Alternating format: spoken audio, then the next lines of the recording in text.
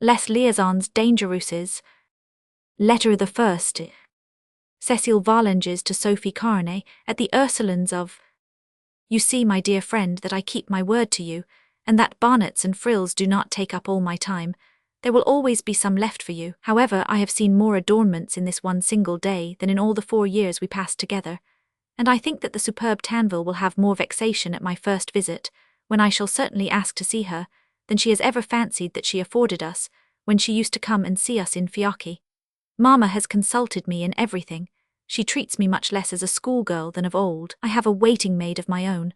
I have a room and a closet at my disposition, and I write this to you at a very pretty desk of which I have the key, and where I can lock up all that I wish. Mamma has told me that I am to see her every day when she rises, that I need not have my hair dressed before dinner, because we shall always be alone, and that then she will tell me every day where I am to see her in the afternoon. The rest of the time is at my disposal, and I have my harp, my drawing, and books as at the convent, only there is no Mother Perpetua here to scold me, and it is nothing to anybody but myself if I choose to do nothing at all.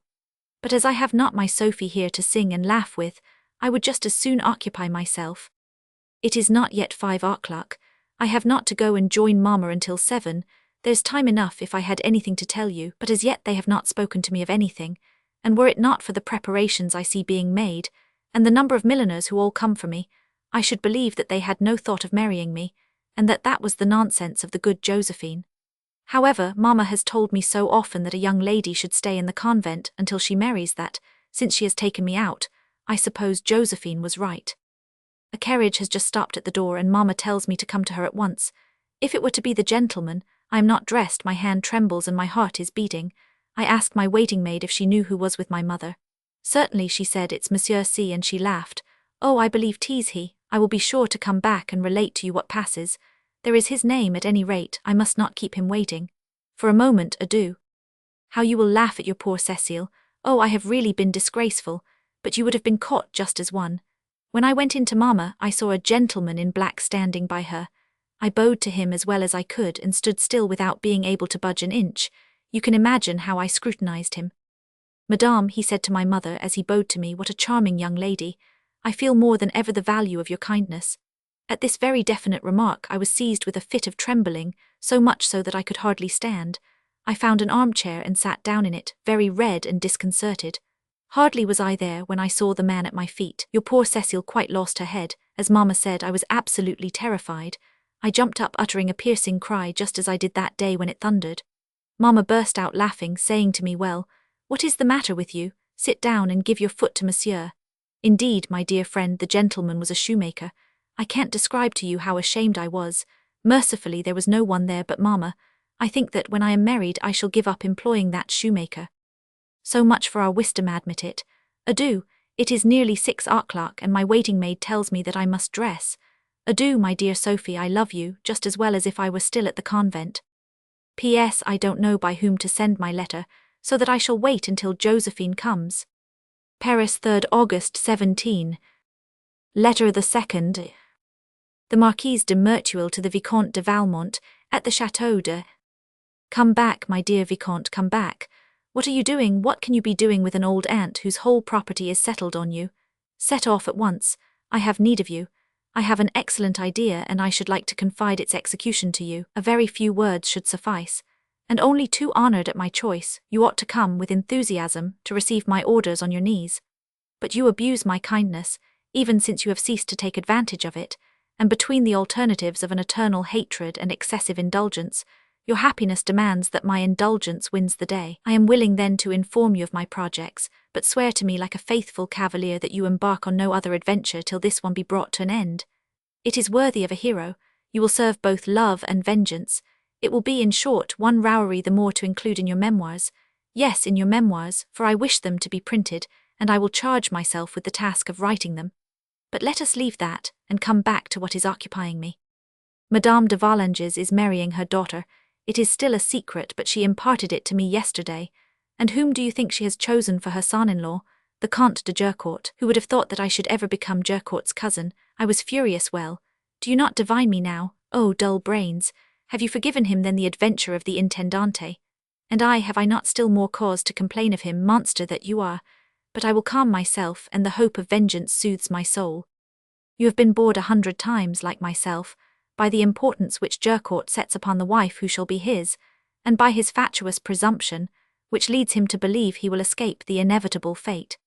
You know his ridiculous precautions as to conventual education, and his even more ridiculous prejudice in favour of the discretion of blondes. In fact, I would wager that for all that the little Volanges has an income of 60,000 livres, he would never have made this marriage if she had been dark or had not been bred at the convent. Let us prove to him then that he is but a fool.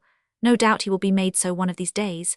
It isn't that of which I am afraid, but 'twould be pleasant indeed if he were to make his debut as one. How we should amuse ourselves on the day after when we heard him boasting, for he will boast. And then, if you once form this little girl, it would be a rare mishap if Jurcourt did not become, like another man, the joke of all Paris. For the rest, the heroine of this new romance merits all your attentions. She is really pretty. It is only 15, 'tis a rosebud, gauche in truth, incredibly so, and quite without affectation. But you men are not afraid of that. Moreover, a certain languishing glance which really promises great things. Add to this that I exhort you to it. You can only thank me and obey. You will receive this letter tomorrow morning. I request that tomorrow at 7 o'clock in the evening you may be with me. I shall receive nobody until 8, not even the reigning Chevalier. He is not head enough for such a mighty piece of work. You see that love does not blind me. At 8 o'clock I will grant you your liberty, and you shall come back at 10 to sup with the fair object, for mother and daughter will sup with me. Adieu, it is past noon. Soon I shall have put you out of my thoughts. Paris, 4th August 17. Letter the 3rd. Cécile Volanges to Sophie Carnay. I know nothing as yet, my dear friend. Mamma had a great number of people to supper yesterday. In spite of the interest I took in regarding them, the men especially, I was far from being diverted. Men and women, everybody looked at me mightily, and then would whisper to one another, and I saw they were speaking of me. That made me blush. I could not prevent myself. I wish I could have, for I noticed that when the other women were looked at, they did not blush. Or perhaps 'tis the rouge they employ which prevents one seeing the red that is caused by embarrassment, for it must be very difficult not to blush when a man stares at you. What made me most uneasy was that I did not know what they thought in my regard. I believe, however, that I heard 2 or 3 times the word pretty, but I heard very distinctly the word gauche, and I think that must be true, for the woman who said it is a kinswoman and friend of my mother. She seemed even to have suddenly taken a liking to me. She was the only person who spoke to me a little during the evening. We are to sup with her tomorrow. I also heard after supper a man who I am certain was speaking of me, and who said to another, "We must let it ripen, this winter we shall see. It is, perhaps, he who is to marry me, but then it will not be for 4 months. I should so much like to know how it stands. Here is Josephine, and she tells me she is in a hurry, yet I must tell you one more of my gaucheries. Oh, I am afraid that lady was right." After supper they started to play. I placed myself at Mamma's side. I do not know how it happened, but I fell asleep almost at once. I was awakened by a great burst of laughter. I do not know if they were laughing at me, but I believe so. Mamma gave me permission to retire, and I was greatly pleased. Imagine, it was past 11 o'clock. Adieu, my dear Sophie, always love your Cécile. I assure you that the world is not so amusing as we imagined. Paris, 4th August 17. Letter the 4th. The Vicomte de Valmont to the Marquise de Merteuil, at Paris. Your commands are charming. Your fashion of conveying them is more gracious still. You would make us in love with despotism. It is not the first time, as you know, that I have regretted that I am no longer your slave, and monster though I be, according to you, I never recall without pleasure the time when you honoured me with sweeter titles. Indeed, I often desire to merit them again, and to end by setting, with you, an example of constancy to the world. But greater interests call us. To conquer is our destiny, we must follow it. Perhaps at the end of the course we shall meet again, for may I say it without vexing you, my fairest Marquise, you follow it at least as fast as I.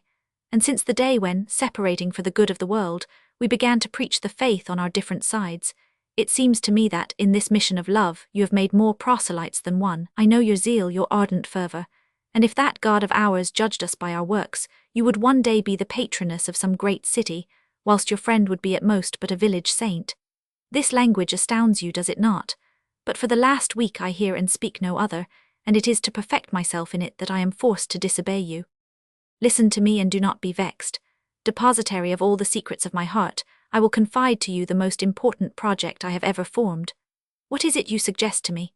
To seduce a young girl who has seen nothing, knows nothing, who would be, so to speak, delivered defenseless into my hands, whom a first compliment would not fail to intoxicate, and whom curiosity will perhaps more readily entice than love. 20 others can succeed, and these as well as one. That is not the case in the adventure which engrosses me. Its success ensures me as much glory as pleasure. Love, who prepares my crown, hesitates himself betwixt the myrtle and the laurel, or rather he will unite them to honour my triumph. You yourself, my fair friend, will be seized with a holy veneration, and will say with enthusiasm, "Behold a man after my own heart." You know the President de Tourvel, her piety, her conjugal love, her austere principles. She it is whom I am attacking. There is the foe meet for me, there the goal at which I dare to aim. Et si de l'obtenir, je n'emporte le prix. J'aurais du moins l'honneur de l'avoir entrepris. One may quote bad verses when a good poet has written them. You must know then that the President is in Burgundy, in consequence of some great lawsuit. I hope to make him lose one of greater import. His disconsolate better half has to pass here the whole term of this distressing widowhood. Mass every day, some visits to the poor of the district, morning and evening prayers, solitary walks, pious interviews with my old aunt, and sometimes a dismal game of whist, must be her sole distractions. I am preparing some for her which shall be more efficacious. My guardian angel has brought me here, for her happiness and my own. Madman that I was, I regretted 24 hours which I was sacrificing to my respect for the conventions, how I should be punished if I were made to return to Paris. Luckily, 4 are needed to play whist, and as there is no one here but the cure of the place, my eternal aunt has pressed me greatly to sacrifice a few days to her. You can guess that I have agreed. You cannot imagine how she has cajoled me since then, above all how edified she is at my regularity at prayers and mass. She has no suspicion what divinity I adore. Here am I then for the last 4 days in the throes of a doughty passion.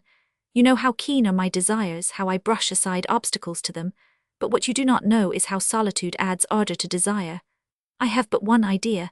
I think of it all day and dream of it all night. It is very necessary that I should have this woman, if I would save myself from the ridicule of being in love with her. For whither may not thwarted desire lead one? O delicious pleasure! I implore thee for my happiness and above all for my repose. How lucky it is for us that women defend themselves so badly. Else we should be to them no more than timid slaves. At present I have a feeling of gratitude for yielding women which brings me naturally to your feet. I prostrate myself to implore your pardon, and so conclude this too long epistle. Adieu, my fairest friend, and bear me no malice. At the Château de 5th August 17. Letter the 5th. The Marquise de Merteuil to the Vicomte de Valmont. Do you know, Vicomte, that your letter is of an amazing insolence, and that I have every excuse to be angry with you? But it has proved clearly to me that you have lost your head, and that alone has saved you from my indignation. Like a generous and sympathetic friend, I forget my wrongs in order to concern myself with your peril. And tiresome though argument be, I give way before the need you have of it at such a time. You to have the President de Tourvel, the ridiculous caprice. I recognize there your froward imagination, which knows not how to desire aught but what it believes to be unattainable. What is the woman then? Regular features, if you like, but no expression, passably made but lacking grace, and always dressed in a fashion to set you laughing, with her clusters of fishes on her bosom and her body running into her chin. I warn you as a friend, you need but to have 2 such women, and all your consideration will be lost. Remember the day when she collected at St. Roch, and when you thanked me so for having procured you such a spectacle.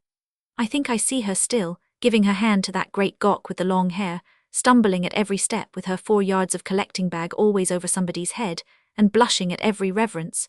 Who would have said then that you would ever desire this woman? Come, Vicomte, blush too and be yourself again. I promise to keep your secret. And then look at the disagreeables which await you. What rival have you to encounter? A husband? Are you not humiliated at the very word? What a disgrace if you fail, and how little glory even if you succeed. I say more, expect no pleasure from it. Is there ever any with your prudes? I mean those in good faith. Reserved in the very midst of pleasure, they give you but a half enjoyment. That utter self-abandonment, that delirium of joy, where pleasure is purified by its excess, those good things of love are not known to them. I warn you, in the happiest supposition, your President will think she has done everything for you, if she treats you as her husband, and in the most tender of conjugal tete-a-tetes you are always too. Here it is even worse.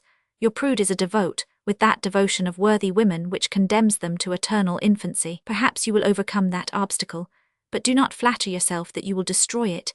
victorious over the love of God, you will not be so over the fear of the devil. And when, holding your mistress in your arms, you feel her heart palpitate, it will be from fear and not from love. Perhaps if you had known this woman earlier, you would have been able to make something of her. But it is 22, and has been married nearly 2 years. Believe me, Vicomte, when a woman is so encrusted with prejudice, it is best to abandon her to her fate. She will never be anything but a puppet. Yet it is for this delightful creature that you refuse to obey me. Bury yourself in the tomb of your aunt, and renounce the most enticing of adventures, and withal one so admirably suited to do you honour. By what fatality then must Jurcourt always hold some advantage over you?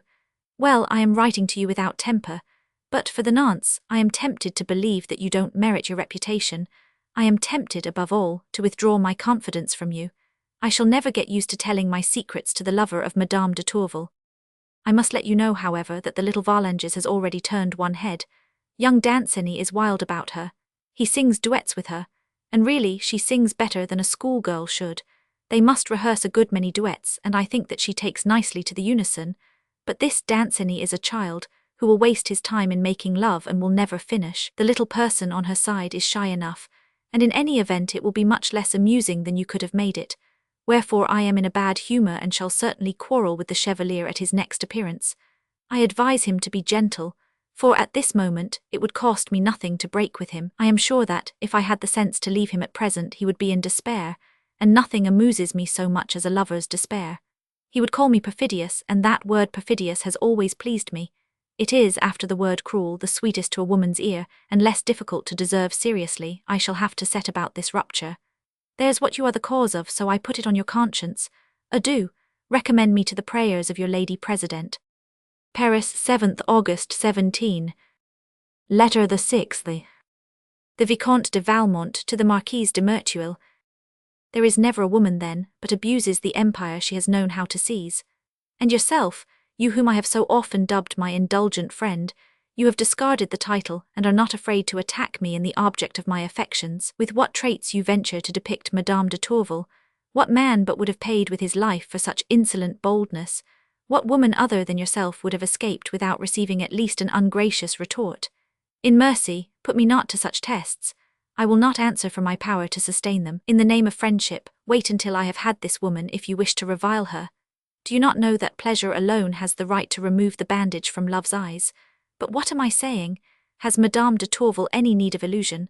No, for to be adorable she has only need to be herself. You reproach her with dressing badly. I quite agree. All adornment is hurtful to her, nothing that conceals her adorns. It is in the freedom of her negligee that she is really ravishing. Thanks to the distressing heat which we are experiencing, a déshabille of simple stuff permits me to see her round and supple figure. Only a piece of muslin covers her breast, and my furtive but penetrating gaze has already seized its enchanting form.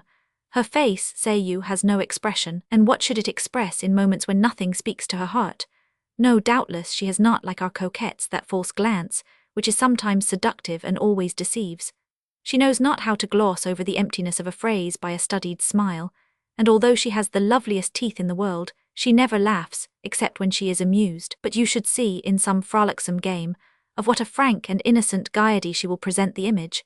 Near some poor wretch whom she is eager to succour, what a pure joy and compassionate kindness her gaze denotes. You should see above all how at the least word of praise or flattery, her heavenly face is tinged with the touching embarrassment of a modesty that is not feigned.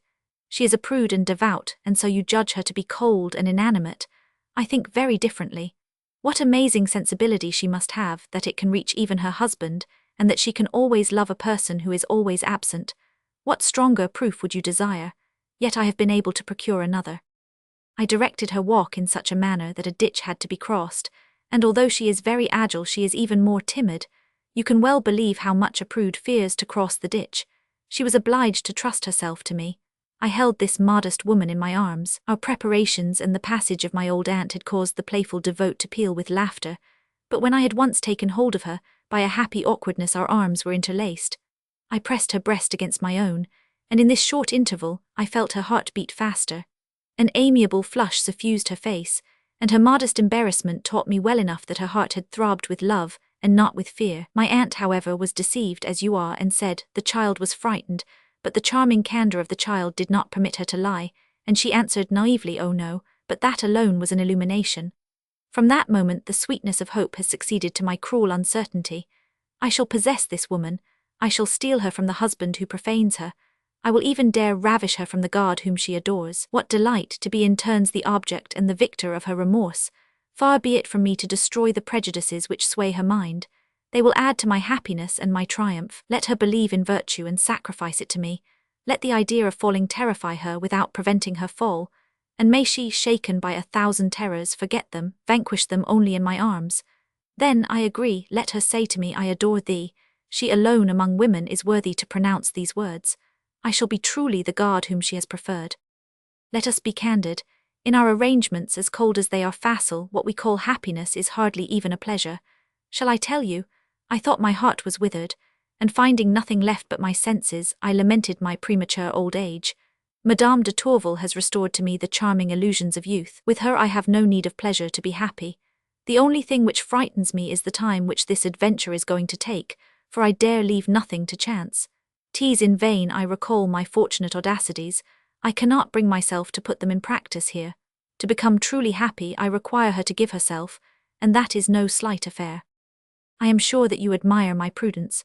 I have not yet pronounced the word love, but we have already come to those of confidence and interest. To deceive her as little as possible, and above all to counteract the effect of stories which might come to her ears, I have myself told her, as though in self-accusation, of some of my most notorious traits. You would laugh to see the candor with which she lectures me. She wishes, she says, to convert me. She has no suspicion as yet of what it will cost her to try. She is far from thinking that in pleading, to use her own words, for the unfortunates I have ruined, she speaks in anticipation in her own cause. This idea struck me yesterday in the midst of one of her dissertations, and I could not resist the pleasure of interrupting her to tell her that she spoke like a prophet. Adieu, my fairest of friends. You see that I am not lost beyond all hope of return. P.S. By the way, that poor Chevalier he killed himself from despair. Truly, you are 100-fold naughtier person than myself, and you would humiliate me if I had any vanity. At the Château de 9th August 17. Letter the 7th. Cécile de Volanges to Sophie Carnay. If I have told you nothing about my marriage, it is because I know no more about it than I did the first day. I am accustoming myself to think no more of it, and I am quite satisfied with my manner of life. I study much at my singing and my harp. It seems to me that I like them better since I have no longer a master, or perhaps it is because I have a better one. 1000. Le Chevalier Danceny, the gentleman of whom I told you, and with whom I sang at Madame de Merteuil's, is kind enough to come here every day and to sing with me for whole hours. He is extremely amiable. He sings like an angel and composes very pretty airs to which he also does the words. It is a great pity that he is a Knight of Malta. It seems to me that if he were to marry, his wife would be very happy. He has a charming gentleness. He never has the air of paying you a compliment, and yet everything he says flatters you. He takes me up constantly, now about my music, now about something else, but he mingles his criticisms with so much gaiety and interest that it is impossible not to be grateful for them. If he only looks at you, it seems as though he were saying something gracious. Added to all that, he is very obliging. For instance, yesterday he was invited to a great concert. He preferred to spend the whole evening at Mamma's. That pleased me very much, for when he is not here nobody talks to me and I bore myself, whereas when he is here we sing and talk together. He and Madame de Merteuil are the only two persons I find amiable. But adieu, my dearest friend. I have promised to learn for today a little air with a very difficult accompaniment, and I would not break my word. I am going to practice it until he comes. Paris, 7th August 17. Letter the 8th. The Président de Tourvel to Madame de Volanges. No one, Madame, can be more sensible than I to the confidence you show in me, nor take a keener interest in the establishment of Mademoiselle de Volanges. It is, indeed, from my whole heart that I wish her a happiness of which I make no doubt she is worthy, and which your prudence will secure. I do not know 1000, Le Comte de Jurcourt, but being honoured by your choice I cannot but form a favourable opinion of him. I confine myself, Madame, to wishing for this marriage a success as assured as my own, which is equally your handiwork, and for which each fresh day adds to my gratitude. May the happiness of your daughter be the reward of that which you have procured for me, and may the best of friends be also the happiest of mothers. I am really grieved that I cannot offer you by word of mouth the homage of this sincere wish, nor make the acquaintance of Mademoiselle de Volanges so soon as I should wish. After having known your truly maternal kindness, I have a right to hope from her the tender friendship of a sister. I beg you, madame, to be so good as to ask this from her in my behalf, while I wait until I have the opportunity of deserving it. I expect to remain in the country all the time of 1000 de Tourvel's absence. I have taken advantage of this leisure to enjoy and profit by the society of the venerable Madame de Rosemonde. This lady is always charming, her great age has deprived her of nothing, she retains all her memory and sprightliness. Her body alone is 84 years old, her mind is only 20. Our seclusion is enlivened by her nephew, the Vicomte de Valmont, who has cared to devote a few days to us. I knew him only by his reputation, which gave me small desire to make his acquaintance, but he seems to me to be better than that. Here, where he is not spoilt by the hubbub of the world, he talks rationally with extraordinary ease and excuses himself for his errors with rare candour. He speaks to me with much confidence, and I preach to him with great severity. You who know him will admit that it would be a fine conversion to make, but I suspect, in spite of his promises, that a week of Paris will make him forget all my sermons. His sojourn here will be at least so much saved from his ordinary course of conduct, and I think from his fashion of life, that what he can best do is to do nothing at all. He knows that I am engaged in writing to you, and has charged me to present you with his respectful homage. Pray accept my own also, with the goodness that I know in you, and never doubt the sincere sentiments with which I have the honour to be, etc. At the Château de 9th August 17. Letter the 9th. Madame de Volanges to the Président de Tourvel. I have never doubted, my fair and youthful friend, either of the kindness which you have for me, or of the sincere interest which you take in all that concerns me. It is not to elucidate that point, which I hope is settled between us, that I reply to your reply, but I cannot refrain from having a talk with you on the subject of the Vicomte de Valmont. I did not expect, I confess, ever to come across that name in your letters. Indeed, what can there be in common between you and him? You do not know this man. Where should you have obtained any idea of the soul of a libertine? You speak to me of his rare candour. Yes, indeed, the candour of Valmont must be most rare, even more false and dangerous than he is amiable and seductive.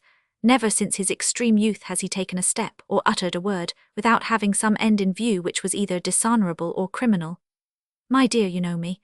You know whether, of all the virtues which I try to acquire, charity be not the one which I cherish the most, so that, if Valmont were led away by the vehemence of his passions, if, like 1,000 others, he were seduced by the errors of his age, while I should blame his conduct, I should pity him personally, and wait in silence for the time when a happy reformation should restore him the esteem of honest folk. But Valmont is not like that. His conduct is the consequence of his principles. He can calculate to a nicety how many atrocities a man may allow himself to commit without compromising himself, and in order to be cruel and mischievous with impunity, he has selected women to be his victims. I will not stop to count all those whom he has seduced, but how many has he not ruined utterly? In the quiet and retired life which you lead, these scandalous stories do not reach your ears. I could tell you some which would make you shudder, but your eyes, which are as pure as your soul, would be defiled by such pictures. Secure of being in no danger from Valmont, you have no need of such arms wherewith to defend yourself. The only thing which I may tell you is that out of all the women to whom he has paid attention, with or without success, there is not one who has not had cause to complain of him. The Marquise de Merteuil is the single exception to this general rule. She alone knew how to withstand and disarm his villainy. I must confess that this episode in her life is that which does her most honour in my eyes. It has also sufficed to justify her fully, in the eyes of all, for certain inconsistencies with which one had to reproach her at the commencement of her widowhood. However this may be, my fair friend, what age, experience, and above all friendship empower me to represent to you is that the absence of Valmont is beginning to be noticed in the world, and that, if it becomes known that he has for some time made a third party to his aunt, and you, your reputation will be in his hands, the greatest misfortune which can befall a woman. I advise you then to persuade his aunt not to keep him there longer, and if he insists upon remaining, I think you should not hesitate to leave him in possession. But why should he stay? What is he doing in your part of the country? If you were to spy upon his proceedings, I am sure you would discover that he only came there to have a more convenient shelter for some black deed he is contemplating in the neighbourhood.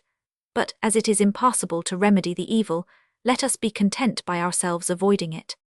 Farewell, my lovely friend. At present the marriage of my daughter is a little delayed. The Comte de Jurcourt, whom we expected from day to day, tells me that his regiment is ordered to Corsica, and as military operations are still afoot, it will be impossible for him to absent himself before the winter. This vexes me, but it causes me to hope that we shall have the pleasure of seeing you at the wedding, and I was sorry that it was to have taken place without you. Adieu, I am, unreservedly and without compliment, entirely yours.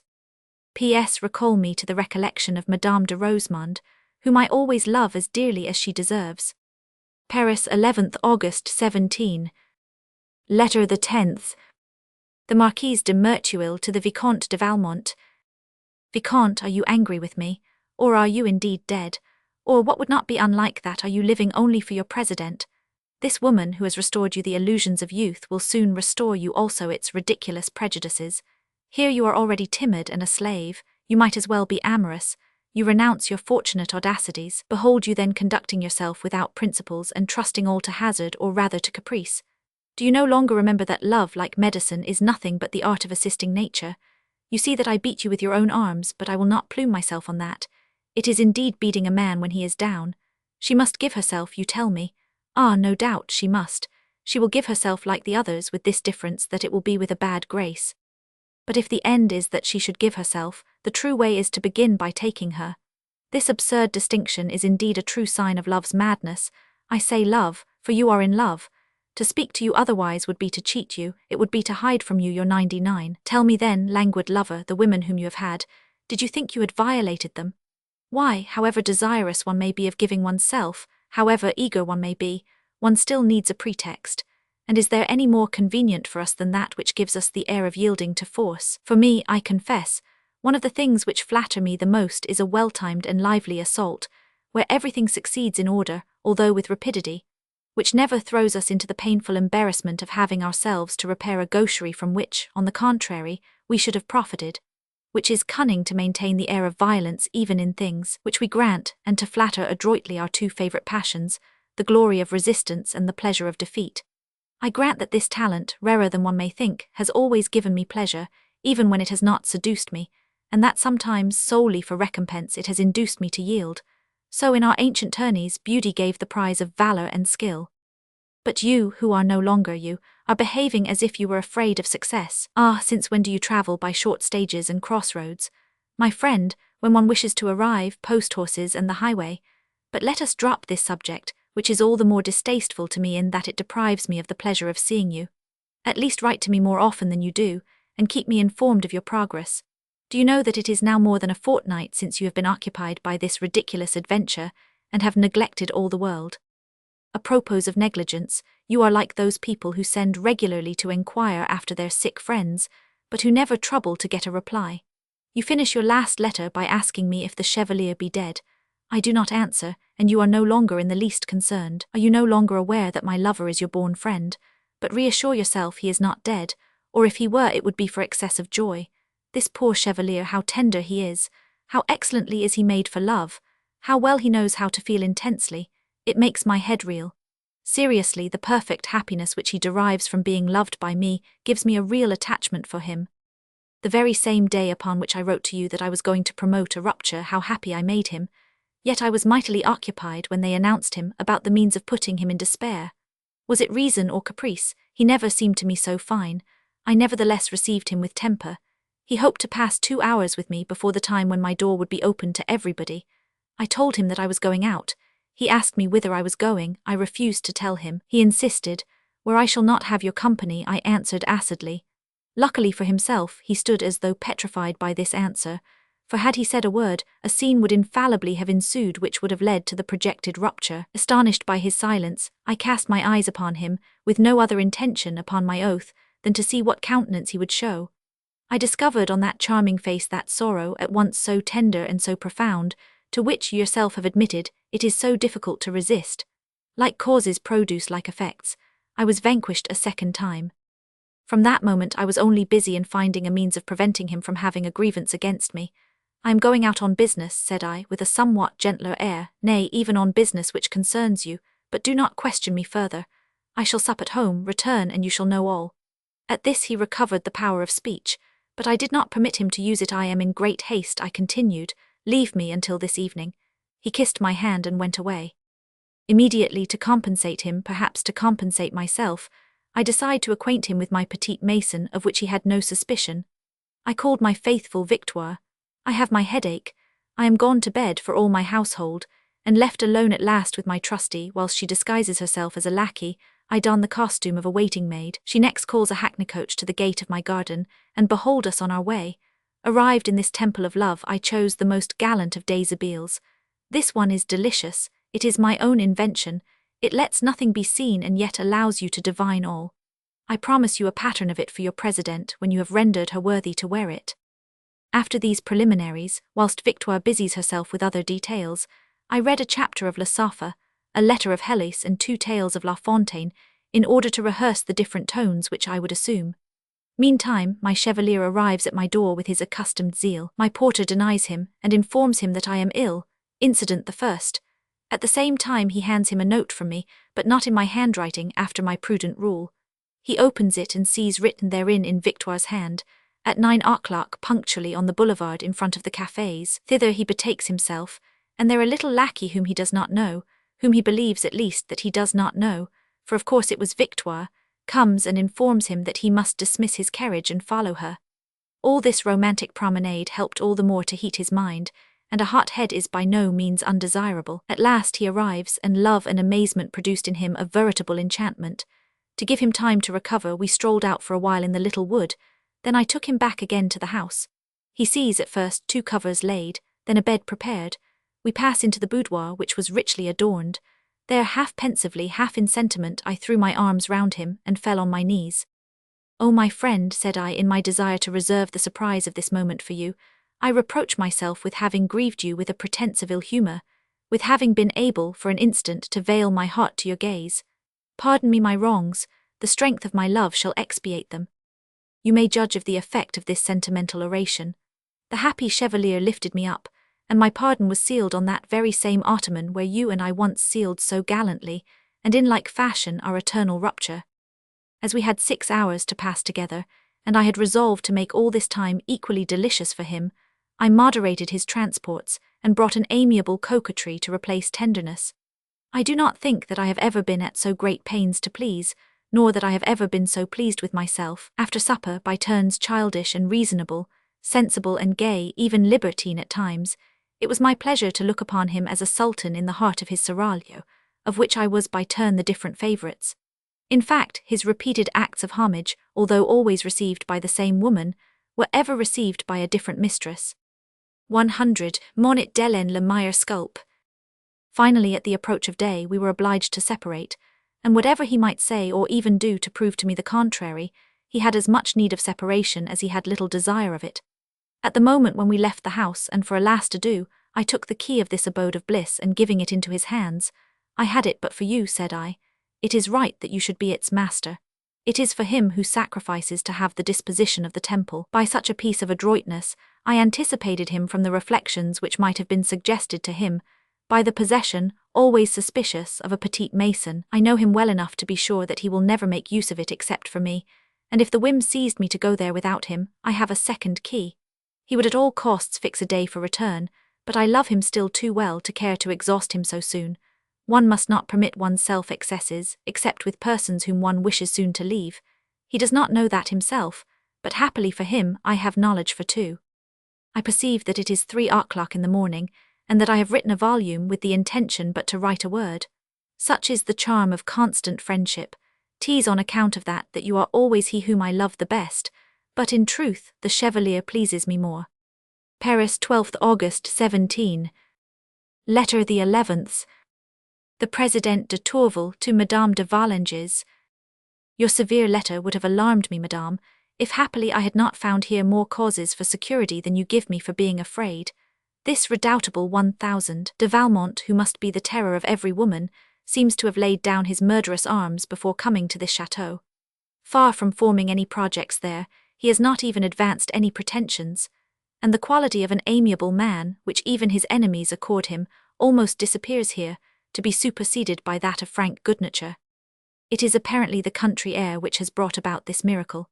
What I can assure you is that, being constantly with me, even seeming to take pleasure in my company, he has not let fall one word which resembles love, not one of those phrases which all men permit themselves, without having, like him, what is required to justify them. He never compels one to that reserve which every woman who respects herself is forced to maintain nowadays, in order to repress the men who encircle her.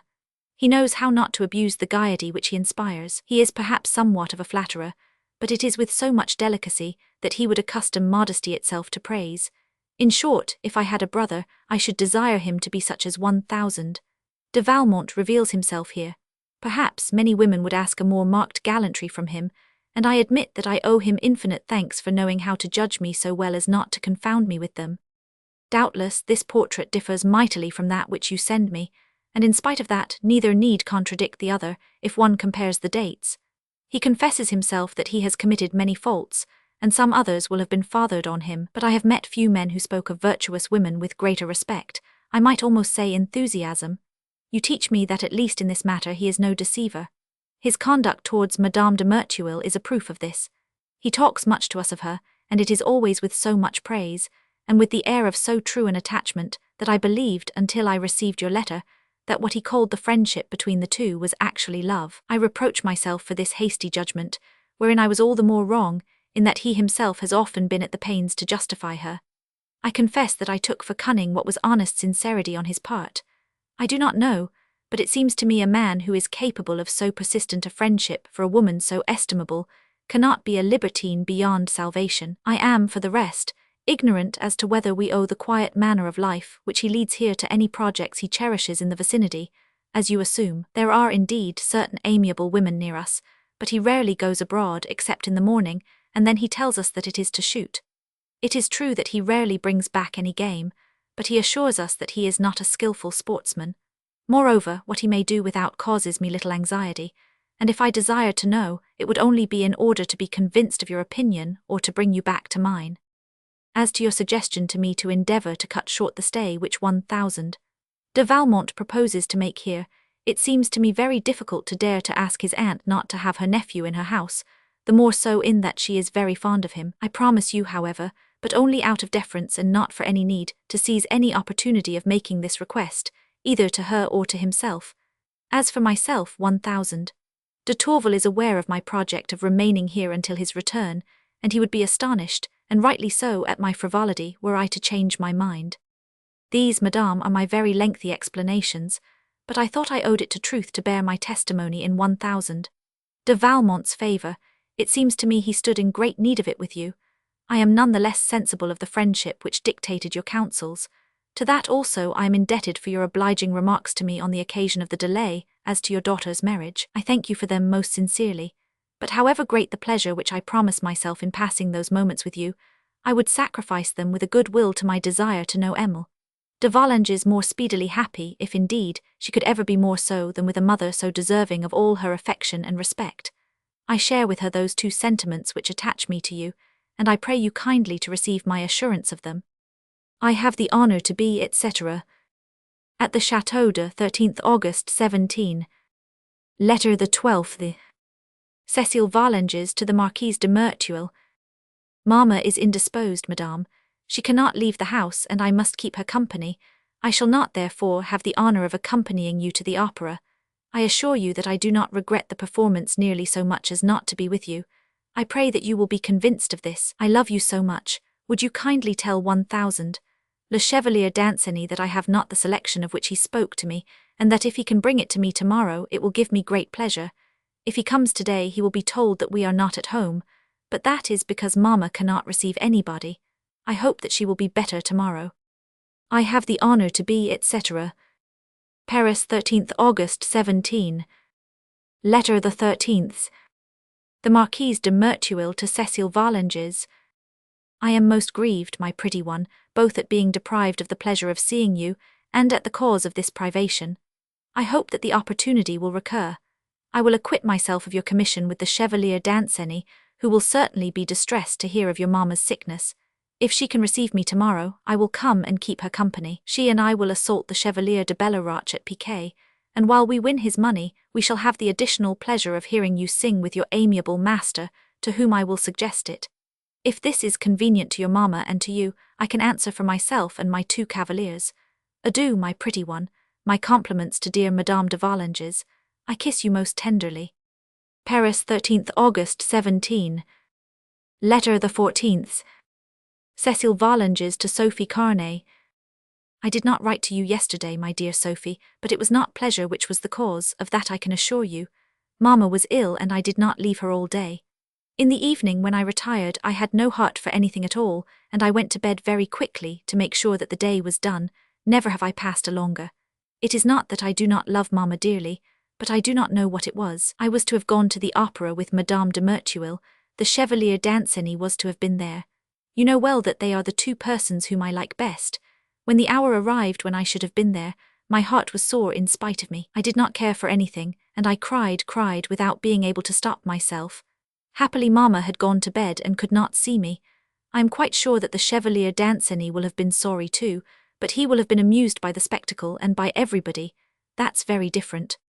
Luckily Mamma is better today, and Madame de Merteuil is coming with somebody else and the Chevalier Danceny, but she always comes very late, Madame de Merteuil, and when one is so long all by oneself, it is very tiresome.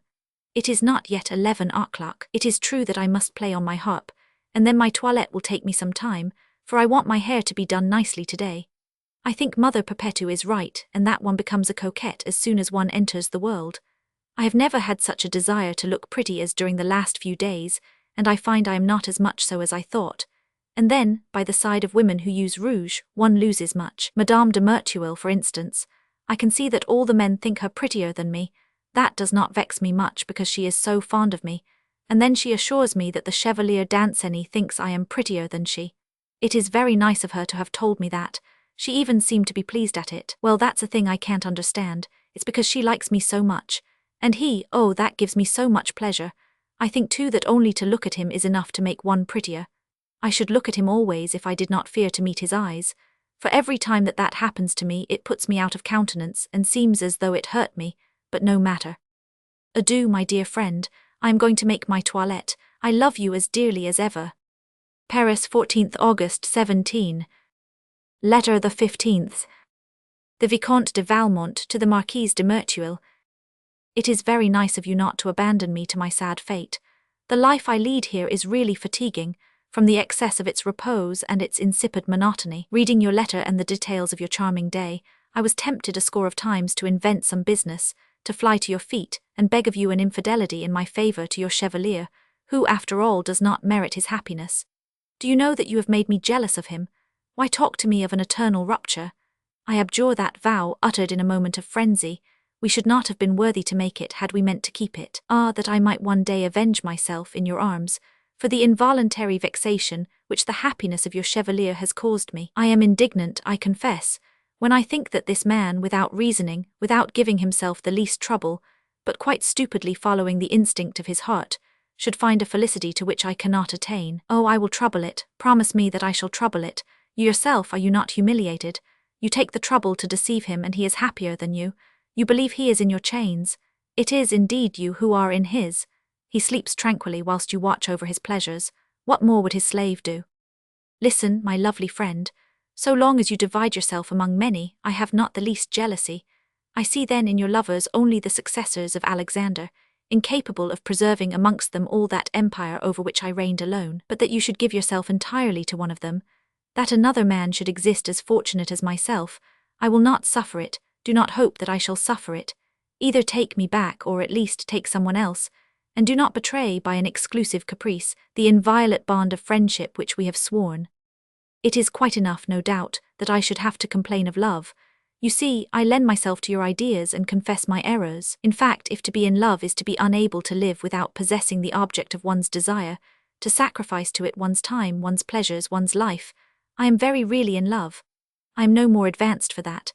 I should not even have anything at all to tell you of in this matter, but for an incident which gives me much food for reflection, and as to which I know not yet whether I must hope or fear. You know my chasseur, a treasure of intrigue and a real valet of comedy.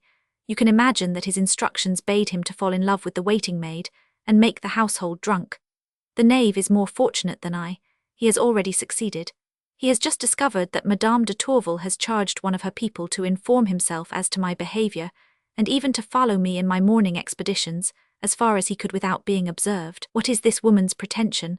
Thus then the most modest of them all yet dares do things which we should hardly venture to permit ourselves, I swear. But before I think of avenging myself for this feminine ruse, let us occupy ourselves over methods of turning it to our advantage.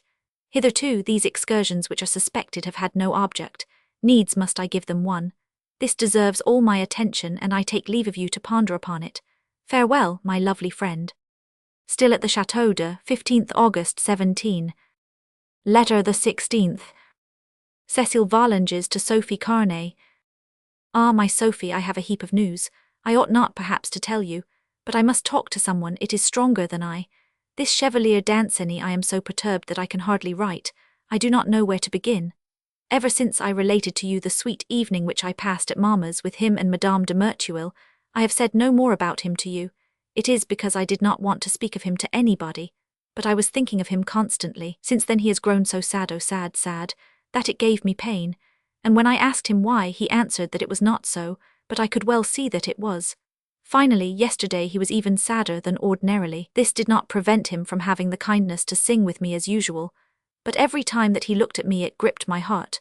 When we had finished singing, he went to shut up my harp in its case, and returning the key to me, begged me to play again that evening when I was alone. I had no suspicion of anything at all, I did not even want to play, but he begged me so earnestly that I told him yes. He certainly had his motive. In effect, when I had retired to my room and my waiting maid had gone, I went to get my harp. In the strings I found a letter, simply folded with no seal, and it was from him. Ah, if you knew all he asks of me! Since I have read his letter I feel so much delight that I can think of nothing else. I read it 4 times straight off and then shut it up in my desk. I knew it by heart, and when I was in bed I repeated it so often that I had no thought to sleep. As soon as I shut my eyes I saw him there. He told me himself all that I had just read. I did not get to sleep till quite late, and as soon as I was awake it was still quite early. I went to get his letter and read it again at my ease. I carried it to bed with me, and then I kissed it as if perhaps I did wrong to kiss a letter like that, but I could not check myself. At present, my dear friend, if I am very happy, I am also much embarrassed, for assuredly I ought not to reply to this letter. I know that I should not, and yet he asks me to, and if I do not reply I am sure he will be sad again. All the same, it is very unfortunate for him. What do you advise me to do? But you can no more tell than one. I have a great desire to speak of it to Madame de Merteuil, who is so fond of me. I should indeed like to console him, but I should not like to do anything wrong. We are always recommended to cherish a kind heart, and then they forbid us to follow its inspiration directly there is question of a man. That is not just either. Is not a man our neighbour as much as a woman, if not more so? For after all, has not one one's father as well as one's mother, one's brother as well as one's sister? The husband is still something extra. Nevertheless, if I were to do something which was not right, perhaps 1,000 Danceny himself would no longer have a good opinion of me. Oh, rather than that, I would sooner see him sad. And then, besides, I shall always have time enough, because he wrote yesterday I am not obliged to write today.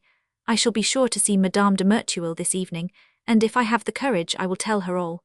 If I only do what she tells me, I shall have nothing to reproach myself with.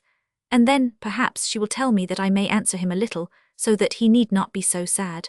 Oh, I am in great trouble. Farewell, my dear friend, tell me all the same what you think. Paris, 19th August 17. Letter the 17th. The Chevalier Danceny to Cécile Volanges. Before succumbing, mademoiselle, to the pleasure, or shall I say the necessity of writing to you, I commence by imploring you to hear me. I feel that, to be bold enough to declare my sentiments, I have need of indulgence. Did I but wish to justify them, it would be useless to me. What am I about to do, after all, save to show you your handiwork? And what have I to tell you that my eyes, my embarrassment, my conduct, and even my silence have not told you already? And why should you take offence at a sentiment to which you have given birth? Emanating from you, it is worthy to be offered to you. If it is ardent as my soul, it is pure as your own. Shall it be a crime to have known how to appreciate your charming face, your seductive talents, your enchanting graces, and that touching candour which adds inestimable value to qualities already so precious? No, without a doubt, but without being guilty one may be unhappy, and that is the fate which awaits me if you refuse to accept my homage. It is the first that my heart has offered, but for you I should have been not happy but tranquil. I have seen you, repose has fled far away from me, and my happiness is insecure. Yet you are surprised at my sadness, you ask me its cause. Sometimes I have even thought to see that it affected you. Ah, speak but a word and my felicity will be your handiwork. But before you pronounce it, remember that one word can also fill the cup of my misery. Be then the arbiter of my destiny. Through you I am to be eternally happy or wretched. In what dearer hands can I commit an interest of such importance? I shall end as I have begun, by imploring your indulgence. I have begged you to hear me. I will dare more, I will pray you to reply to me. A refusal would lead me to think that you were offended, and my heart is a witness that my respect is equal to my love. P.S. You can make use, to send a reply, of the same method which I employed to bring this letter into your hands. It seems to me as convenient as it is secure. Paris, 18th August 17. Letter the 18th. Cécile Volanges to Sophie Carnay. What, Sophie, you blame me in advance for what I am about to do. I had already enough anxiety, and here you are increasing it. Clearly, you say, I ought not to answer. You speak with great confidence. And besides, you do not know exactly how things are. You are not here to see. I am sure that, were you in my place, you would act like me. Assuredly, as a general rule, one ought not to reply, and you can see from my letter of yesterday that I did not want to either. But the thing is, I do not think anyone has ever found herself in quite my case. And still to be obliged to take my decision all unaided. Madame de Merteuil, whom I counted on seeing yesterday evening, did not come. Everything conspires against me. It is through her that I know him. It is almost always with her that I have seen him, that I have spoken to him. It is not that I have any grudge against her, but she leaves me just in the embarrassing moment. Oh, I am greatly to be pitied. Imagine, he came here yesterday just as he used to. I was so confused that I dared not look at him. He could not speak to me because Mamma was there. I quite expected that he would be grieved when he should find that I had not written to him. I did not know what face to wear. A moment later he asked me if I should like him to bring me my harp. My heart beat so quick that it was as much as I could do to answer yes. When he came back it was even worse. I only looked at him for a second. He did not look at me, but he had such a look that one would have thought him 99. It made me very unhappy. He began to tune my harp, and afterwards, coming close to me, he said, "Ah, mademoiselle." He only said these 2 words, but it was with such an accent that I was quite overwhelmed. I struck the first chords on my harp without knowing what I was doing. Mamma asked me if we were not going to sing. He excused himself, saying that he was not feeling well, and I, who had no excuse, I had to sing. I could have wished that I had never had a voice. I chose purposely an air which I did not know, for I was quite sure that I could not sing anything and was afraid that something would be noticed. Luckily there came a visit, and as soon as I heard the carriage wheels I stopped and begged him to take away my harp. I was very much afraid lest he should leave at the same time, but he came back. Whilst Mamma and the lady who had arrived were talking together, I wanted to look at him again for one instant. I met his eyes, and it was impossible for me to turn away my own. A moment later I saw the tears rise, and he was obliged to turn away in order not to be observed. For an instant I could no longer hold myself in. I felt that I too should weep. I went out and at once wrote in pencil on a scrap of paper, "Do not be so sad, I implore you. I promise to give you a reply." Surely you cannot see any harm in that, and then it was stronger than one. I put my paper in the strings of my harp where his letter had been and returned to the salon. I felt more calm. It seemed to me very long until the lady went away. Luckily she had more visits to pay. She went away shortly afterwards. As soon as she was gone, I said that I wanted to have my harp again, and begged him to go and fetch it. I saw from his expression that he suspected nothing, but on his return, oh, how pleased he was. As he set down my harp in front of me, he placed himself in such a position that Mamma could not see, and he took my hand, which he squeezed, but in such a way. It was only for a moment, but I could not tell you the pleasure which it gave me. However, I withdrew it, so I have nothing for which to reproach myself. And now, my dear friend, you must see that I cannot abstain from writing to him, since I have given my promise, and then I am not going to give him any more pain, for I suffer more than he does. If it were a question of doing anything wrong, I should certainly not do it. But what harm can there be in writing, especially when it is to save somebody from being unhappy? What embarrasses me is that I do not know how to write my letter, but he will surely feel that it is not my fault, and then I am certain that as long as it only comes from me, it will give him pleasure. Adieu, my dear friend. If you think that I am wrong, tell me, but I do not think so. The nearer the moment of writing to him comes, the more does my heart beat, more than you can conceive. I must do it, however, since I have promised. Adieu. Paris, 17th August 17. Letter the 19th. Cécile Volanges to the Chevalier Danceny. You were so sad yesterday, monsieur, and that made me so sorry, that I went so far as to promise to reply to the letter which you wrote me. I none the less feel today that I ought not to do this. However, as I have promised, I do not wish to break my word, and that must prove how much friendship I feel for you. Now that you know that, I hope you will not ask me to write to you again. I hope also that you will tell nobody that I have written to you, because I should be certainly blamed, and that might cause me a great deal of pain. I hope above all that you yourself will not form a bad opinion of me, which would grieve me more than anything. I can give you every assurance that I would not have done as much to anyone except yourself. I should be very glad if you would do me a favor in your turn, and be less sad than you were. It takes away all the pleasure that I feel in seeing you. You see, monsieur, I speak to you very sincerely. I ask nothing better than that I may always keep your friendship, but I beg of you do not write to me again. I have the honor to be Cécile de Volanges, Paris, 20th August 17. Letter the 20th. The Marquise de Merteuil to the Vicomte de Valmont. Ah, wretch, so you flatter me, for fear that I shall make a mock of you. Come, I pardon you. You write me such a heap of nonsense that I must even forgive you the virtue in which you are kept by your president. I do not think my chevalier would show as much indulgence as I do.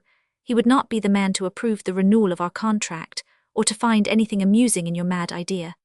I have laughed mightily over it, however, and was really vexed that I had to laugh over it by myself. If you had been there, I know not whither this merriment might not have led us, but I have had time for reflection, and am armed with severity.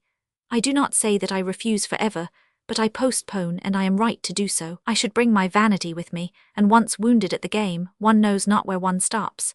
I should be the woman to enslave you again, to make you forget your president, and if Ian were the ewer to disgust you with virtue, consider the scandal. To avoid these dangers, here are my conditions. As soon as you have had your lovely bigot, as soon as you can furnish me with the proof, come to me and I am yours. But you cannot be ignorant that in affairs of importance, only written proofs are admitted. By this arrangement on one part, I shall become a recompense instead of being a consolation, and that notion likes me better. On the other hand, your success will have added piquancy by being itself a means to an infidelity. Come then, come as soon as possible, and bring me the gauge of your triumph, like those valiant knights of ours, who came to lay at their ladies' feet the brilliant fruits of their victory. Seriously, I am curious to know what a prude can write after such a moment, and what veil she casts over her language, after having discarded any from her person. It is for you to say whether I price myself too high, but I forewarn you that there is no abatement. Till then, my dear Vicomte, you will find it good that I remain faithful to my chevalier and amuse myself by making him happy, in spite of the slight annoyance this may cause you. However, if my morals were less severe, I think you would have at this moment a dangerous rival, the little Volanges girl. I am bewitched by this child, it is a real passion. Unless I be deceived, she will become one of our most fashionable women. I see her little heart developing, and it is a ravishing spectacle. She already loves her Danceny with ardor, but she knows nothing about it yet. He himself, although greatly in love, has still the timidity of his age, and dares not as yet tell her too much about it. The two of them are united in adoring me. The little one especially has a mighty desire to confide her secret to me. A few days ago, particularly, I saw her really oppressed, and should have done her a great service by assisting her a little. But I do not forget that she is a child, and I should not like to compromise myself. Danceny has spoken to me somewhat more clearly, but with him my course is resolved. I refuse to hear him. As to the little one, I am often tempted to make her my pupil.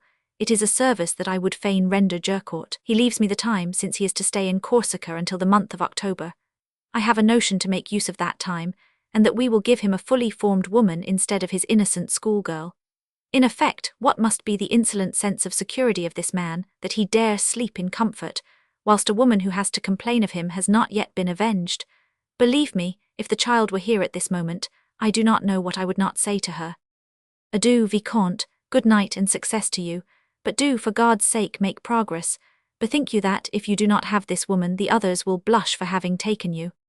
Paris, 20th August 17. Letter the 21st. The Vicomte de Valmont to the Marquise de Merteuil. At last, my lovely friend, I have taken a step forward, a really great step, and one which, if it has not taken me to my goal, has at least let me know that I am on the right road, and dispelled the fear I was in that I was lost. I have at last declared my love, and although the most obstinate silence had been maintained, I have obtained a reply that is, perhaps, the least equivocal and the most flattering. But let us not anticipate events, let us begin further back. You will remember that a watch was set upon my movements. Well, I resolved that this scandalous means should turn to public edification, and this is what I 999. I charged my confidant with the task of finding me some poor wretch in the neighborhood who was in need of succor. This commission was not difficult to fulfill. Yesterday afternoon, he gave me the information that they were going to seize today, in the morning, the goods of a whole family who could not pay their taxes. I assured myself that there was no girl or woman amongst this household whose age or face might render my actions suspicious, and when I was well informed, I declared at supper my intention of going after game in the morning. Here I must render justice to my president. Doubtless she felt a certain remorse at the orders which she had given, and not having the strength to vanquish her curiosity, she had at least enough to oppose my desire. It was going to be excessively hot. I ran the risk of making myself ill.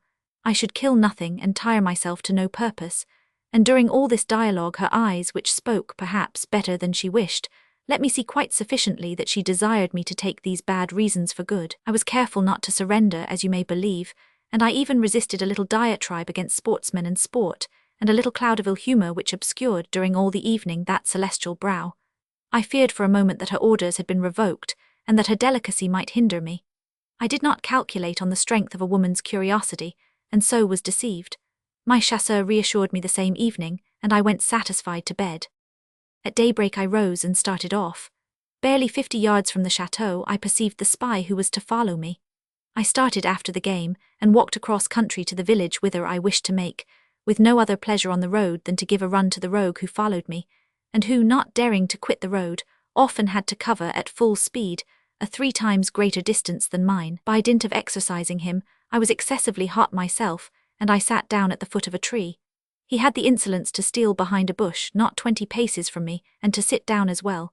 I was tempted for a moment to fire my gun at him, which, although it only contained small shot, would have given him a sufficient lesson as to the dangers of curiosity. Luckily for him, I remembered that he was useful and even necessary to my projects. This reflection saved him. However, I reach the village, I see the commotion, I step forward, I question somebody, the facts are related. I have the collector called to me, and yielding to my generous compassion, I pay nobly 56 livres, for lack of which 5 persons were to be left to straw and their despair. After this simple action, you cannot imagine what a crowd of benedictions echoed round me from the witnesses of the scene, what tears of gratitude poured from the eyes of the aged head of the family, and embellished his patriarchal face, which a moment before had been rendered really hideous by the savage marks of despair. I was watching this spectacle, when another peasant, younger, who led a woman and 2 children by the hands, advanced to me with hasty steps and said to them, "Let us all fall at the feet of this image of God." And at the same instant I was surrounded by the family, prostrate at my knees. I will confess my weakness. My eyes were moistened by tears, and I felt an involuntary but delicious emotion. I am astonished at the pleasure one experiences in doing good, and I should be tempted to believe that what we call virtuous people have not so much merit as they lead us to suppose. However that may be, I found it just to pay these poor people for the pleasure which they had given me. I had brought 10 louis with me, and I gave them these. The acknowledgments began again, but they were not pathetic to the same degree. Necessity had produced the true effect. The rest was but a simple expression of gratitude and astonishment at superfluous gifts. Fragonard fils d'elle, Bertox et Dupril sculpt. However, in the midst of the loquacious benedictions of this family, I was by no means unlike the hero of a drama in the scene of the denouement. Above all, you will remark the faithful spy was also in this crowd. My purpose was fulfilled. I disengaged myself from them all, and regained the chateau. On further consideration, I congratulated myself on my inventive genius. This woman is, doubtless, well worth all the pains I take. They will one day be my titles with her, and having, in some sort, as it were, paid in advance, I shall have the right to dispose of her, according to my fantasy, without having any cause to reproach myself. I forgot to tell you that, to turn everything to profit, I asked these good people to pray for the success of my projects. You shall see whether their prayers have not been already in part hearkened to, but they come to tell me that supper is ready, and it would be too late to dispatch this letter if I waited to end it after rising from table. To be continued, therefore, in our next. I am sorry, for the sequel is the finest part. Adieu, my lovely friend. You steal from me a moment of the pleasure of seeing her. At the Château de 20th August 17. Letter the 22nd. The President de Tourvel to Madame de Volanges. You will, doubtless, be well pleased, Madame, to hear of a trait in 1000. de Valmont, which is in great contrast to all those under which you have represented him to me. It is so painful to have to think unfavourably of anybody, so grievous to find only vices in people who should possess all the qualities necessary to make virtue lovable. Moreover, you love so well to be indulgent that, were it only to oblige you, I must give you a reason for reconsidering your too harsh judgment. 1000. De Valmont seems to me entitled to hope for this favour, I might almost say this justice, and this is on what I base my opinion. This morning he made one of those excursions which might lead one to believe in some project on his part, in the vicinity, just as the idea came to you of one. An idea which I accuse myself of having entertained with too much precipitation. Luckily for him, and above all luckily for us, since we are thus saved from being unjust, one of my men happened to be going in the same direction, and it is from this source that my reprehensible but fortunate curiosity was satisfied. He related to us that 1000. De Valmont, having found an unfortunate family in the village of whose goods were being sold, because they were unable to pay their taxes, not only hastened to pay the debt of these poor people, but even added to this gift a considerable sum of money. My servant was a witness of this virtuous action, and he related to me in addition that the peasants, talking amongst themselves and with him, had said that a servant, whom they described, and who is believed by mine to be that of 1000.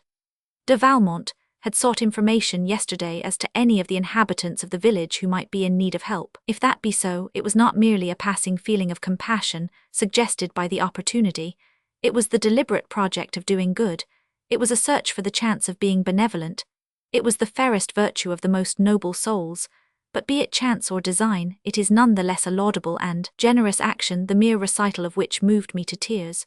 I will add more, and still from a sense of justice, that when I spoke to him of this action which he had never mentioned, he began by excusing himself, and had the air of attaching so little importance to it, that the merit of it was enhanced by his modesty. After that, tell me, my esteemed friend, if 1000, de Valmont is indeed an irreclaimable libertine. If he can be no more than that and yet behave so, what is left for honest folk? What? Are the wicked to share with the good the sacred joy of charity? Would God permit that a virtuous family should receive from the hands of a villain succour, for which they render thanks to divine providence, and could it please him to hear pure lips bestow their blessings upon a reprobate? No, I prefer to hold that errors, long as they may have lasted, do not endure for ever, and I cannot think that he who does good can be the enemy of virtue. 1000. De Valmont is perhaps only one more instance of the danger of associations. I remain of this opinion which pleases me. If on one side it may serve to justify him in your opinion, on the other, it renders more and more precious to me the tender friendship which unites me to you for life. I have the honour to be, etc. P.S. Madame de Rosemonde and I are going this moment to see for ourselves this worthy and unfortunate family, and to unite our tardy aid to that of 1000. De Valmont, we shall take him with us. We shall at least give these good people the pleasure of seeing their benefactor. That is, I believe, all he has left for us to do. At the Château de 20th August 17. Letter the 23rd. The Vicomte de Valmont to the Marquise de Merteuil. I left off at my return to the chateau. I resume my tale. I had only time to make a hurried toilette, ere I repaired to the drawing-room, where my beauty was working at her tapestry, whilst the cure of the place was reading the Gazette to my old aunt. I went and took my seat by the frame. Glances sweeter than were customary, and almost caressing, enabled me soon to divine that the servant had already given an account of his mission. Indeed, the dear inquisitive lady could no longer keep the secret which she had acquired, and without fear of interrupting a venerable pastor, whose recital indeed resembled a sermon, I too have a piece of news to recite, said she, and suddenly related my adventure with an exactitude which did honour to the intelligence of her historian. You may conceive what play I made with my modesty, but who can stop a woman when she praises the man whom, without knowing it, she loves? I decided therefore to let her have her head. One would have thought she was making the panegyric of a saint. All this time I was observing, not without hope, all the promises of love in her animated gaze, her gesture which had become more lively, and above all her voice which by its already perceptible alteration betrayed the emotion of her soul. She had hardly finished speaking when, "Come, my nephew," said Madame de Rosemonde to me, "come and let me embrace you." I felt at once that the pretty preacher could not prevent herself from being embraced in her turn. However, she wished to fly, but she was soon in my arms, and so far from having the strength to resist, she had scarcely sufficient to maintain herself. The more I observe this woman, the more desirable she appears to me. She hastened to return to her frame, and to everybody had the appearance of resuming her tapestry. But I saw well that her trembling hand prevented her from continuing her work. After dinner, the ladies insisted on going to see the unfortunates whom I had so piously succoured. I accompanied them. I spare you the tedium of this second scene of gratitude and praise. My heart, impelled by a delicious recollection, hurries on the moment for return to the chateau. On the way, my fair president, more pensive than is her wont, said never a word. Occupied as I was in seeking the means of profiting by the effect which the episode of the day had produced, I maintained the same silence. Madame de Rosemonde was the only one to speak, and obtained from us but scant and few replies. We must have bored her. That was my intention, and it succeeded. Thus, on stepping from the carriage, she passed into her apartment and left my fair one and myself tete-a-tete, in a dimly lighted rumour sweet obscurity which emboldens timid love. I had not to be at the pains to lead the conversation into the channel which I wished. The fervour of the amiable preacheress served me better than any skill of my own. When one is capable of doing good, said she, letting her sweet gaze rest on me, how can one pass one's life in doing ill? I do not deserve either that praise or that censure, said I, and I cannot imagine how you, who have so clear a wit, have not yet divined me. Though my confidence may damage me in your eyes, you are far too worthy of it that I should be able to refuse it. You will find the key to my conduct in my character, which is unhappily far too easy-going. Surrounded by persons of no morality, I have imitated their vices. I have perhaps made it a point of vanity to surpass them. In the same way, attracted here by the example of virtue, without ever hoping to come up to you, I have at least endeavoured to imitate you. Ah, perhaps the action for which you praise me today would lose all value in your eyes if you knew its true motive. You see, my fair friend, how near the truth I touched. It is not to myself, I went on, that these unfortunates owe their rescue. Where you think you see a praiseworthy action, I did but seek a means to please. I was nothing else, since I must say it, but the weak agent of the divinity whom I adore. Here she would have interrupted me, but I did not give her time. At this very moment even, I added, my secret only escapes from my weakness. I had vowed that I would be silent before you. I made it my happiness to render to your virtues as much as to your charms a pure homage of which you should always remain ignorant. But incapable of deception, when I have before my eyes the example of candour, I shall not have to reproach myself to you with guilty dissimulation. Do not believe that I insult you by entertaining any criminal hope. I shall be miserable, I know, but my sufferings will be dear to me. They will prove to me the immensity of my love. It is at your feet, it is on your bosom that I will cast down my woes. There shall I draw the strength to suffer anew. There shall I find compassionate bounty, and I shall deem myself consoled because you will have pitied me. Oh, you whom I adore, hearken to me, pity me, succour me. By this time I was at her feet, and I pressed her hands in mine, but she suddenly disengaged them, and folding them over her eyes, cried with an expression of despair, "Oh, wretched me!" then burst into tears. Luckily I was exalted to such a degree that I also wept, and seizing her hands again, I bathed them with my tears. This precaution was most necessary, for she was so full of her grief that she would not have perceived my own, had I not taken this means of informing her. I moreover gained the privilege of considering at my leisure that charming face, yet more embellished by the potent charm of her tears. My head grew hot, and so little was I master of myself that I was tempted to profit by that moment. What is this weakness of ours? Of what avail is the force of circumstances if, forgetting my own projects, I risked losing, by a premature triumph, the charms of a long battle and the details of a painful defeat? If, seduced by the desires of youth, I thought of exposing the conqueror of Madame de Tourvel to the pain of plucking, for the fruit of victory, but the insipid consolation of having had one woman more. Ah, let her surrender, but let her first fight. Let her, without having strength to conquer, have enough to resist. Let her relish at her leisure the sentiment of her weakness and be constrained to confess her defeat. Let us leave it to the obscure poacher to kill at a bound the stag he has surprised. Your true hunter will give it a run. Is not this project of mine sublime? Yet perhaps I should be now regretting that I had not followed it, had not chance come to the rescue of my prudence. We heard a noise. Someone was coming to the drawing-room. Madame de Tourvel, in alarm, rose precipitately, seized one of the candles, and left the room. I could not but let her go. It was only one of the servants.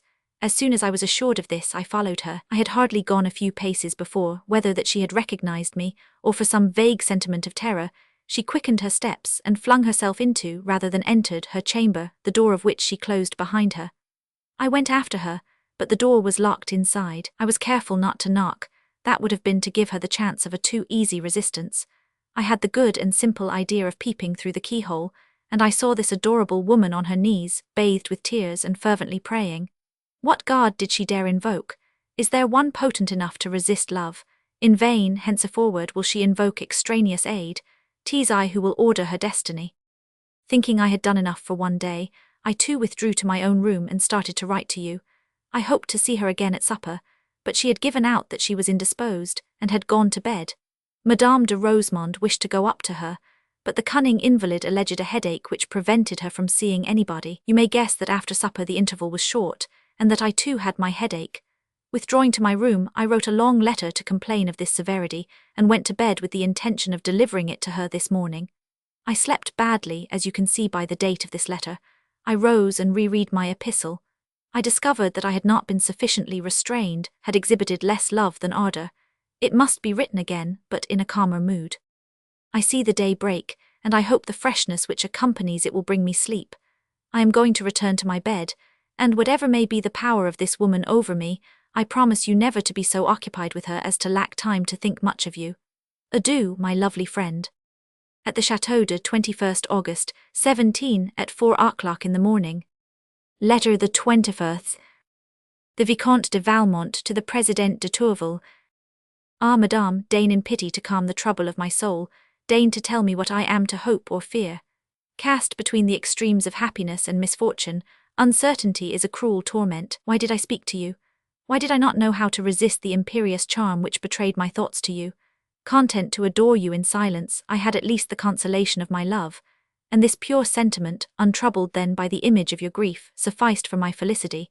But that source of happiness has become my despair, since I saw your tears flow, since I heard that cruel wretched me. Madame, those words will echo long within my heart. By what fatality can the sweetest of the sentiments inspire nothing but terror? What then is this fear? Ah, it is not that of reciprocation. Your heart, which I have misunderstood, is not made for love. Mine, which you calumniate unceasingly, is the only one which is disturbed. Yours is even pitiless. If it were not so, you would not have refused a word of consolation to the wretch who told you of his sufferings. You would not have withdrawn yourself from his sight, when he has no other pleasure than that of seeing you. You would not have played a cruel game with his anxiety by letting him be told that you were ill, without permitting him to go and inform himself of your health. You would have felt that the same night which did but mean for you 12 hours of repose would be for him a century of pain. For what cause, tell me, have I deserved this intolerable severity? I do not fear to take you for my judge. What have I done then but yield to an involuntary sentiment, inspired by beauty and justified by virtue, always restrained by respect, the innocent avowal of which was the effect of trust and not of hope? Will you betray that trust, which you yourself seemed to permit me, and to which I yielded myself without reserve? No, I cannot believe that. It would be to imply a fault in you, and my heart revolts at the bare idea of detecting one. I withdraw my reproaches, write them I can, but think them never. Ah, let me believe you perfect. It is the one pleasure which is left me. Prove to me that you are so by granting me your generous aid. What poor wretch have you ever helped who was in so much need as I? Do not abandon me to the frenzy in which you have plunged me. Lend me your reason, since you have ravished mine. After having corrected me, give me light to complete your work. I would not deceive you, you will never succeed in subduing my love, but you shall teach me to moderate it. By guiding my conduct, by dictating my speech, you will save me at least from the dire misfortune of displeasing you. Dispel above all that dreadful fear. Tell me that you forgive me, that you pity me, assure me of your indulgence. You will never have as much as I should desire in you, but I invoke that of which I have need. Will you refuse it me? Adieu, madame, be kind enough to receive the homage of my sentiments. It hinders not that of my respect. At the Château de 20th August 17. Letter the 25th. The Vicomte de Valmont to the Marquise de Merteuil. This is yesterday's bulletin. At 11 o'clock I visited Madame de Rosemonde, and under her auspices I was introduced into the presence of the pretended invalid, who was still in her bed. Her eyes looked very worn. I hope she slept as badly as I 999. I seized a moment when Madame de Rosemonde had turned away to deliver my letter. It was refused, but I left it on the bed, and went decorously to the side of my old aunt's armchair. She wished to be near her dear child. It was necessary to conceal the letter to avoid scandal. The invalid was artless enough to say that she thought she had a little fever. Madame de Rosemonde persuaded me to feel her pulse, vaunting mightily my knowledge of medicine. My beauty then had the double vexation of being forced to give me her hand, and a feeling that her little falsehood was to be discovered. I took her hand, which I pressed in one of mine, whilst with the other I ran over her fresh and rounded arm. The naughty creature made no response, which impelled me to say, as I withdrew, "There is not even the slightest symptom." I suspected that her gaze would be severe, and to punish her I refused to meet it. A moment later she said that she wished to rise, and we left her alone. She appeared at dinner, which was a sombre one. She gave out that she would not take a walk, which was as much as to tell me that I should have no opportunity of conversing with her. I was well aware that at this point I must put in a sigh and a mournful look. No doubt she was waiting for that, for it was the one moment of the day when I succeeded in meeting her eyes. Virtuous as she is, she has her little ruses like another. I found a moment to ask of her if she had had the kindness to inform me of my fate, and I was somewhat astonished when she answered, "Yes, monsieur, I have written to you." I was mighty anxious to have this letter, but whether it were a ruse again, or for awkwardness or shyness, she did not give it to me till the evening, when she was retiring to her apartment. "I send it you, as well as the first draft of mine. Read and judge. See with what signal falsity she says that she feels no love when I am sure of the contrary, and then she will complain if I deceive her afterwards, when she does not fear to deceive me before. My lovely friend, the cleverest of men, can do no more than keep on a level with the truest woman. I must needs, however, feign to believe all this nonsense and weary myself with despair, because it pleases Madame to play at severity. It is hard not to be revenged on such baseness. Ah, patience! But adieu, I have still much to write. By the way, return me the letter of the fair barbarian. It might happen later that she would expect one to attach a value to those wretched sheets, and one must be in order. I say nothing to you of the little Volanges. We will talk of her at an early day. At the Château de 22nd August 17. Letter the 26th. The Président de Tourvel to the Vicomte de Valmont. Assuredly, monsieur, you would never have received any letter from me, did not my foolish conduct of yesterday evening compel me today to have an explanation with you. Yes, I wept, I confess it. Perhaps, too, the words which you are so careful to quote to me did escape me. Tears and words, you remarked everything. I must then explain to you everything. Accustomed to inspire only honourable sentiments, to hear only conversation to which I can listen without a blush, and consequently to enjoy a feeling of security which I venture to say I deserve, I know not how either to dissimulate or to combat the impressions I receive, the astonishment and embarrassment into which your conduct threw me, a fear, I know not of what, inspired by a situation which should never have been thrust upon me, perhaps even the revolting idea of seeing myself confounded with the women whom you despise, and treated as lightly as they are. All these causes in conjunction provoked my tears, and may have made me say, I think with reason, that I was wretched. This expression, which you think so strong, would certainly have been far too weak, if my tears and utterance had another motive, if instead of disapproving sentiments which must need offend me, I could have feared lest I should share them. No, monsieur, I have not that fear. If I had, I would fly 100 leagues away from you. I would go and weep in a desert at the misfortune of having known you. Perhaps even, in spite of the certainty in which I am of not loving you, of never loving you, perhaps I should have done better to follow the counsels of my friends, and forbid you to approach me. I believed, and it is my sole error, I believed that you would respect a virtuous woman, who asked nothing better than to find you so and to do you justice, who already was defending you whilst you were outraging her with your criminal avowals. You do not know me. No, monsieur, you do not know me. Otherwise you would not have thought to make a right out of your error. Because you had made proposals to me which I ought not to hear, you would not have thought yourself authorized to write me a letter which I ought not to read. And you ask me to guide your conduct, to dictate to you your speech. Very well, monsieur, silence and forgetfulness, those are the counsels which it becomes me to give you, as it will you to follow them. Then you will indeed have rights to my indulgence. It will only rest with you to obtain even my gratitude, but no, I will not address a request to a man who has not respected me. I will give no mark of confidence to a man who has abused my security. You force me to fear, perhaps to hate you.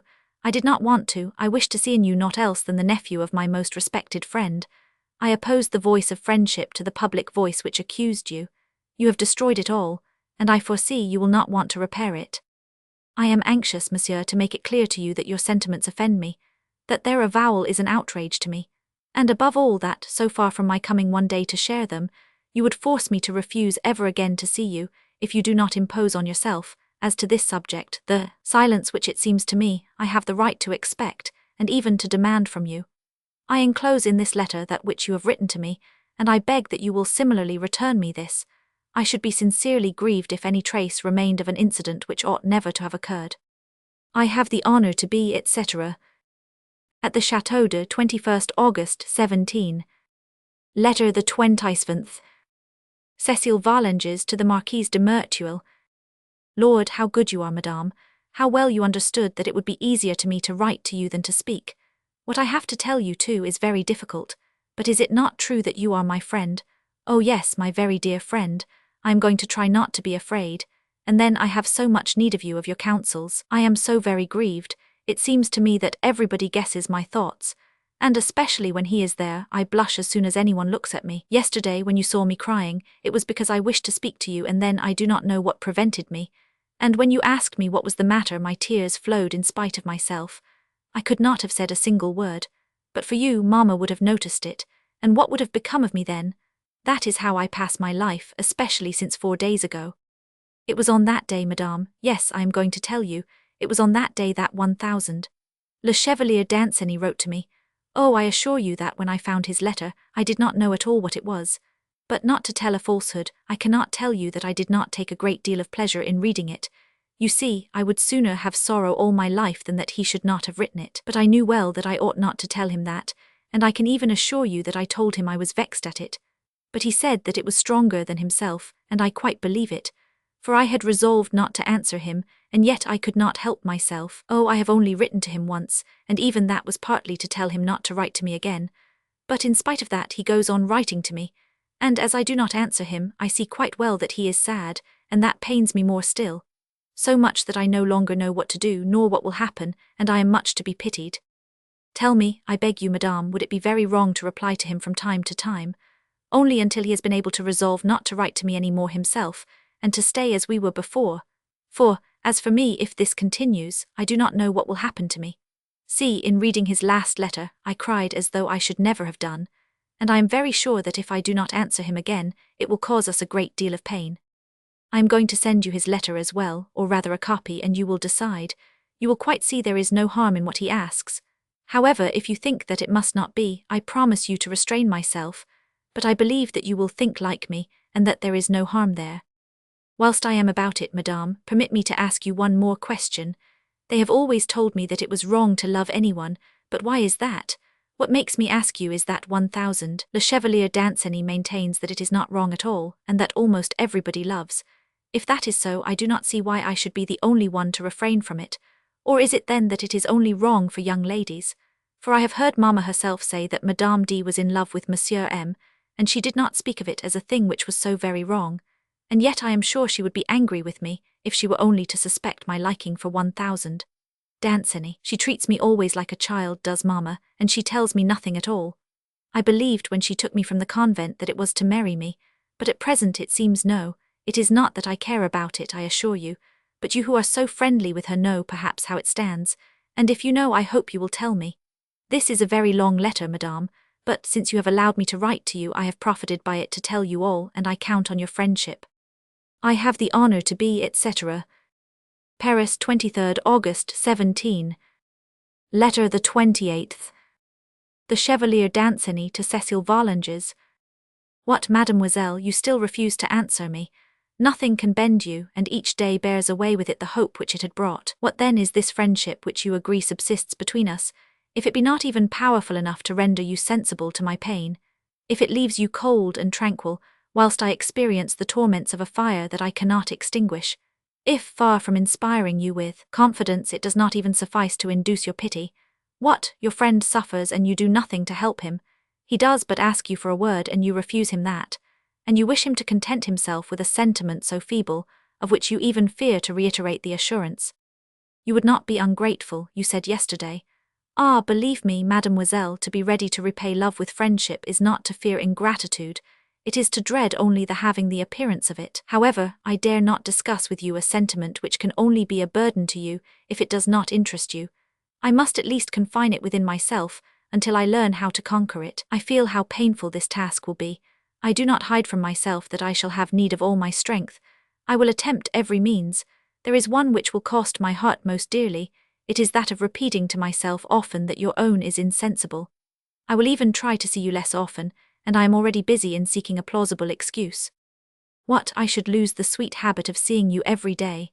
Ah, at least I shall never cease to regret it. An eternal sorrow will be the price of the most tender love, and you will have wished it, and it will be your work. Never, I feel it, shall I recover the happiness I lose today. You alone were made for my heart. With what delight I would take a vow to live only for you. But this vow you will not accept. Your silence teaches me well enough that your heart says nothing to you in my behalf. It is at once the surest proof of your indifference and the most cruel fashion of announcing it to me. Adieu, mademoiselle. I dare not flatter myself with the hope of a reply. Love would have written to me with impatience, friendship with pleasure, even pity with complacence. But pity, friendship, and love are equally strangers to your heart. Paris, 13th August 17. Letter the 29th. Cécile Volanges to Sophie Carnay. I told you, Sophie, that there were cases in which one might write, and I assure you that I reproach myself greatly with having followed your advice, which has brought so much grief to the Chevalier Danceny and to myself. The proof that I was right is that Madame de Merteuil, who is a woman who surely knows, thinks as I do. I confessed everything to her. She talked to me at first as you did, but when I had explained all to her, she agreed that it was very different.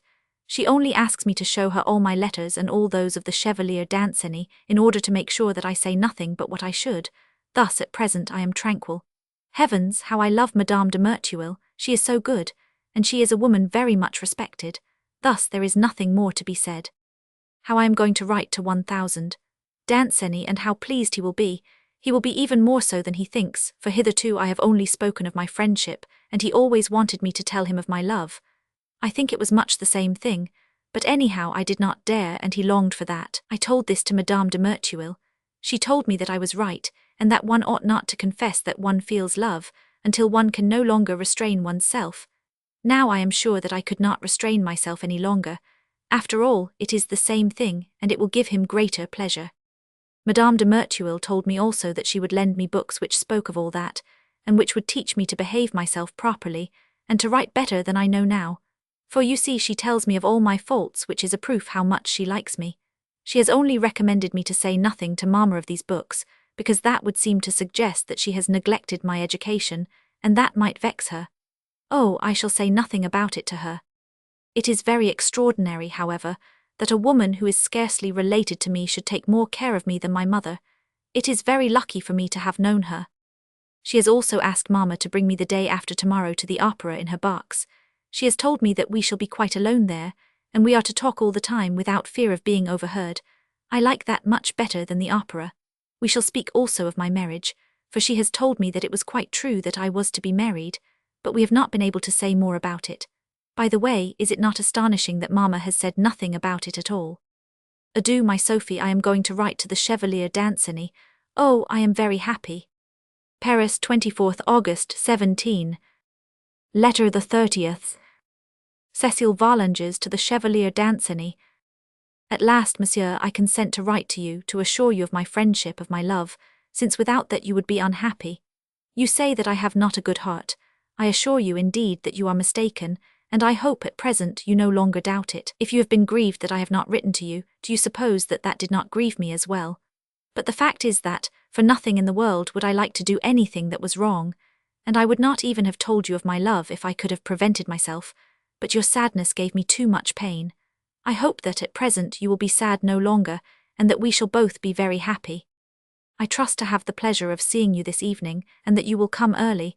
It will never be so early as I could wish. Mamma is to sup at home, and I believe she will ask you to stay. I hope you will not be engaged as you were the day before yesterday. Was the supper you went to so very agreeable? For you went to it very early. But come, let us not talk of that. Now that you know I love you, I hope you will remain with me as much as you can, for I am only happy when I am with you, and I should like you to feel the same. I am very sorry that you are still sad at this moment, but it is not my fault. I will ask if I may play on the harp as soon as you arrive, in order that you may get my letter at once. I can do no more. Adieu, monsieur. I love you well with my whole heart. The more I tell you, the better pleased I am. I hope that you will be so too. Paris, 24th August 17. Letter the 31st. The Chevalier Danceny to Cécile Volanges. Yes, without a doubt, we shall be happy. My happiness is well assured, since I am loved by you. Yours will never end if it is to last as long as that which you have inspired in me. What, you love me, you no longer fear to assure me of your love. The more you tell me, the better pleased you are. After reading that charming "I love you" written by your hand, I heard your sweet mouth repeat the confession.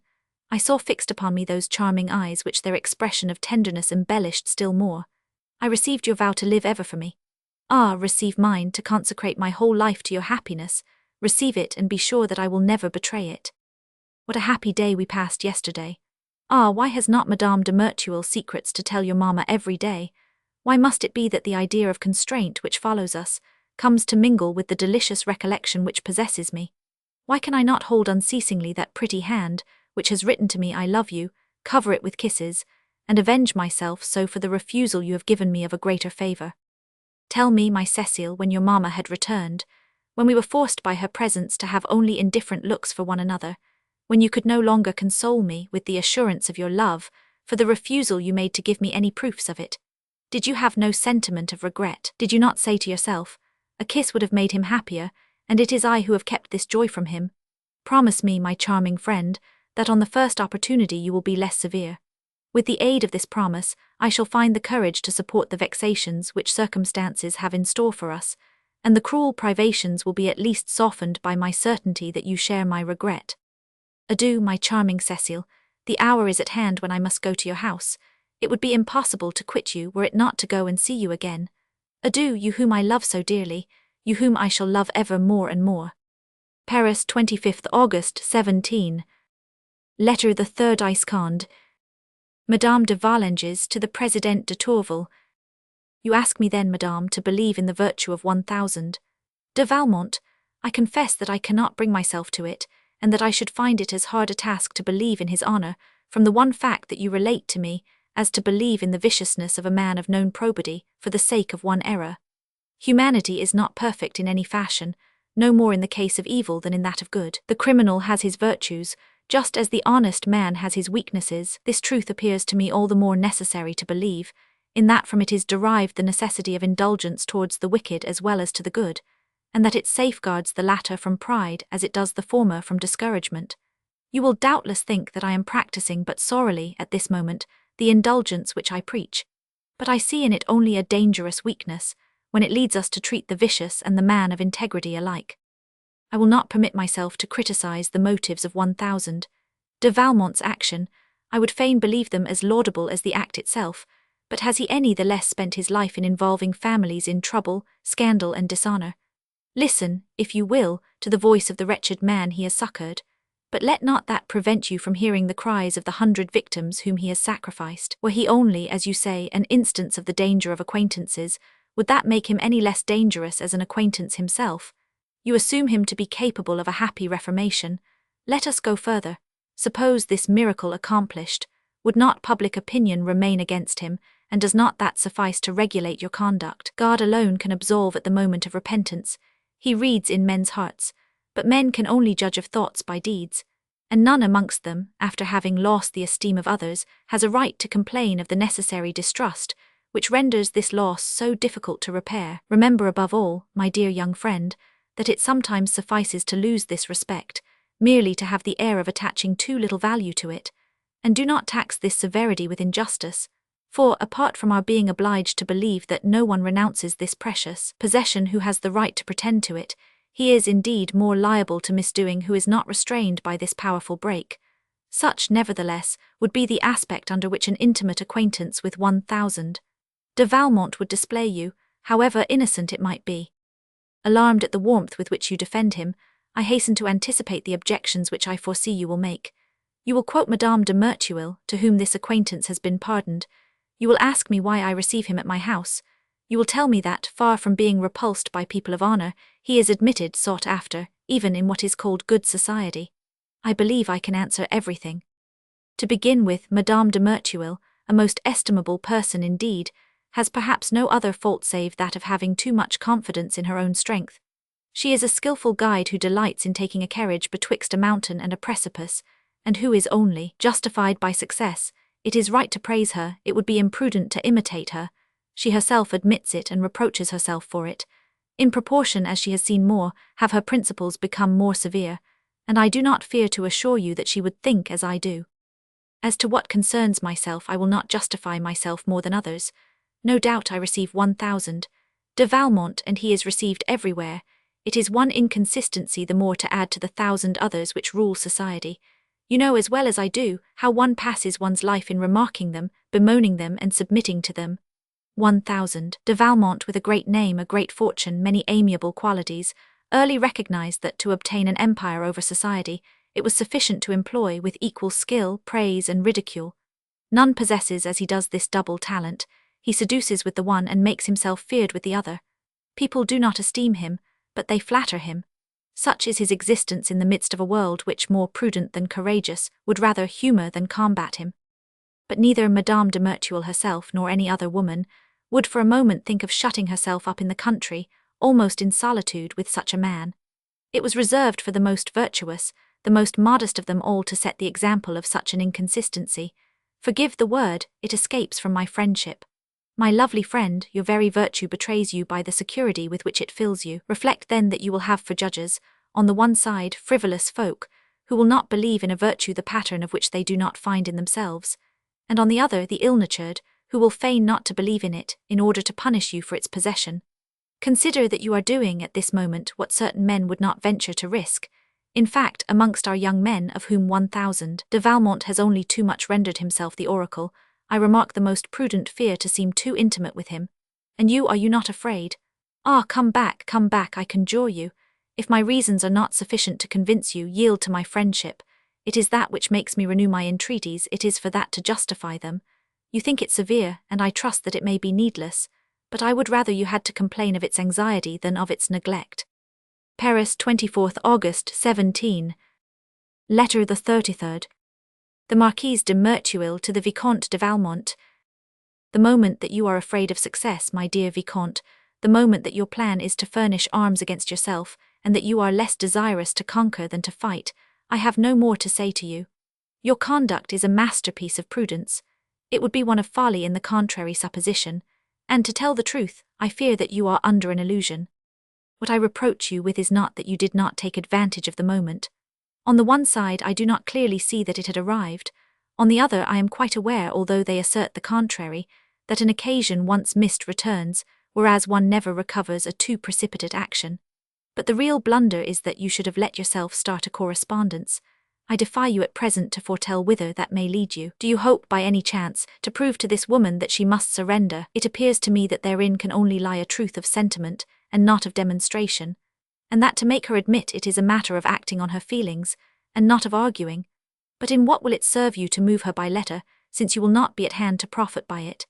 If your fine phrases produce the intoxication of love, do you flatter yourself that it will last so long that there will be no time left for reflection to prevent the confession of it? Reflect only of the time it takes to write a letter, of that which passes before it can be delivered, and see whether a woman, especially one with the principles of your devout, can wish so long that which it is her endeavour to wish never. This method may succeed with children, who, when they write "I love you," do not know that they say "I yield myself," but the argumentative virtue of Madame de Tourvel seems to me to be fully aware of the value of terms. Thus, in spite of the advantage which you had over her in your conversation, she beats you in her letter. And then, do you know what happens? Merely for the sake of argument one refuses to yield.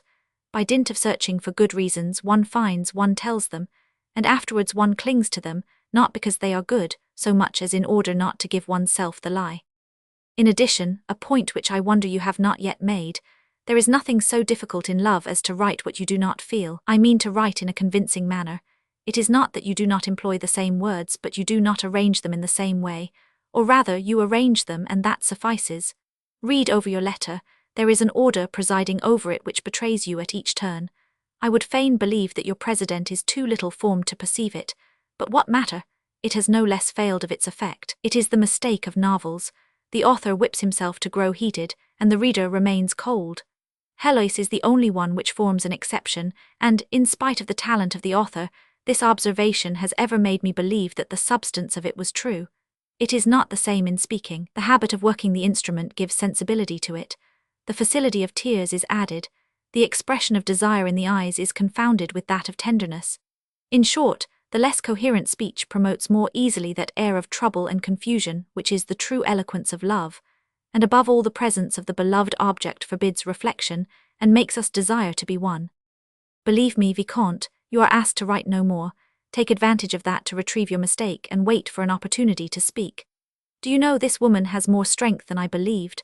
Her defense is good, and but for the length of her letter and the pretext which she gives you to return to the question in her phrase about gratitude, she would not have betrayed herself at all. What appears to me again, to ensure your success, is the fact that she uses too much strength at one time. I foresee that she will exhaust it in the defense of the word, and that no more will be left her for that of the thing. I return you your 2 letters, and if you are prudent they will be the 2 last until after the happy moment. If it were not so late, I would speak to you of the little Volanges who is coming on quickly enough, and with whom I am greatly pleased. I believe that I shall have finished before you, and you ought to be very glad thereat. Adieu for today. Paris, 24th August, 17. Letter the 31st. The Vicomte de Valmont to the Marquise de Merteuil. You speak with perfect truth, my fair friend, but why put yourself to so much fatigue to prove what nobody disputes? To move fast in love, 'tis better to speak than to write. That is, I believe, the whole of your letter. Why, those are the most simple elements in the art of seduction. I will only remark that you make but one exception to this principle, and that there are 2. To children, who walk in this way from shyness and yield themselves from ignorance, must be added the femmes beaux esprits, who let themselves be enticed therein by self-conceit, and whom vanity leads into the snare. For instance, I am quite sure that the Comtesse de B, who answered my first letter without any difficulty, had at that time no more love for me than I for her, and that she only saw an occasion for treating a subject which should be worthy of her pen. However that may be, an advocate will tell you that principles are not applicable to the question. In fact, you suppose that I have a choice between writing and speaking, which is not the case. Since the affair of the 19th, my fair barbarian, who keeps on the defensive, has shown a skill in avoiding interviews which has disconcerted my own, so much so that, if this continues, I shall be forced to occupy myself seriously with the means of regaining this advantage, for assuredly I will not be routed by her in any way. My letters even are the subject of a little war.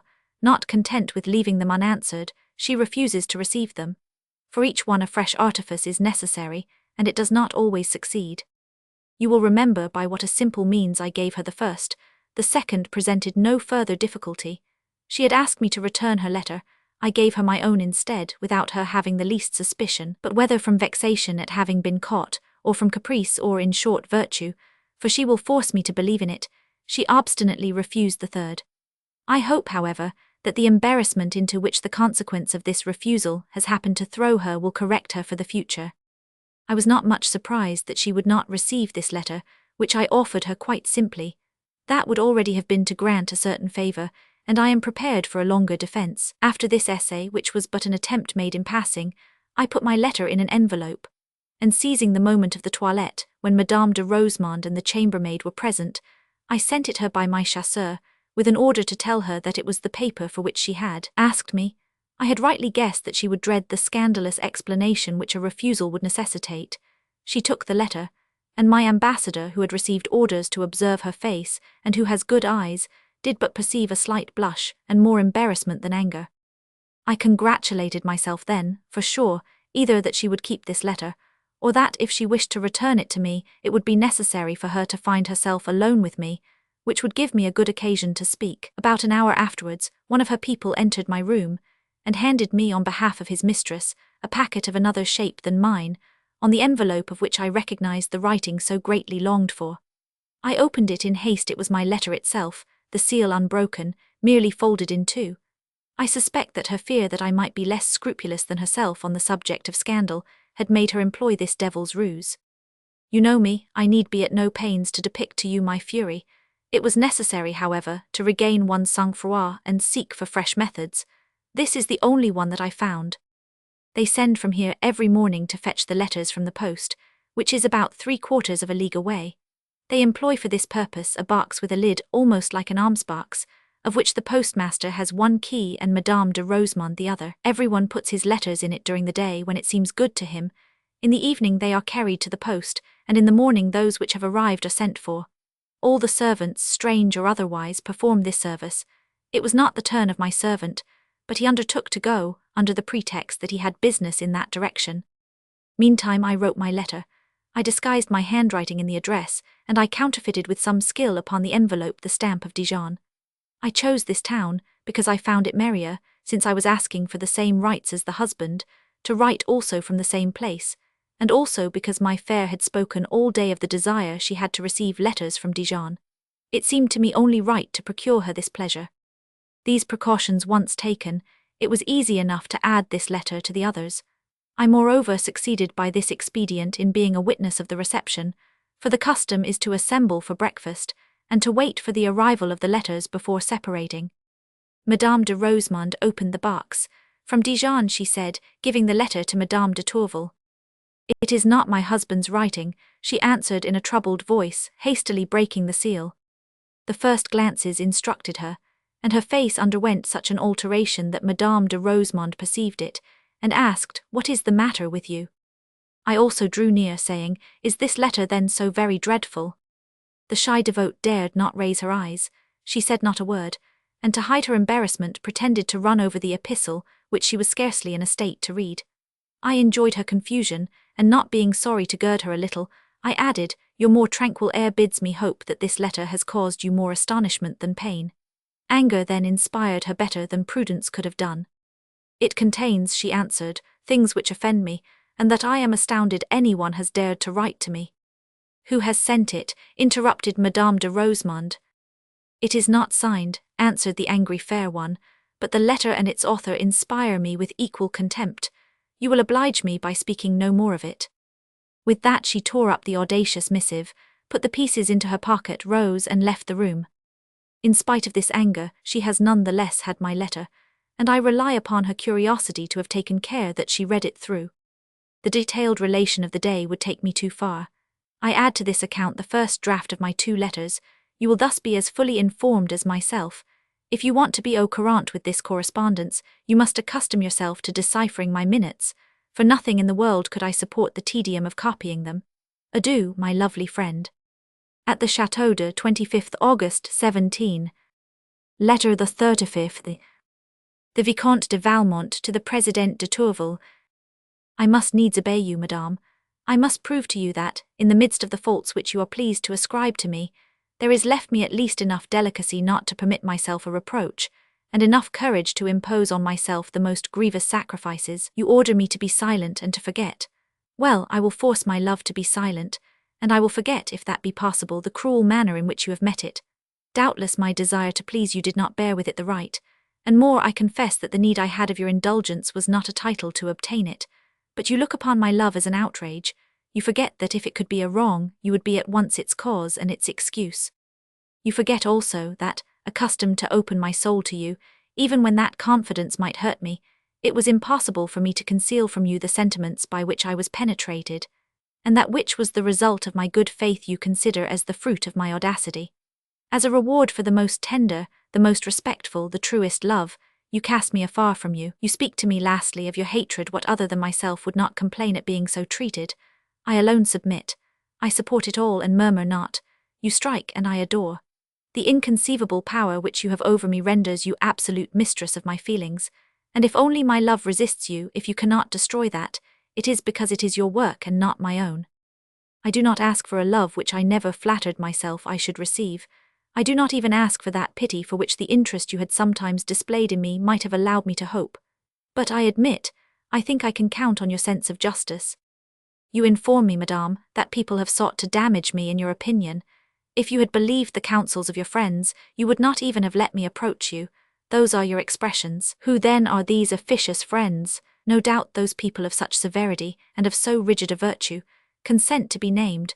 No doubt they would not cover themselves in an obscurity which would confound them with vile calumniators, and I shall not be left ignorant either of their names or of their accusations.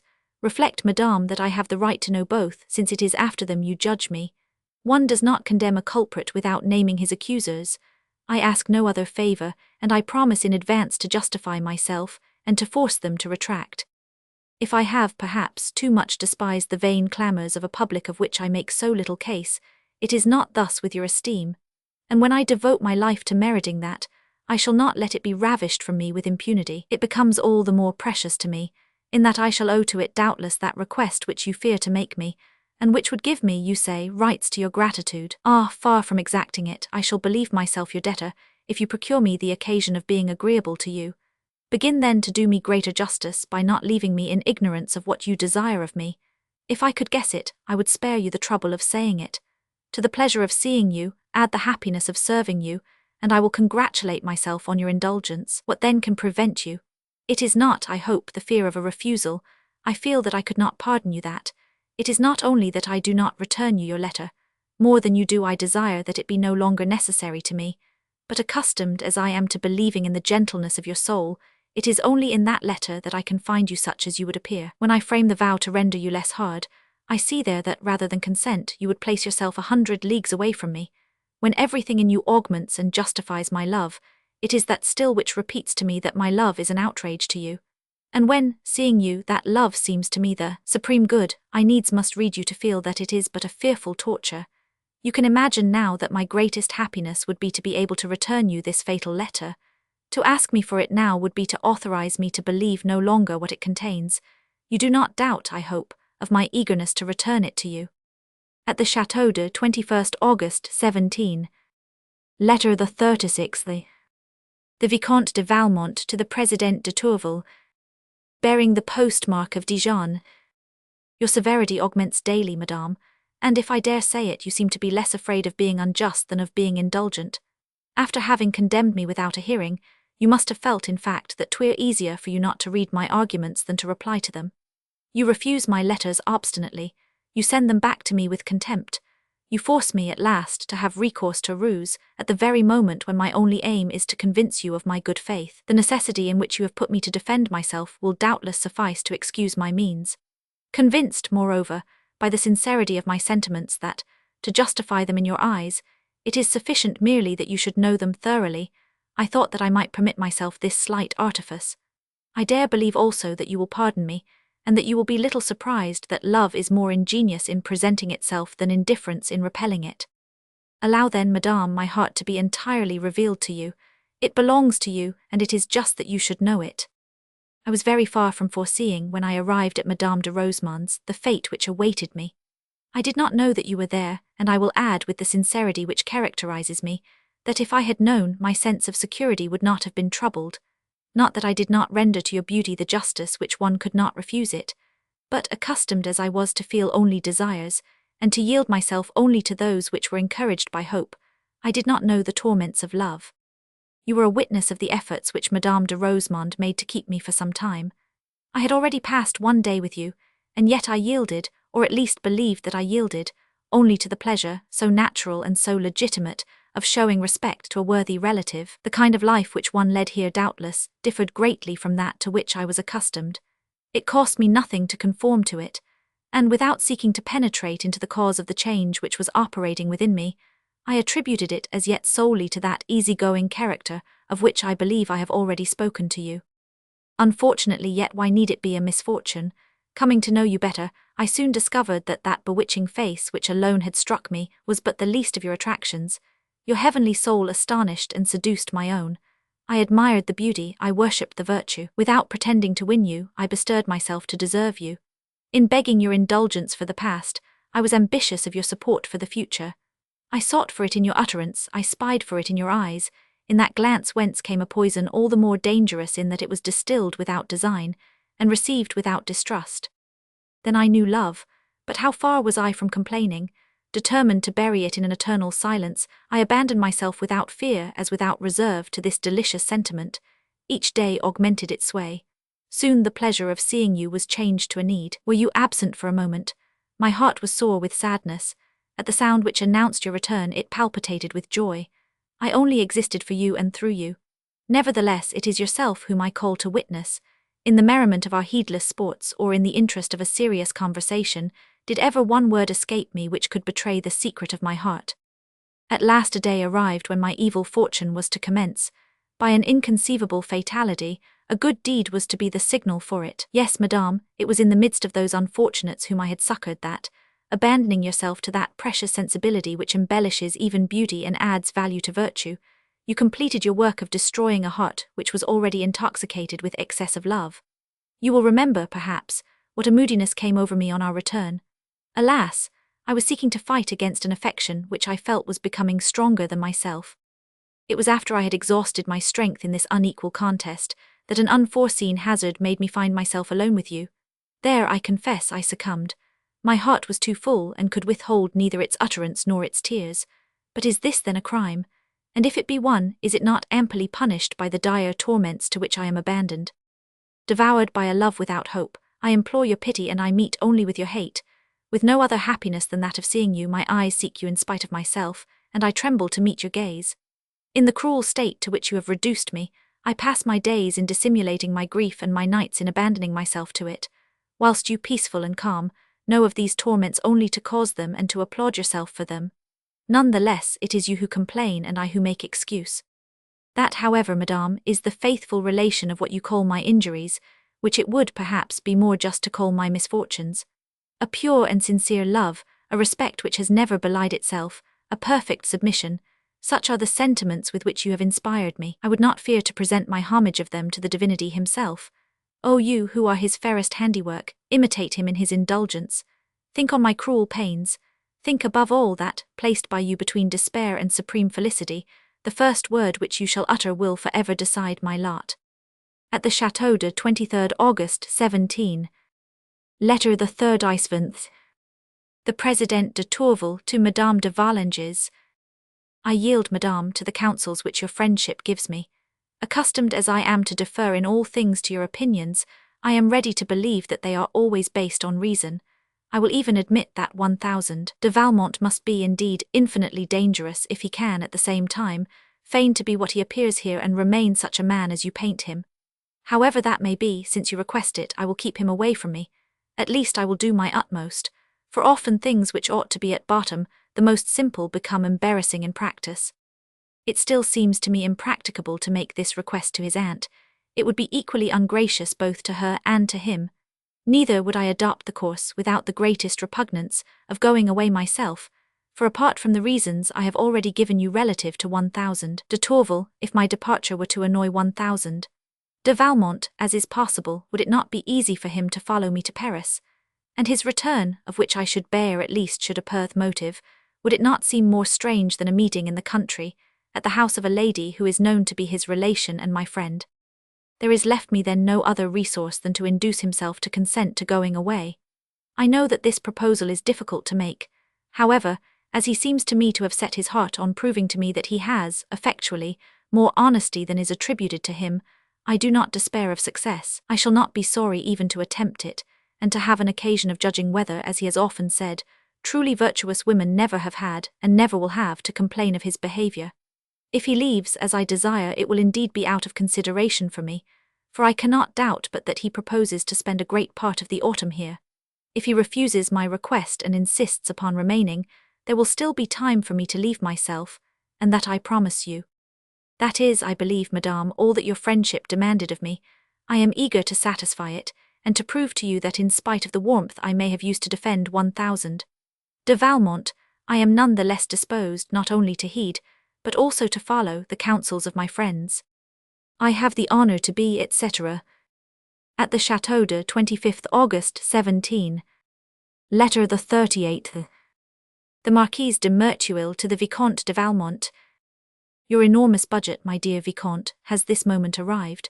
If the date on it is exact, I ought to have received it 24 hours earlier. Be that as it may, if I were to take the time to read it, I should have none left to reply to it. I prefer then simply to acknowledge it now, and we will talk of something else. It is not that I have anything to say to you on my own account. The autumn leaves hardly a single man with a human face in Paris, so that for the last month I have been perishing with virtue, and anyone else than my chevalier would be fatigued with the proofs of my constancy. Being unable to occupy myself, I distract myself with the little Volanges, and it is of her that I wish to speak. Do you know that you have lost more than you believe in not undertaking this child? She is really delicious. She has neither character nor principles. Judge how sweet and easy her society will be. I do not think she will ever shine by sentiment, but everything announces in her the liveliest sensations. Lacking wit and subtlety, she has, however, if one may so speak, a certain natural falseness which sometimes astonishes even me, and which will be all the more successful, in that her face presents the image of candour and ingenuousness. She is naturally very caressing, and I sometimes amuse myself thereby. Her little head grows excited with incredible rapidity, and she is then all the more delightful because she knows nothing, absolutely nothing, of all that she so greatly desires to know. She is seized with quite droll fits of impatience. She laughs, pouts, cries, and then begs me to teach her with a truly seductive good faith. Really, I am almost jealous of the man for whom that pleasure is reserved. I do not know if I have told you that for the last 4 or 5 days, I have had the honor of being in her confidence. You can very well guess that at first I acted severity, but as soon as I perceived that she thought she had convinced me with her bad reasons, I had the air of taking them for good ones, and she is intimately persuaded that she owes this success to her eloquence.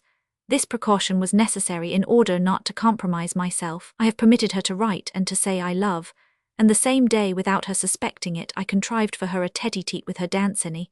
But imagine, he is still such a fool that he did not even obtain a kiss. The lad, however, writes mighty pretty verses. La, how silly these witty folks are. This one is to such a degree that he embarrasses me, for as for him I cannot well drive him. It is at this moment that you would be very useful to me. You are sufficiently intimate with Danceny to obtain his confidence, and if he once gave it you, we should advance at full speed. Make haste then with your president, for indeed I will not have Jurcourt escape. For the rest, I spoke of him yesterday to the little person, and depicted him so well to her that, if she had been his wife for 10 years, she could not hate him more. I preached much to her, however, upon the subject of conjugal fidelity. Nothing could equal my severity on this point. By that, on the one side, I restore my reputation for virtue with her, which too much condescension might destroy. On the other, I augment in her that hatred with which I wish to gratify her husband.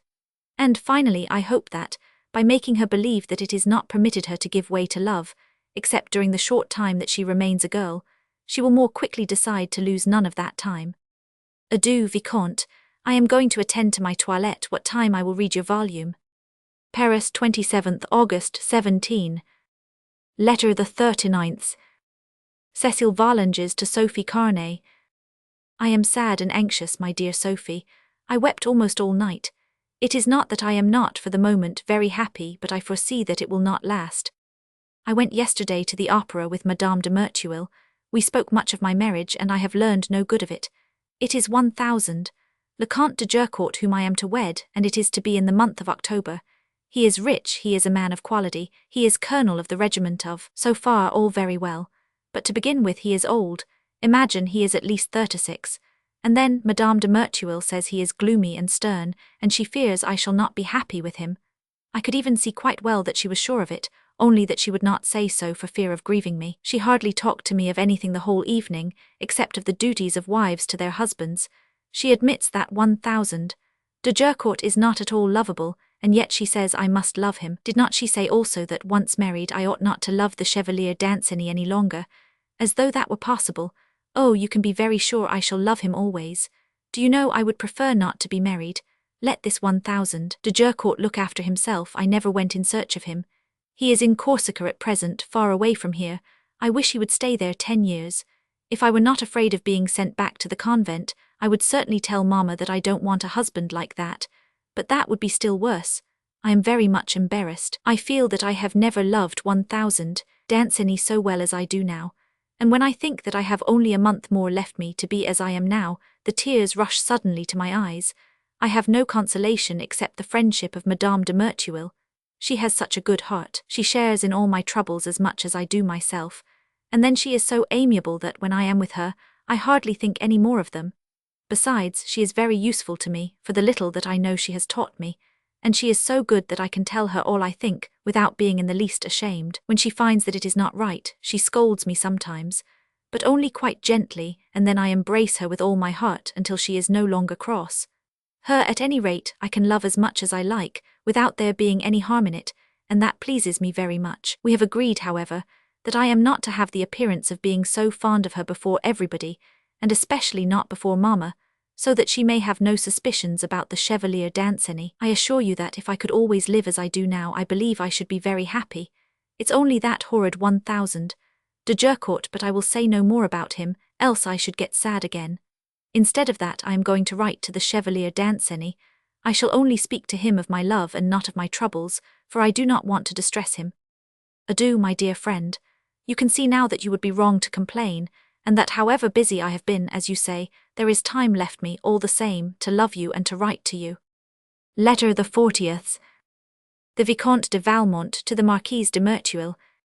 Not content with leaving my letters without reply, with refusing to receive them, my inhuman wretch wishes to deprive me of the sight of her. She insists on my departure. What will astonish you more is that I am submitting to her severity. You will blame me. However, I thought I ought not to lose the opportunity of obeying a command, persuaded as I am, on the one side that to command is to commit oneself, and on the other, that elusive authority which we have the appearance of allowing women to seize, is one of the snares which they find it most difficult to elude. Nay more, the skill which this one has shown in avoiding a solitary encounter with me placed me in a dangerous situation, from which I thought I was bound to escape, whatever might be the cost. For being constantly with her, without being able to occupy her with my love, there was reason to fear that she might grow accustomed to seeing me without trouble, a disposition from which you know how difficult it is to return. For the rest, you may guess that I did not submit without conditions. I was even at the pains to impose one which it was impossible to grant, as much for the sake of remaining always free to keep my word or break it, as to promote a discussion, either by word of mouth or in writing, at a time when my beauty is more contented with me, or has need that I should be so with her. Not to reckon that I should show a signal lack of skill if I did not find a means to obtain some compensation for my desisting from this pretension, untenable as it may be. After having explained my motives in this long preamble, I come to the history of the last 2 days.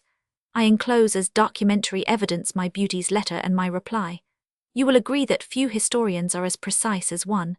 You will remember the effect produced by my letter from Dijon, on the morning of the day before yesterday. The rest of the day was most stormy. The pretty prude only appeared at dinner time, and gave out that she had a violent headache, a pretext with which she masked one of the most furious fits of ill humour that a woman could have. It absolutely altered her face. The expression of gentleness, which you know, was changed into a rebellious air which gave it a fresh loveliness. I promise myself to make use of this discovery, and to replace sometimes the tender mistress with the sullen. I foresaw that the time after dinner would be dull, and to escape from ennui, I made a pretext of having letters to write, and retired to my own rooms. I returned to the salon about 6 o'clock. Madame de Rosemonde suggested a drive, which was agreed to, but just as we were getting into the carriage, the pretended invalid, with infernal malice, alleged in her turn perhaps to avenge herself for my absency and increase of the pain, and compelled me pitilessly to support a tete-a-tete with my old aunt. I know not whether the imprecations which I called down on this feminine demon were heeded, but we found her gone to bed on our return. On the following day at breakfast it was not the same woman. Her natural sweetness had returned, and I had reason to believe myself pardoned. Breakfast was hardly over when the sweet person rose with an indolent air and went into the park. As you may believe, I followed her. Whence can spring this desire for walking? Said I, accosting her. I wrote much this morning, she answered, and my head is a little tired. I am not fortunate enough, I went on, to have to reproach myself with this fatigue. Indeed, I have written to you, she answered again, but I hesitate to give you my letter. It contains a request, and you have not accustomed me to hope for success. Ah, I swear, if it be possible, nothing could be easier, she broke in, and although you ought perhaps to grant it out of justice, I consent to obtain it as a grace. As she said these words, she handed me her letter. Seizing it, I also seized her hand, which she drew away, but without anger and with more embarrassment than vivacity. The heat is even greater than I thought, she said. I must go indoors. And she retraced her steps to the chateau. I made vain efforts to persuade her to continue her walk, and I needed to remind myself that we might be observed, in order to employ no more than eloquence. She entered without a word, and I saw plainly that this pretended walk had no other object than to hand me my letter. She went up to her own room as soon as we came in, and I withdrew to mine to read the epistle, which you will do well to read also, as well as my reply, before proceeding further. Letter the 41st. The President de Tourvel to the Vicomte de Valmont. It seems to me, monsieur, by your behaviour, as though you did but seek to multiply daily the causes of complaint which I have against you. Your obstinacy in wishing unceasingly to approach me with a sentiment which I would not and may not heed, the abuse which you have not feared to take of my good faith, or of my timidity, in order to put your letters into my hands. Above all, the method, most indelicate I venture to call it, which you employed to make the last reach me without the slightest fear of the effect of a surprise which might have compromised me, all ought to give occasion on my part to reproaches as keen as they are merited. However, instead of returning to these grievances, I confine myself to putting a request to you, as simple as it is just, and if I obtain it from you, I consent that all shall be forgotten. yourself have said to me, monsieur, that I need not fear a refusal, and although by an inconsistency which is peculiar to you, this very phrase was followed by the only refusal which you could make me, I would fain believe that you will none the less keep today that word, given to me formally so few days ago. I desire you then to have the complaisance to go away from me, to leave this chateau, where a further stay on your part could not but expose me more to the judgment of a public which is ever ready to think ill of others, and which you have but too well accustomed to fix its gaze upon the women who admit you to their society. Already warned long ago of this danger by my friends, I neglected, I even disputed their warning, so long as your behaviour towards myself could make me believe that you would not confound me with the host of women who all have had reason to complain of you. Today, when you treat me like them, as I can no longer but know, I owe it to the public, to my friends, to myself, to adopt this necessary course. I might add here that you would gain nothing by denying my request, as I am determined to leave myself, if you insist on remaining. But I do not seek to diminish the obligation which you will confer on me by this complaisance, and I am quite willing that you should know that, by rendering my departure hence necessary, you would upset my arrangements. Prove to me then, monsieur, that, as you have so often told me, virtuous women shall never have cause to complain of you. Prove at least that, when you have done them wrong, you know how to repair it. If I thought I had need to justify my request to you, it would suffice to say that you have spent your life in rendering it necessary, and that, notwithstanding, it has not rested with me that I should ever make it. But let us not recall events which I would forget, and which would oblige me to judge you with rigour at a moment when I offer you an opportunity of earning all my gratitude. Adieu, monsieur.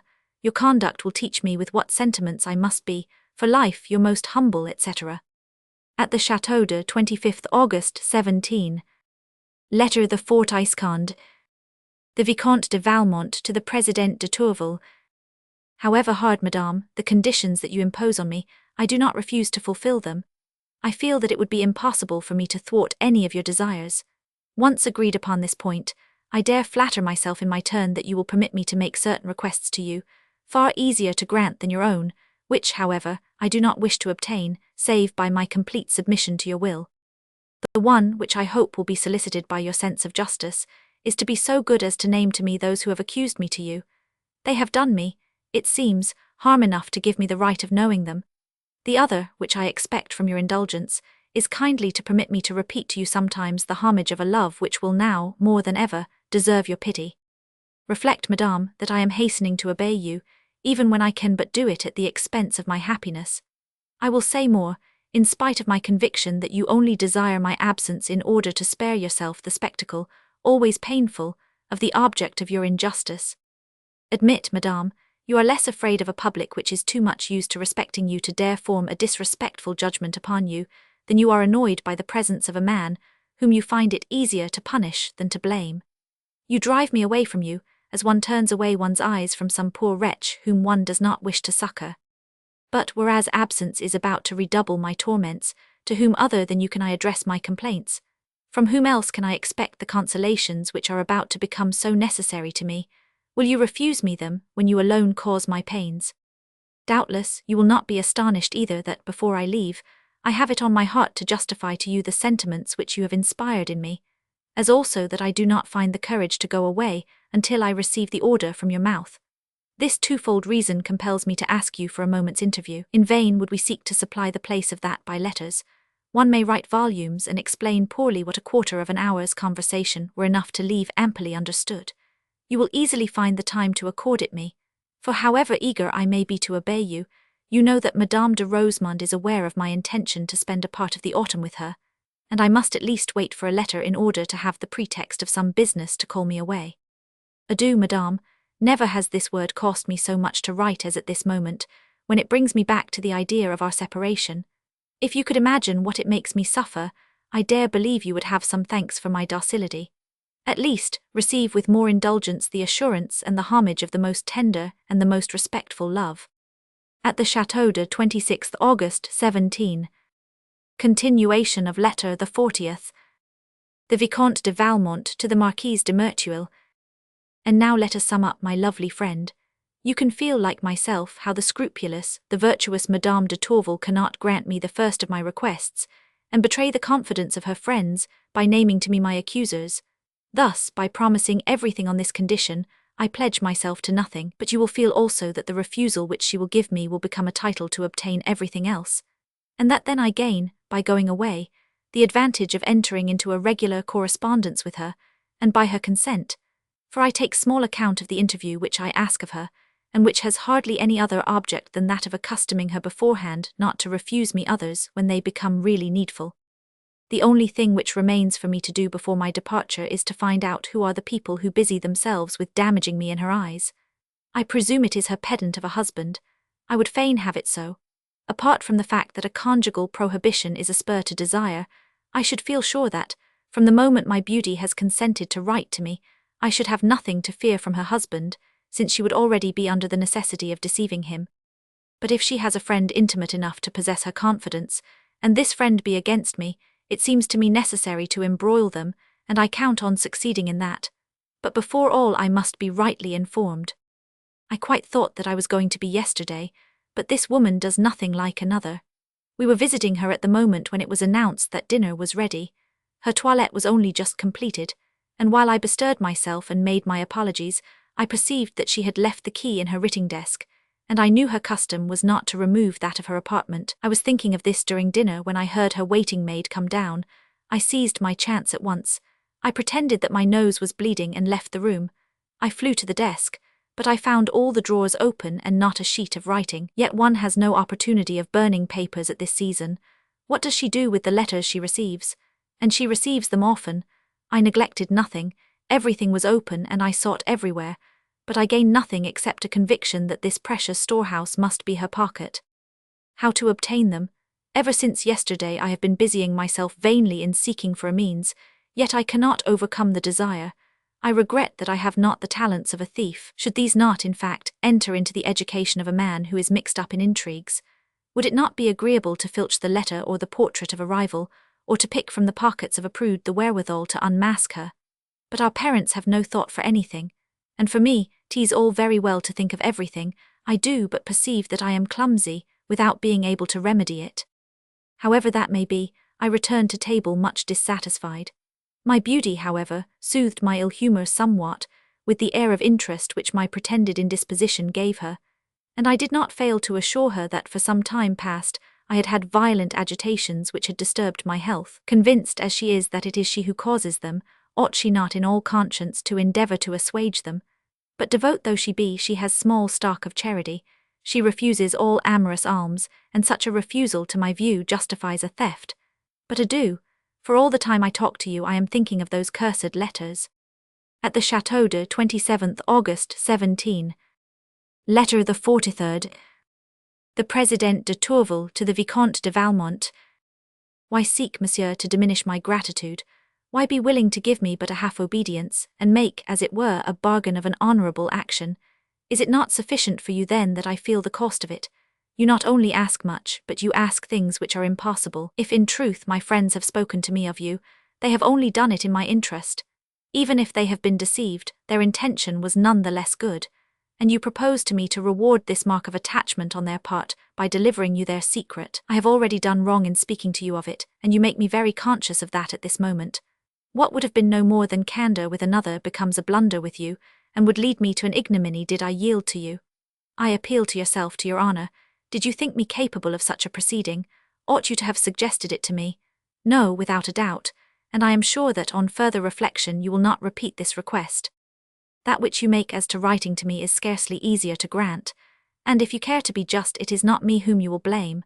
I do not wish to offend you, but with the reputation which you have acquired, and which, by your own confession, is at least in part deserved, what woman could own to be in correspondence with you?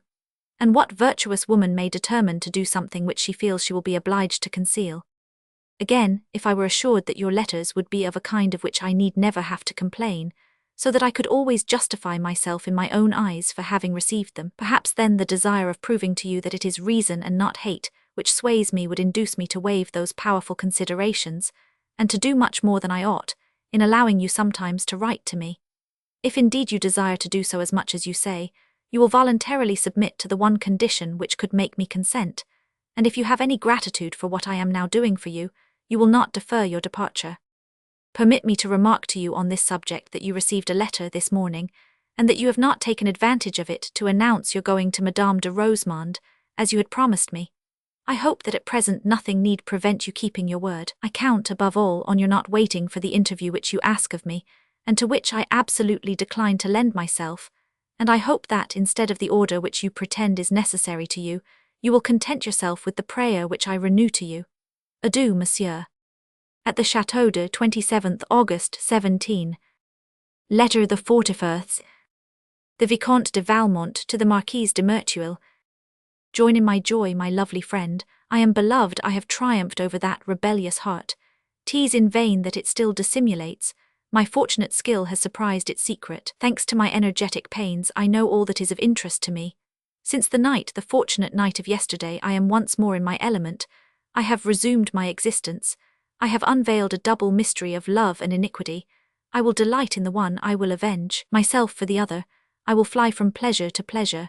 The mere idea that I form of it transports me to such a degree that I have some difficulty in recalling my prudence, and shall have some, perhaps, in putting order into this narrative which I make for you. Let us try, however.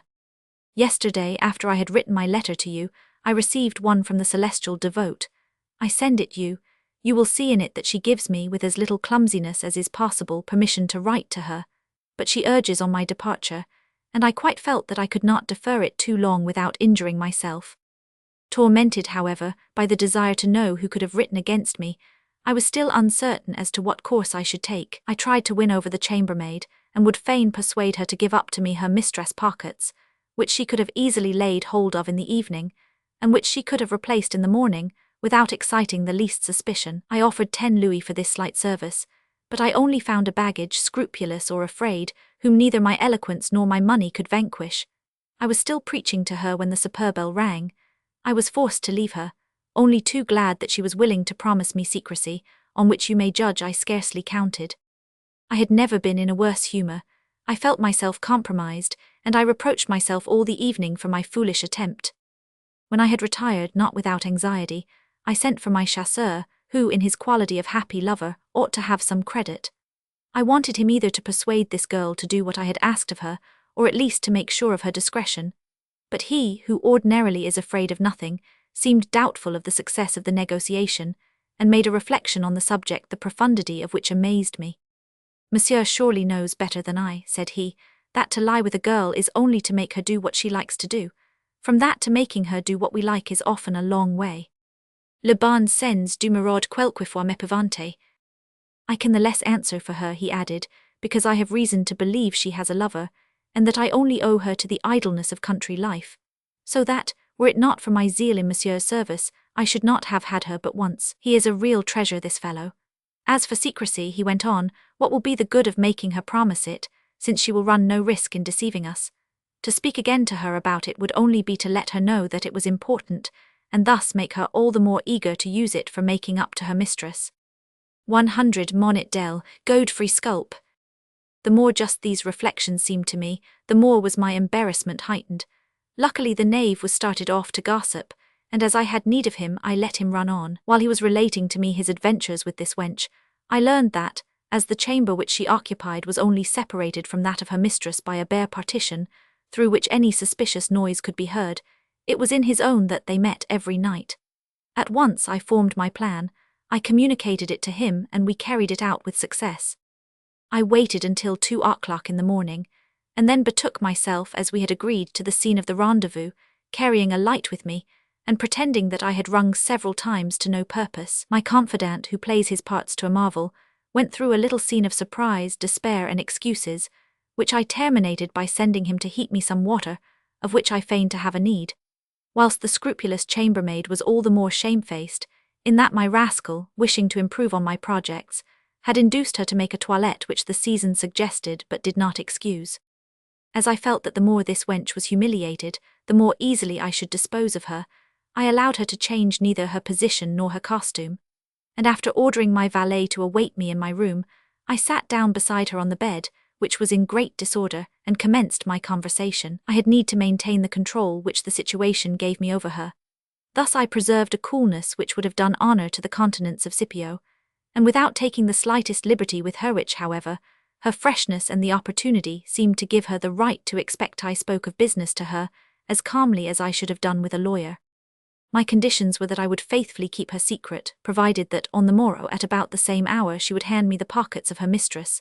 Beside that, I added, I offered you 10 louis yesterday. I promise you them again today.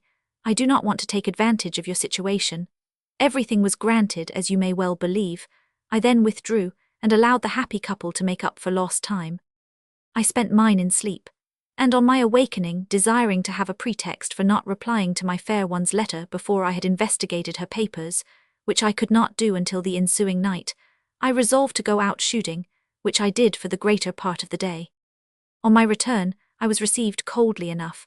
I had a mind to believe that we were a little offended at the small zeal I had shown in not profiting by the time that was left, especially after the much kinder letter which she had written me. I judged so from the fact that Madame de Rosemonde, having addressed me some reproaches for this long absence, my beauty remarked with a tone of acrimony, "Ah, do not let us reproach 1,000. De Valmont for giving himself up to the one pleasure which he can find here." I murmured at this injustice, and took advantage of it to vow that I took so much pleasure in the ladies' society that I was sacrificing for them a most interesting letter which I had to write. I added that, being unable to sleep for some nights past, I had wished to try if fatigue would restore it me, and my eyes were sufficiently explicit, both as to the subject of my letter and the cause of my insomnia. I was at the pains to wear all that evening a manner of melancholy sweetness, which seemed to sit on me well enough, and which masked the impatience I was in to see the hour arrive which was to deliver me the secret so obstinately withheld from me. At last we separated, and some time afterwards, the faithful chambermaid came to bring me the price agreed upon for my discretion. Once master of this treasure, I proceeded to the inventory with that prudence which you know I possess, for it was important to put back everything in its place. I fell at first upon 2 letters from the husband, an undigested mixture of details of lawsuits and effusions of conjugal love, which I had the patience to read in their entirety, and where I found no word that had any relation to myself. I replaced them with temper, but this was soothed when my hand lighted upon the pieces of my famous Dijon letter, carefully put together. Luckily the whim seized me to run through it. Judge of my joy when I perceived very distinct traces of my adorable devout's tears. I confess, I gave way to an impulse of youth, and kissed this letter with a transport of which I had not believed myself any longer capable. I continued my happy examination.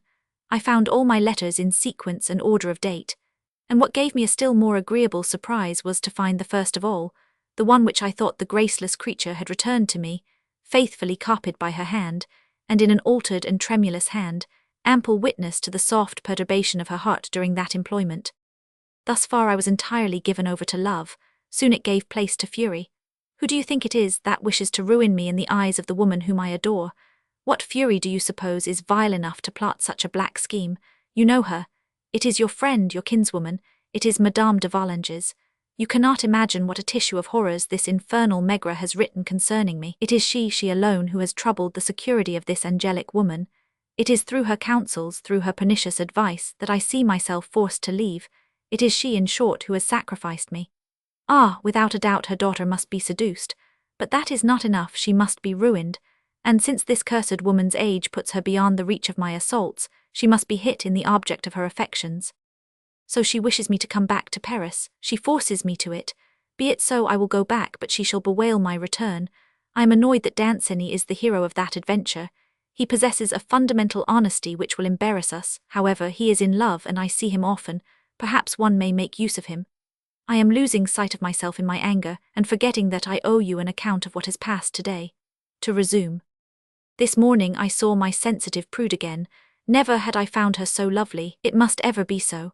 A woman's loveliest moment, the only one when she can produce that intoxication of the soul of which we speak so constantly, and which we so rarely meet, is that one when, assured of her love, we are not yet of her favours, and that is precisely the case in which I find myself now. Perhaps, too, the idea that I was going to be deprived of the pleasure of seeing her served to beautify her. Finally, with the arrival of the postman, I was handed your letter of the 27th, and whilst I read it, I was still hesitating as to whether I should keep my word. But I met my beauty's eyes, and it would have been impossible to me to refuse her aught. I then announced my departure.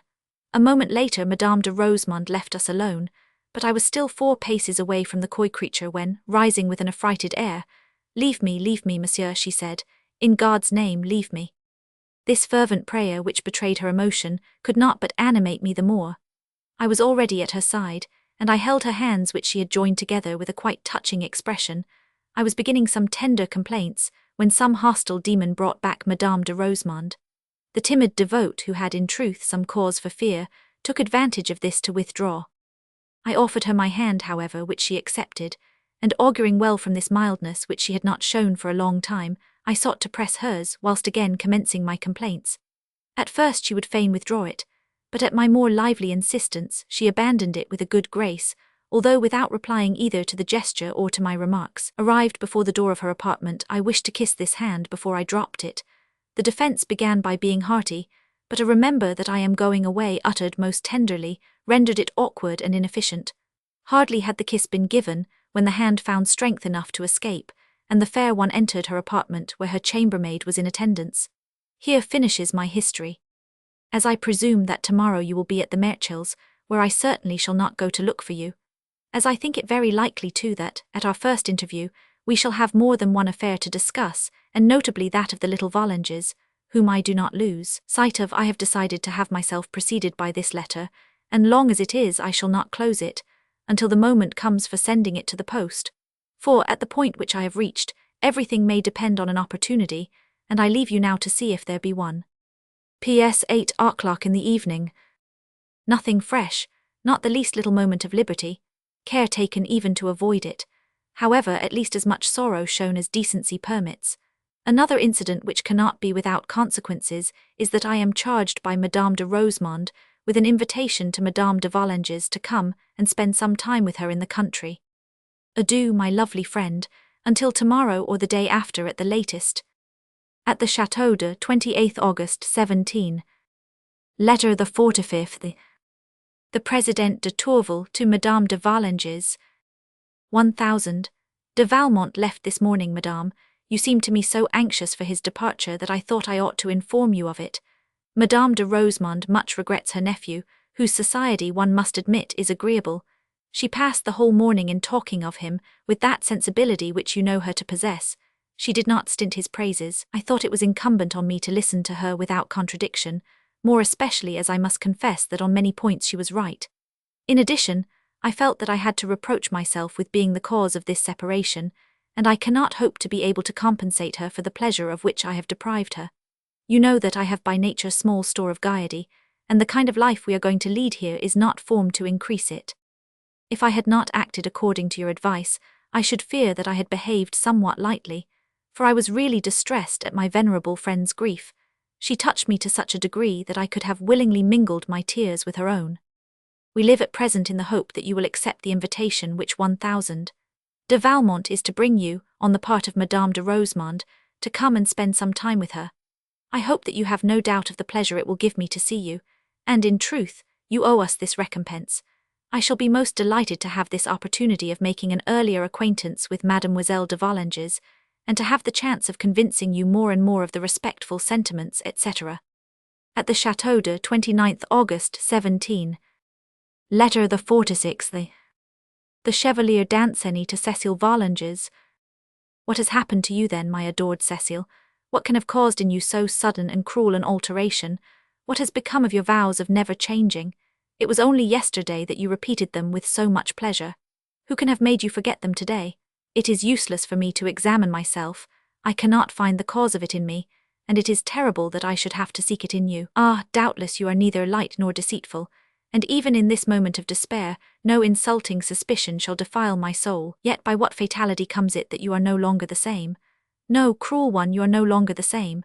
The tender Cécile, the Cécile whom I adore, and whose vows I have received, would not have avoided my gaze, would not have resisted the happy chance which placed me beside her.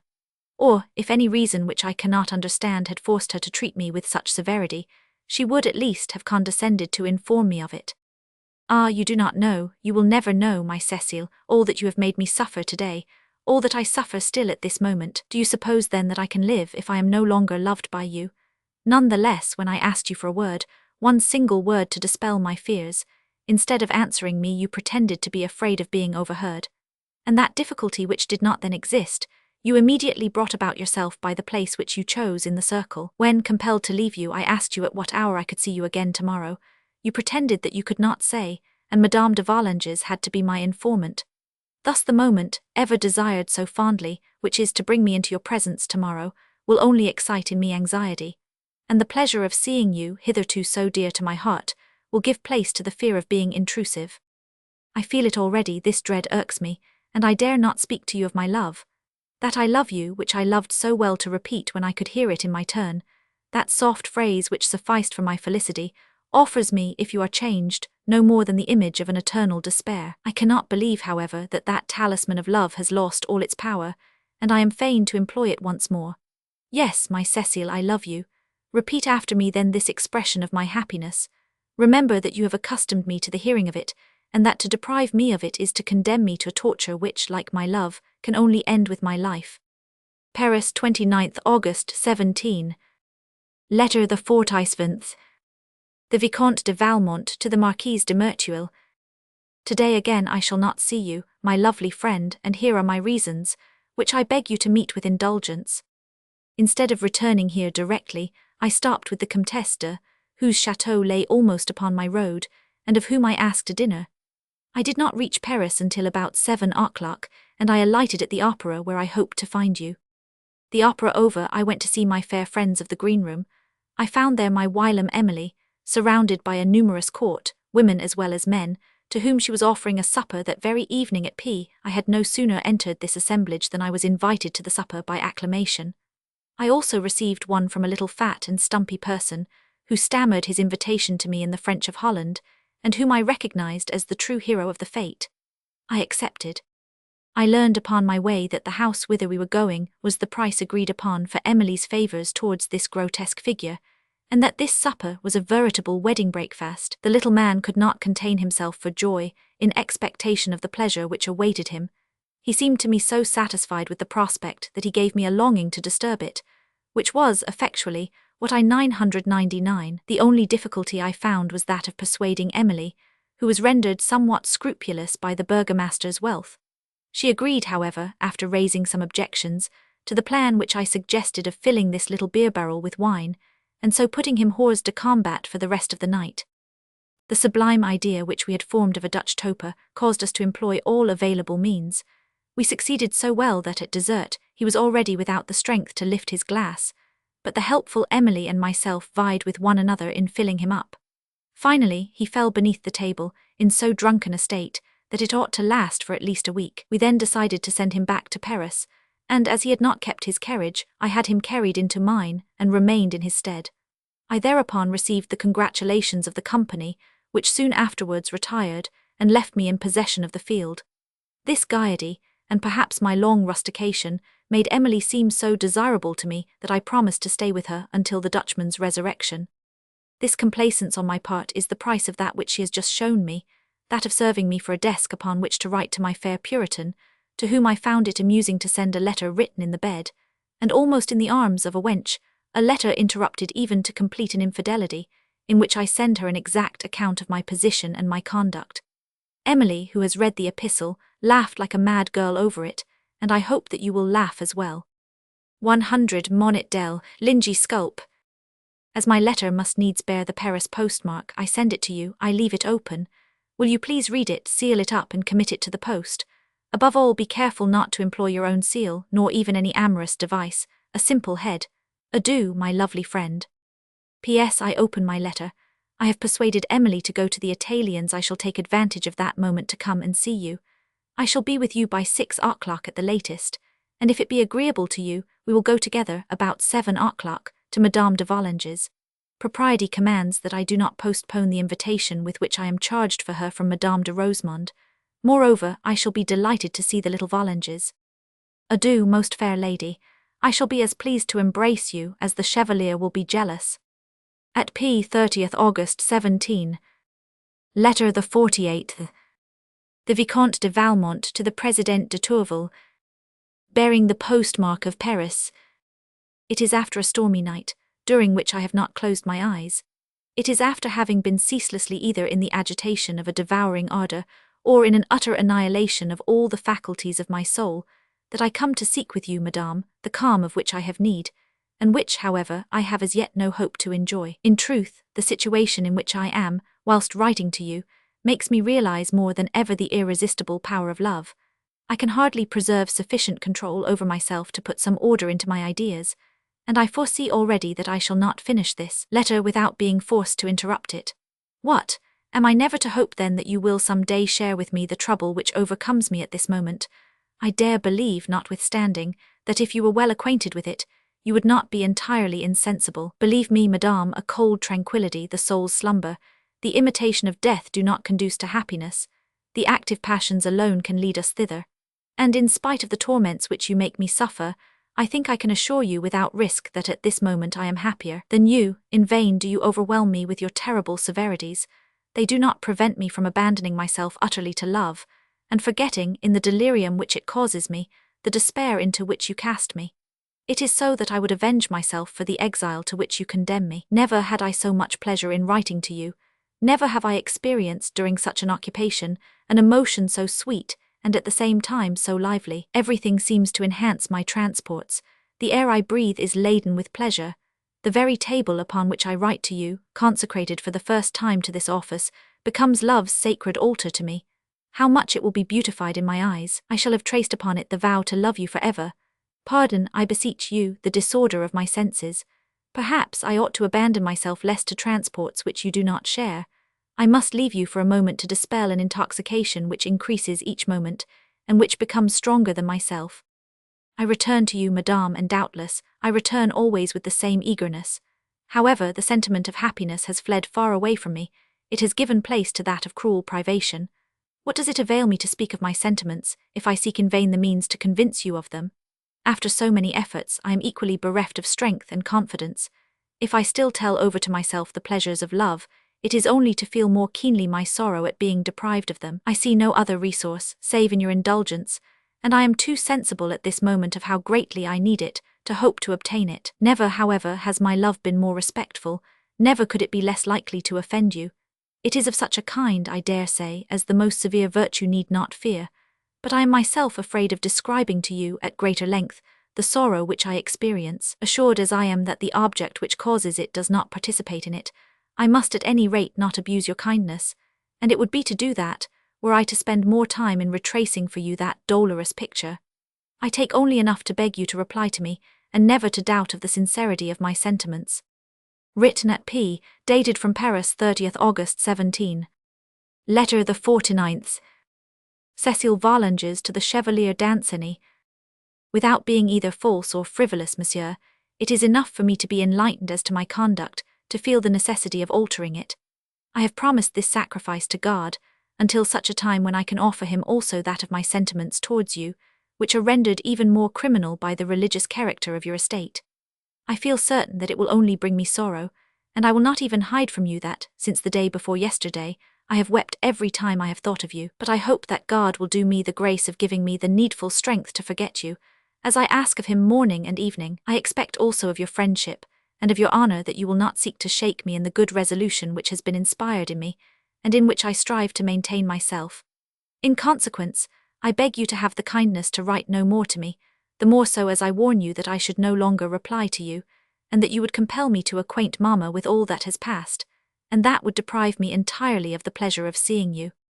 I shall none the less retain for you all the attachment which one may have without there being harm in it, and it is indeed with all my soul that I wish you every kind of happiness. I quite feel that you will no longer love me as much as you did, and that perhaps you will soon love another better than me. But that will be one penance the more for the fault which I have committed in giving you my heart, which I ought to give only to God and my husband when I have one. I hope that the divine mercy will take pity on my weakness, and that it will give me no more sorrow than I am able to support. Adieu, monsieur. I can truly assure you that if I were permitted to love anybody, I should never love anybody but you, but that is all I may say to you, and perhaps even that is more than I ought to say. Paris, 31st August 17. Letter the 50th. The Président de Tourvel to the Vicomte de Valmont. Is it thus then, monsieur, that you carry out the conditions upon which I consented sometimes to receive your letters? And have I no reason for complaint when you speak to me of a sentiment to which I should still fear to abandon myself, even if I could do so without violating all my duties? For the rest, if I had need of fresh reasons to preserve this salutary dread, it seems to me that I could find them in your last letter. In effect, at the very moment when you think to make an apology for love, what else are you doing but revealing to me its redoubtable storms? Who can wish for happiness bought at the expense of reason, whose short-lived pleasures are followed at any rate by regret, if not by remorse? You yourself, in whom the habit of this dangerous delirium ought to diminish its effect, are you not, however, compelled to confess that it often becomes stronger than yourself? And are you not the first to lament the involuntary trouble which it causes you? What fearful ravages then would it not effect on a fresh and sensitive heart, which would still augment its empire, by the sacrifices it would be forced to make to it? You believe, monsieur, or you feign to believe that love leads to happiness, and I am so convinced that it would render me unhappy that I would not even hear its name pronounced. It seems to me that only to speak of it destroys tranquillity, and it is as much from inclination as from duty that I beg you to be good enough to keep silence on this subject. After all, this request should be very easy for you to grant me at present. Returned to Paris, you will find there occasions enough to forget a sentiment which, perhaps, only owed its birth to the habit you are in of occupying yourself with such subjects, and its strength to the idleness of country life. Are you not then in that town where you had seen me with so much indifference? Can you take a step there without encountering an example of your readiness to change? And are you not surrounded there by women who, all more amiable than myself, have better right to your homage? I am without the vanity with which my sex is reproached. I have still less of that false modesty which is nothing but a refinement of pride. And it is with the utmost good faith that I tell you here, I know how few pleasing qualities I possess. Had I all there were, I should not believe them sufficient to retain you. To ask you then to occupy yourself no longer with me is only to beg you to do today what you had already done before, and what you would most assuredly do again in a short time, even if I were to ask the contrary. This truth, which I do not lose sight of, would be, itself, a reason strong enough to disincline me to listen to you. I have still 1,000 others, but without entering upon a long discussion, I confine myself to begging you, as I have done before, to correspond with me no further upon a sentiment to which I must not listen, and to which I ought even less to reply. At the Château de 1st September 17. Letter the 51st. The Marquise de Merteuil to the Vicomte de Valmont. Really, Vicomte, you are insupportable. You treat me as lightly as though I were your mistress. Do you know that I shall get angry, and that at the present moment I am in a fearful temper? Why, you have to see Danceny tomorrow morning. You know how important it is that I should speak to you before that interview, and without troubling yourself any more about it, you keep me waiting all day to run off I know not where. You are the cause of my arriving at Madame de Volanges indecently late, and of my being found surprising by all the old women. I was obliged to flatter them during the whole of the evening in order to appease them, for one must never annoy the old women. It is they who make the young ones' reputations. It is now 1 o'clock in the morning, and instead of going to bed, which I am dying to do, I must needs write you a long letter, which will make me twice as sleepy from the ennui it causes me. You are most fortunate that I have not time to scold you further. Do not believe for that reason that I forgive you. It is only that I am pressed for time. Listen to me then, I hasten to come to the point. However little skill you may exert, you are bound tomorrow to have Danceny's confidence. The moment is favourable for confidence. It is the moment of unhappiness. The little girl has been to confession. Like a child, she has told everything, and ever since she has been tormented to such a degree by the fear of the devil that she insists on breaking it off. She related to me all her little scruples with a vivacity which told me how excited she was. She showed me her letter announcing the rupture, which was a real sermon. She babbled for an hour to me without uttering one word of common sense, but she embarrassed me none the less, for you can imagine that I could not risk opening my mind to such a wrong-headed creature. I saw, however, through all this verbiage that she is as fond of her Danceny as ever. I even remarked one of those resources which love never fails to find, and of which the little girl is an amusing dupe. Tormented by her desire to occupy herself with her lover, and by the fear of being damned if she does so, she has invented the plan of praying God that she may be able to forget him. And as she repeats this prayer at every moment of the day, she finds a means thereby of thinking of him unceasingly. With any more experience than Danceny, this little incident would perhaps be more favourable than the reverse. But the young man is so much of a Celadon that, if we do not help him, he will require so much time to overcome the slightest obstacles that there will be none left for us to carry out our project. You are quite right. It is a pity, and I am as vexed as you that he should be the hero of this adventure. But what would you have? What is done, and it is your fault. I asked to see his reply. It was really pitiful. He produces arguments till he is out of breath to prove to her that an involuntary sentiment cannot be a crime, as if it did not cease to be involuntary once one ceases to fight against it. That idea is so simple that it even suggested itself to the little girl. He complains of his unhappiness in a manner that is touching enough, but his grief is so gentle, and seems so strong and so sincere, that it seems to me impossible that a woman who finds occasion to reduce a man to such a degree of despair, and with so little danger, is not tempted to get rid of her fancy. Finally he explains that he is not a monk, as the little one believed, and that is, without contradiction, the best thing he has done. For, if it is a question of going so far as to abandon yourself to monastic loves, it is assuredly not the Knights of Malta who would deserve the preference. Be that as it may, instead of wasting time in arguments which would have compromised me, perhaps without convincing, I approved her project of rupture. But I said that it was nicer, in such a case, to tell your reasons rather than to write them, that it was customary also to return letters and any other trifles one might have received, and appearing thus to enter into the views of the little person, I persuaded her to grant an interview to Danceny. We formed our plans on the spot, and I charged myself with the task of persuading the mother to go abroad without her daughter. It is tomorrow afternoon that this decisive moment will take place. Danceny is already informed of it, but for God's sake, if you get an opportunity, please persuade this pretty swain to be less languorous, and teach him, since he must be told everything, that the true fashion to overcome scruples is to leave nothing to be lost by those who possess them. For the rest, in order to save a repetition of this ridiculous scene, I did not fail to excite certain doubts in the little girl's mind as to the discretion of confessors, and I assure you she is paying now for the fright which she gave me by her terror lest hers should go and tell everything to her mother. I hope that, after I have talked once or twice more with her, she will give up going thus to tell her follies to the first comer. Adieu, Vicomte, take charge of Danceny and guide his way. It would be shameful if we could not do what we will with 2 children. If we find it more difficult than we had thought at first, let us reflect to animate our zeal that it is the daughter of Madame de Volanges who is in question, that she is destined to become the wife of Jurcourt. Adieu. Paris, 15th September 17. Letter the 5th Iscond. The Vicomte de Valmont to the President de Tourvel. You forbid me, Madame, to speak to you of my love, but where am I to find the necessary courage to obey you? Solely occupied by a sentiment which should be so sweet, and which you render so cruel, languishing in the exile to which you have condemned me, living only on privations and regrets, in prey to torments all the more dolorous in that they remind me unceasingly of your indifference, must I lose the only consolation which remains to me, and can I have any other, save that of sometimes laying bare to you a soul which you fill with trouble and bitterness? Will you avert your gaze, that you may not see the tears you cause to flow? Will you refuse even the homage of the sacrifices you demand?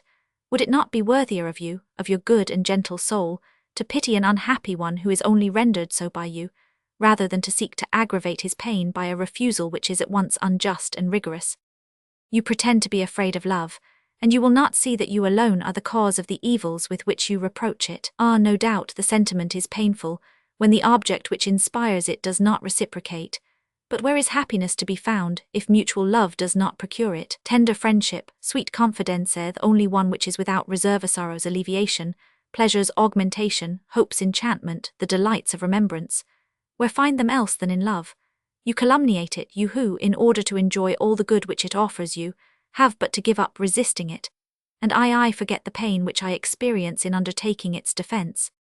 You force me also to defend myself, for whereas I consecrate my life to your adoration, you pass yours in seeking reason to blame me. Already you have assumed that I am frivolous and a deceiver, and taking advantage of certain errors which I myself have confessed to you, you are pleased to confound the man I was then with what I am at present. Not content with abandoning me to the torment of living away from you, you add to that a cruel banter as to pleasures to which you know how you have rendered me insensible. You do not believe either in my promises or my oaths. Well, there remains one guarantee for me to offer you, which you will not suspect. It is yourself. I only ask you to question yourself in all good faith. If you do not believe in my love, if you doubt for a moment that you reign supreme in my heart, if you are not sure that you have fixed this heart, which indeed has thus far been too fickle, I consent to bear the penalty of this error. I shall suffer, but I will not appeal. But if, on the contrary, doing justice to us both, you are forced to admit to yourself that you have not, will never have a rival, ask me no more, I beg you, to fight with chimeras, and leave me at least the consolation of seeing you no longer in doubt as to a sentiment which indeed cannot finish but with my life. Permit me, madame, to beg you to reply positively to this part of my letter. If, however, I give up that period of my life which seems to damage me so severely in your eyes, it is not because, in case of need, reasons had failed me to defend it. What have I done, after all, but fail to resist the vortex into which I was thrown, entering the world, young and without experience, passed, so to speak, from hand to hand by a crowd of women, who all hasten to forestall, by their good nature, a reflection which they feel cannot but be unfavourable to them? Was it my part then to set the example of a resistance which was never opposed to me, or was I to punish myself for a moment of error, which was often provoked, by a constancy undoubtedly useless, and which would only have excited ridicule? Nay, what other cause, save a speedy rupture, can justify a shameful choice? But I can say it, this intoxication of the senses, perhaps even this delirium of vanity, did not attain to my heart. Born for love, intrigue might distract it, but did not suffice to occupy it. Surrounded by seducing but despicable objects, none of them reached as far as my soul. I was offered pleasures, I sought for virtues, and in short, I even thought myself inconstant because I was delicate and sensitive. It was when I saw you that I saw light. Soon I understood that the charm of love sprang from the qualities of the soul, that they alone could cause its excess and justify it. I felt, in short, that it was equally impossible for me not to love you, or to love any other than you. There, madame, is the heart to which you fear to trust yourself, and on whose fate you have to pronounce. But whatever may be the destiny you reserve for it, you will change nothing of the sentiments which attach it to you. They are as inalterable as the virtues which have given them birth. Paris, 3rd September 17. Letter the 53rd. The Vicomte de Valmont to the Marquise de Merteuil. I have seen Danceny, but only obtained his half-confidence. He insists especially on suppressing the name of the little Volanges, of whom he only spoke to me as a woman of great virtue, even somewhat a devout. Apart from that, he gave me a fairly veracious account of his adventure, particularly the last incident. I excited him as best I could, I bantered him greatly upon his delicacy and scruples, but it seems that he clings to them, and I cannot answer for him. For the rest, I shall be able to tell you more after tomorrow. I am taking him tomorrow to Versailles, and I will occupy myself by studying him on the road. The interview which is to take place today also gives me some hope. Everything may have happened to our satisfaction, and perhaps there is nothing left for us at present but to obtain a confession and collect the proofs. This task will be easier for you than for me, for the little person is more confiding or, what comes to the same thing, more talkative than her discreet lover. However, I will do my utmost. Adieu, my lovely friend, I am in a mighty hurry. I shall not see you this evening nor tomorrow. If you on your side know anything, write me a word on my return. I shall certainly come back to sleep in Paris. At 3rd September in the evening. Letter the 54th. The Marquise de Merteuil to the Vicomte de Valmont. Oh yes, it is certainly with Danceny that there is something to discover. If he told you so, he was boasting. I know nobody so stupid in an affair of love, and I reproach myself more and more with the kindness we have shown him. Do you know that yesterday I thought I was compromised through him, and it would have been a pure loss? Oh, I will have my revenge, I promise you. When I arrived yesterday to fetch Madame de Volanges, she no longer wanted to go out. She felt indisposed. I had need of all my eloquence to persuade her, and I foresaw that Danceny might arrive before our departure, which would have been all the more awkward, as Madame de Volanges had told him the day before that she would not be at home. Her daughter and I were on thorns. At last we went out, and the little one pressed my hand so affectionately as she bid me adieu that, in spite of her intended rupture, with which she believed herself, in all good faith, still to be occupied, I prophesied wonders in the course of the evening. I was not at the end of my anxieties. We had hardly been half an hour at Madame de S., when Madame de Volanges felt really unwell, and naturally she wanted to return home.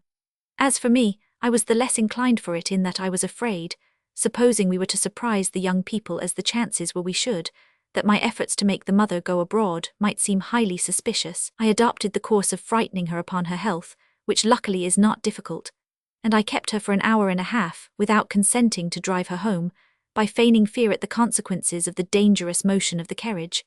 We did not return until the hour that had been fixed. From the shamefaced air which I remarked on our arrival, I confess I hoped that at least my trouble had not been wasted.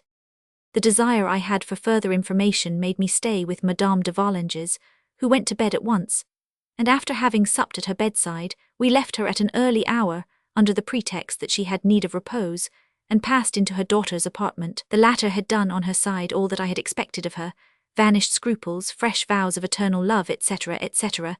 In a word, she had performed properly, but the fool Danceny had not by one point passed the line where he had been before. Oh, one can safely quarrel with such a one. Reconciliations are not dangerous.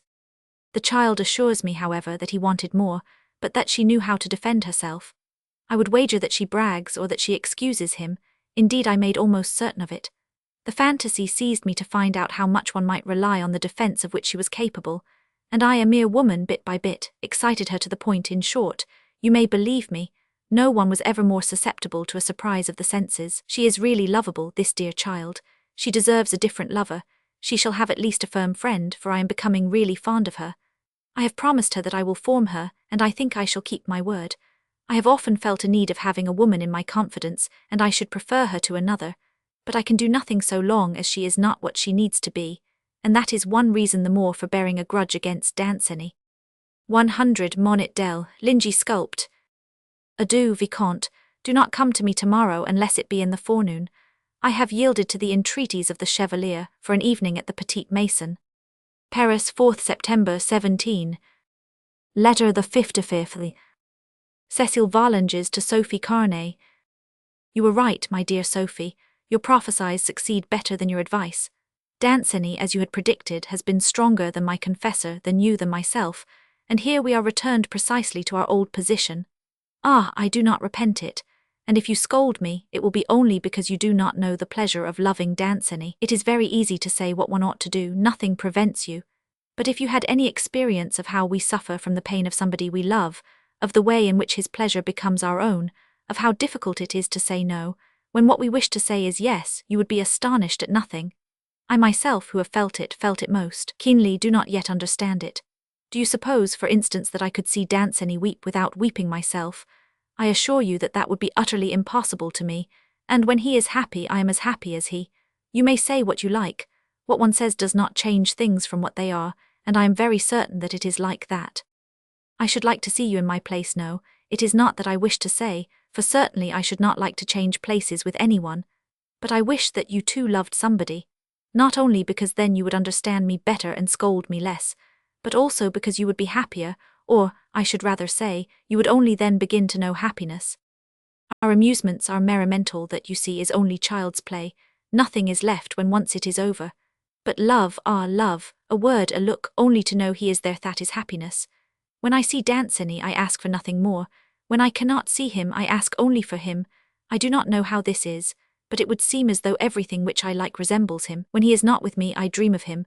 And when I can dream of him utterly without distraction, when I am quite alone, for instance, I am still happy. I close my eyes, and suddenly I think I see him. I remember his conversation, it causes me to sigh. And then I feel a fire, an agitation I cannot keep in one place.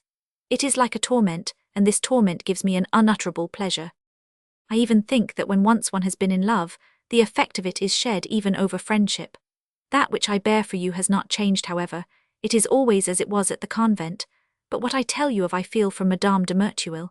It seems as though I love her more as I do Danceny than as yourself, and sometimes I wish that she were he. This is so, perhaps, because it is not a children's friendship like our own, or else because I see them so often together, which makes me deceive myself. Be that as it may, the truth is that between the two of them they make me very happy, and after all I do not think there is much harm in what I do. I would only ask to stay as I am, and it is only the idea of marriage which distresses me, for if 1000 de Jurcourt is such a man as I am told, and I have no doubt of it, I do not know what will become of me. Adieu, my Sophie, I love you always most tenderly. Paris, 4th September 17. Letter the 56th. The President de Tourvel to the Vicomte de Valmont. How, monsieur, would the answer which you ask of me serve you? To believe in your sentiments would not that be one reason the more to fear them? And without attacking or defending their sincerity, does it not suffice, ought it not to suffice for yourself, to know that I will not and may not reply to them? Supposing that you were to love me really, and it is only to prevent a return to this subject that I consent to the supposition, would the obstacles which separate us be less insurmountable?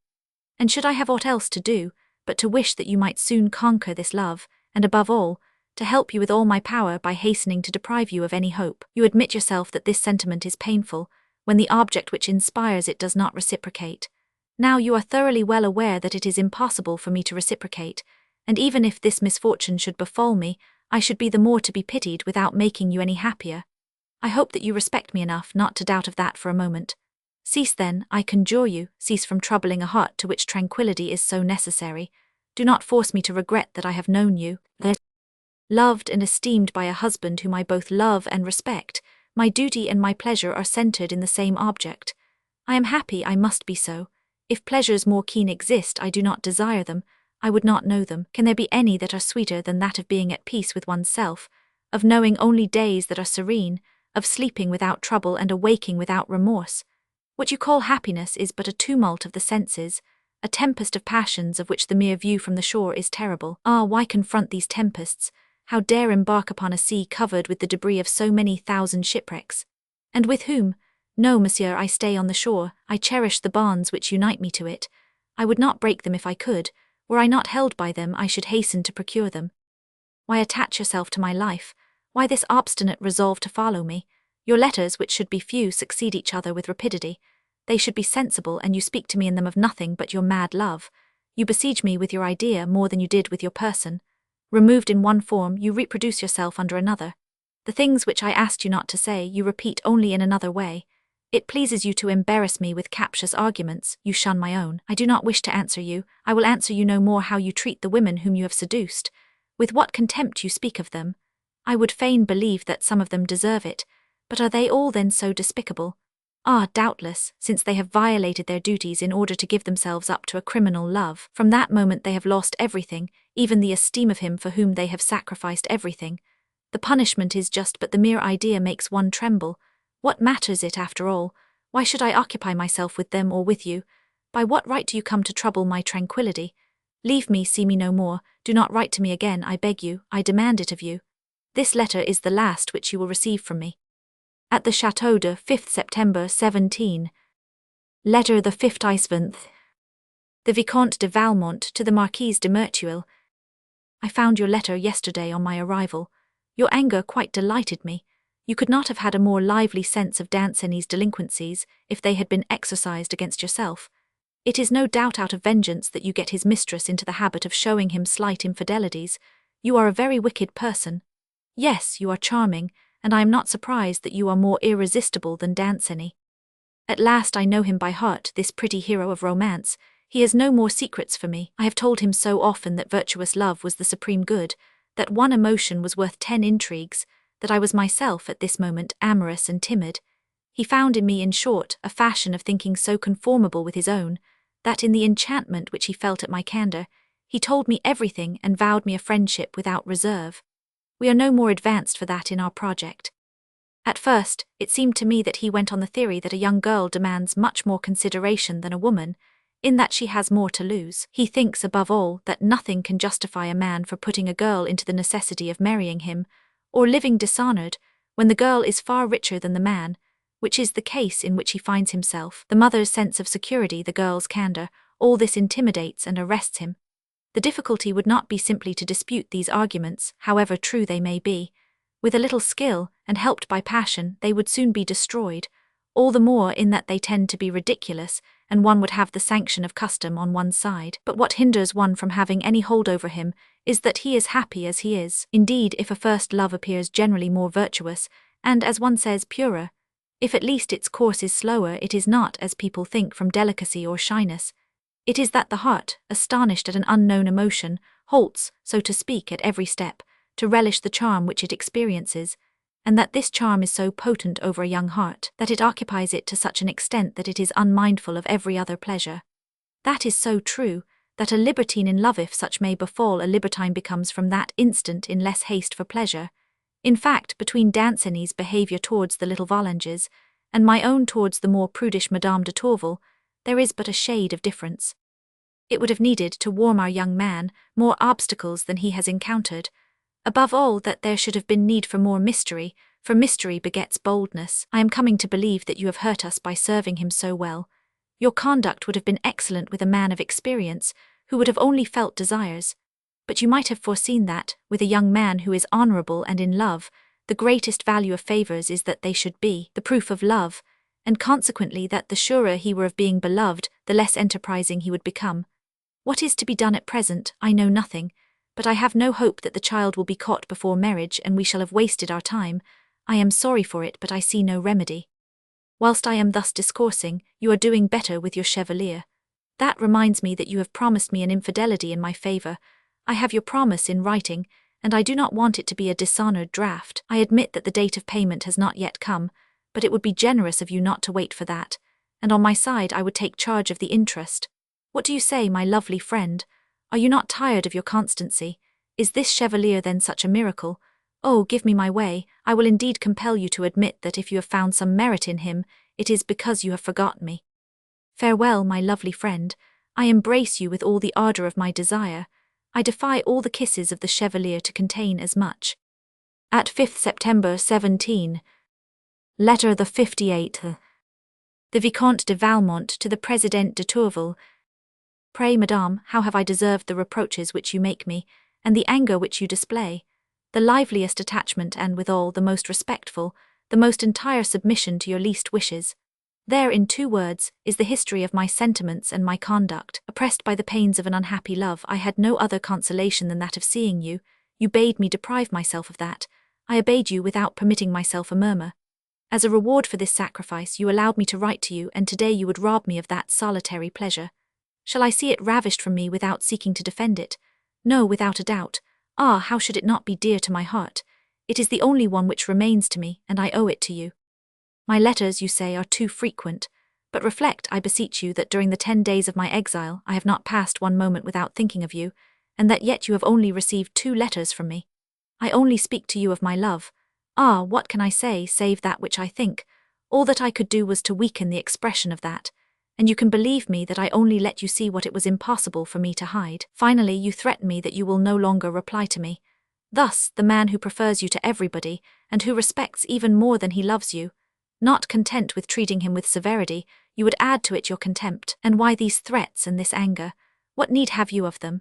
Are you not sure of being obeyed, even when your orders are unjust? Is it possible for me then to dispute even one of your desires? Have I not already proved it? But will you abuse this empire which you have over me? After having rendered me unhappy, after having become unjust, will you find it so easy then to enjoy that tranquillity which you assure me is so necessary to you? Will you never say to yourself, he has made me mistress of his fate, and I have made him unhappy. He implored my aid, and I looked at him without pity. Do you know to what point my despair may carry me? No. To be able to appreciate my sufferings, you would need to know the extent to which I love you, and you do not know my heart. To what do you sacrifice me? To chimerical fears. And who inspires them in you? A man who adores you, a man over whom you will never cease to hold an absolute empire. What do you fear? What can you fear from a sentiment over which you will ever be mistress, to direct as you will? But your imagination creates monsters for itself, and you attribute the fright which they cause you to love. A little confidence, and these phantoms will disappear. A wise man said that, to dispel fears, it is almost always sufficient to penetrate into their causes. It is in love especially that this truth finds its application. Love, and your fears will vanish. In the place of objects which affright you, you will find a delicious emotion, a lover tender and submissive, and all your days, marked by happiness, will leave you no other regret than that of having lost any by indifference. I myself, since I repented of my errors and exist only for love, regret a time which I thought I had passed in pleasure, and I feel that it lies with you alone to make me happy. But I beseech you, let not the pleasure which I take in writing to you be disturbed by the fear of displeasing you. I would not disobey you, but I am at your knees. It is there I claim the happiness of which you would rob me, the only one which you have left me. I cry to you, heed my prayers and behold my tears. Ah, madame, will you refuse me? At 7th September 17. Letter the 59th. The Vicomte de Valmont to the Marquise de Merteuil. Tell me, if you know, what is the meaning of this effusion of Danceny? What has happened to him, and what has he lost? Has his fair one perchance grown vexed with his eternal respect? One must be just, we should be vexed for less. What am I to say to him this evening at the rendezvous which he asks of me, and which I have given him at all costs? Assuredly, I will not waste my time in listening to his complaints, if that is to lead us no hither. Amorous complaints are not good to hear, save in a recitato obbligato or arietta. Let me know then what it is, and what I have to do, or really I shall desert, to avoid the tedium which I foresee. Shall I be able to have a talk with you this morning?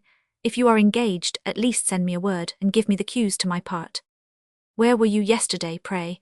I never succeed in seeing you now. Truly, it was not worth the trouble of keeping me in Paris in the month of September. Make up your mind, however, as I have just received a very pressing invitation from the Comtesse de B to go and see her in the country, and as she tells me, humorously enough, her husband has the finest woods in the world, which he carefully preserves for the pleasure of his friends.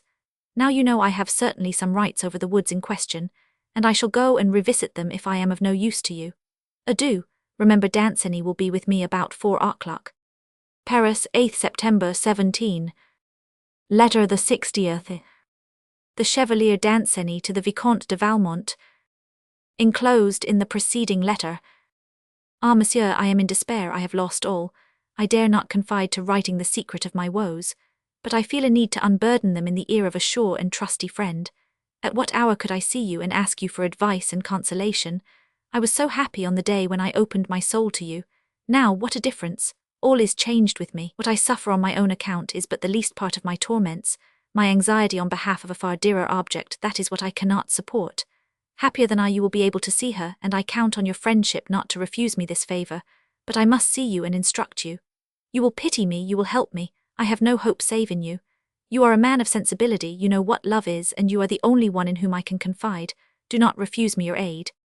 Adieu, monsieur. The only alleviation of my pain is the reflection that such a friend as yourself is left to me. Let me know, I beg you, at what hour I can find you. If it is not this morning, I should like it to be early in the afternoon. Paris, 8th September 17. Letter the 61st. Cécile de Volanges to Sophie Carnay. My dear Sophie, pity your Cécile, your poor Cécile, she is very unhappy. Mamma knows all. I cannot conceive how she has come to suspect anything, and yet she has discovered everything. Yesterday evening Mamma seemed indeed to be in a bad humour, but I did not pay much attention to it. I even, whilst waiting till her rubber was finished, talked quite gaily to Madame de Merteuil, who had supped here, and we spoke much of Danceny. I do not believe, however, that we were overheard. She went away and I retired to my room. I was undressing when Mamma entered, and I sent away my maid. She asked me for the key of my desk. The tone in which she made this request caused me to tremble so that I could hardly stand. I made a pretence of being unable to find it, but at last I had to obey her. The first drawer which she opened was precisely that which contained the letters of the Chevalier Danceny. I was so confused that, when she asked me what it was, I did not know what to reply to her, except that it was nothing. But when I saw her begin to read the first which presented itself, I had barely time to sink into an armchair when I felt so ill that I swooned away. As soon as I came to myself again, my mother, who had called my maid, withdrew, telling me to go to bed. She carried off all Danceny's letters. I tremble every time I reflect that I must appear before her again. I did not but weep all the night through. I write to you at dawn in the hope that Josephine will come. If I can speak with her alone, I shall ask her to take a short note I am going to write to Madame de Merteuil. If not, I will put it in your letter, and will you kindly send it, as if from yourself? It is only from her that I shall get any consolation. At least we can speak of him, for I have no hope to see him again. I am very wretched. Perhaps you will be kind enough to take charge of a letter for Danceny. I dare not trust Josephine for such a purpose, and still less my maid, for it is perhaps she who told my mother that I had letters in my desk. I will not write to you at any greater length, because I wish to have time to write to Madame de Merteuil and also to Danceny, to have my letter all ready if she will take charge of it. After that I shall lie down again, so that they will find me in bed when they come into my room. I shall say that I am ill so that I need not have to visit Mamma. It will not be a great falsehood, for indeed I suffer more than if I had the fever. My eyes burn from excessive weeping, and I have a weight on my chest which hinders me from breathing. When I think that I shall not see Danceny again, I wish that I were dead. Adieu, my dear Sophie, I can say no more to you, my tears choke me. Paris, 7th September 17. Letter the 6th. Madame de Volanges to the Chevalier Danceny. After having abused, monsieur, a mother's confidence and the innocence of a child, you will doubtless not be surprised if you are no longer received in a house where you have responded to the marks of a most sincere friendship, by a forgetfulness of all that is fitting. I prefer to beg you not to call upon me again, than to give orders at the door, which would compromise all alike. by the remarks which the lackeys would not fail to make. I have a right to hope that you will not force me to have recourse to such a means. I warn you also that if you make in future the least attempt to support my daughter in the folly into which you have beguiled her, an austere and eternal retreat shall shelter her from your pursuit. It is for you to decide, monsieur, whether you will shrink as little from being the cause of her misery, as you have from attempting her dishonour. As for me, my choice is made, and I have acquainted her with it. You will find enclosed the packet containing your letters. I reckon upon you to send me in return all those of my daughter, and to do your utmost to leave no trace of an incident the memory of which I could not retain without indignation, she without shame, and you without remorse. I have the honour to be, etc. Paris, 7th September 17. Letter the 63rd. The Marquise de Merteuil to the Vicomte de Valmont. Indeed, yes, I will explain Danceny's letter to you. The incident which caused him to write it is my handiwork, and it is, I think, my chef-d'oeuvre. I wasted no time since your last letter, and I said with the Athenian architect what he has said I will do. It is obstacles then that this fine hero of romance needs, and he slumbers in felicity. Oh, let him look to me, I will give him some work, and if his slumber is going to be peaceful any longer I am mistaken. Indeed, he had to be taught the value of time, and I flatter myself that by now he is regretting all he has lost. It were well also, said you, that he had need of more mystery. Well, that need won't be lacking him now. I have this quality, if that my mistakes have only to be pointed out to me, then I take no repose until I have retrieved them. Let me tell you now what I 999. When I returned home in the morning of the day before yesterday, I read your letter. I found it luminous. Convinced that you had put your finger on the cause of the evil, my sole concern now was to find a means of curing it. I commenced, however, by retiring to bed, for the indefatigable Chevalier had not let me sleep a moment, and I thought I was sleepy. But not at all. Absorbed in Danceny, my desire to cure him of his indolence or to punish him for it did not let me close an eye, and it was only after I had thoroughly completed my plan that I could take 2 hours' rest. I went that same evening to Madame de Volanges, and according to my project, I told her confidentially that I felt sure a dangerous intimacy existed between her daughter and Danceny. This woman, who sees so clearly in your case, was so blind that she answered me at first that I was certainly mistaken, that her daughter was a child, etc., etc. I could not tell her all I knew, but I quoted certain looks and remarks whereat my virtue and my friendship had taken alarm. In short, I spoke almost as well as a devout would have done, and to strike the decisive blow, I went so far as to say that I thought I had seen a letter given and received. That reminds me, I added, one day she opened before me a drawer in her desk in which I saw a number of papers which she doubtless preserves. Do you know if she has any frequent correspondence? Here Madame de Volanges' face changed, and I saw some tears rise to her eyes. I thank you, my kind friend, she said as she pressed my hand. I will clear this up. After this conversation, which was too short to excite suspicion, I went over to the young person. I left her soon afterwards, to beg her mother not to compromise me in her daughter's eyes. She promised me this the more willingly, when I pointed out to her how fortunate it would be if the child were to take sufficient confidence in me to open her heart to me, and thus afford me the occasion of giving her my wise counsels. I feel certain that she will keep her promise, because she will doubtless seek to vaunt her penetration in her daughter's eyes. Thus I am authorized to maintain my friendly tone towards the child, without seeming false to Madame de Volanges, which I wish to avoid. I have also gained for the future the right to be as long and as privately as I like with the young person, without the mother being able to take umbrage. I took advantage of this that very evening, and when my game was over, I took the child aside in a corner and set her on the subject of Danceny, upon which she is inexhaustible. I amused myself by exciting her with the pleasure she will have when she sees him tomorrow. There is no kind of folly that I did not make her say. I needs must restore to her in hope what I had deprived her of in reality, and besides all that ought to render the blow more forcible, and I am persuaded that, the more she suffers, the greater will be her haste to compensate herself for it, on the next occasion. 'Tis wise, moreover, to accustom to great events anyone whom one destines for great adventures. After all, may she not pay for the pleasure of having her Danceny with a few tears? She dotes on him. Well, I promise her that she shall have him, and even sooner than she would have done but for this storm. It is like a bad dream, the awakening from which will be delicious, and considering all, I think she owes me gratitude. After all, if I have put a spice of malice into it, one must amuse oneself. Laissat sont aicibes pour nos menus plaisirs. I withdrew at last, thoroughly satisfied with myself. Either, said I to myself, Danceny's love, excited by obstacles, will redouble in intensity, and then I shall serve him with all my power. Or, if he is nothing but a fool, as I am sometimes tempted to believe, he will be in despair, and will look upon himself as beaten.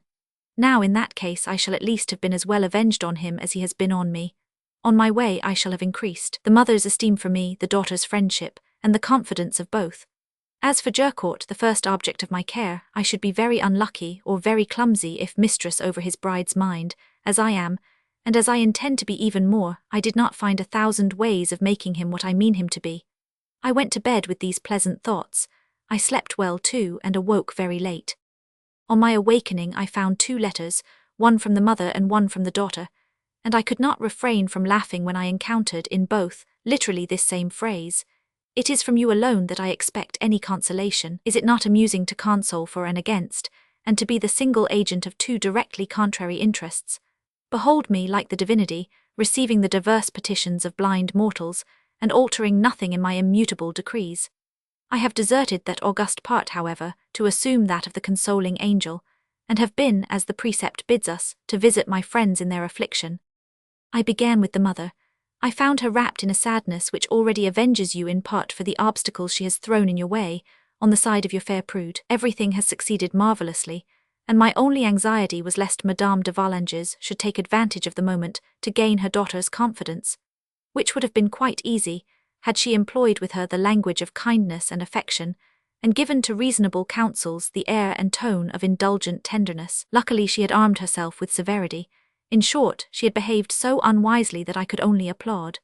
It is true that she thought of frustrating all our schemes, by the course which she had resolved on of sending her daughter back to the convent, but I warded off this blow, and induced her merely to make a threat of it, in the event of Danceny continuing his pursuit.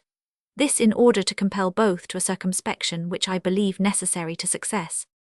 I next went to the daughter. You would not believe how grief improves her. If she does but take to coquetry, I warrant that she will be often weeping. But this time she wept in all sincerity, struck by this new charm, which I had not known in her, and which I was very pleased to observe. I gave her at first but clumsy consolations, which rather increased her sorrow than assuaged it, and by this means I brought her well nigh to choking point. She wept no more, and for a moment I was afraid of convulsions. I advised her to go to bed, to which she agreed. I served her for waiting maid.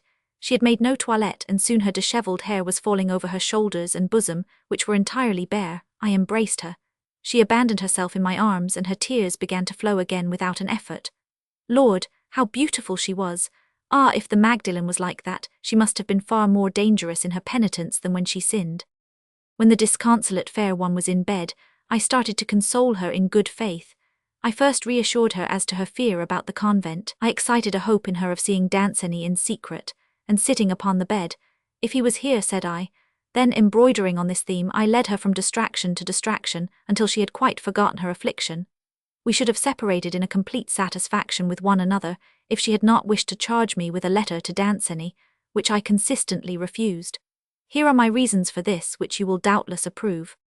To begin with, it would have been to compromise myself openly with Danceny, and though this was the only reason I could employ with the little one, there are plenty of others which hold between you and me. Would it not have been to risk the fruit of my labours, to give our young people so soon a means, so easy of lightening their pains? And then, I should not be sorry to compel them to introduce some servants into this adventure, for if it is to work out well, which is what I hope for, it must become known immediately after the marriage, and there are few surer methods of publishing it.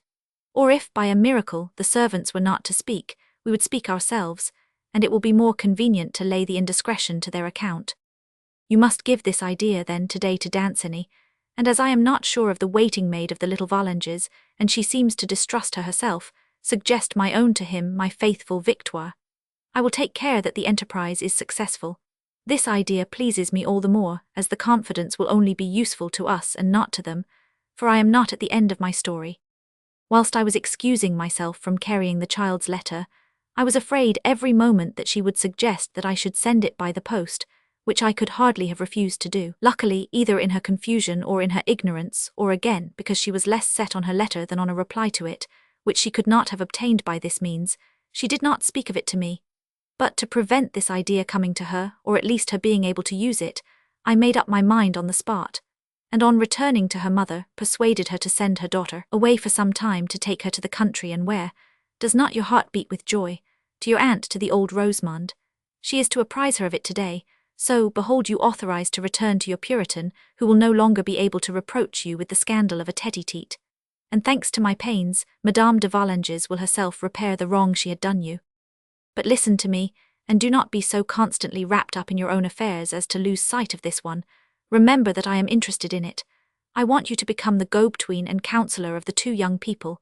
Inform Danceny of this journey and offer him your services. Find no difficulty, except as to getting your letter of credit into the fair one's hands, and demolish this obstacle on the spot by suggesting to him the services of my waiting-maid. There is no doubt but that he will accept, and you will have as reward for your trouble the confidence of a young heart, which is always interesting.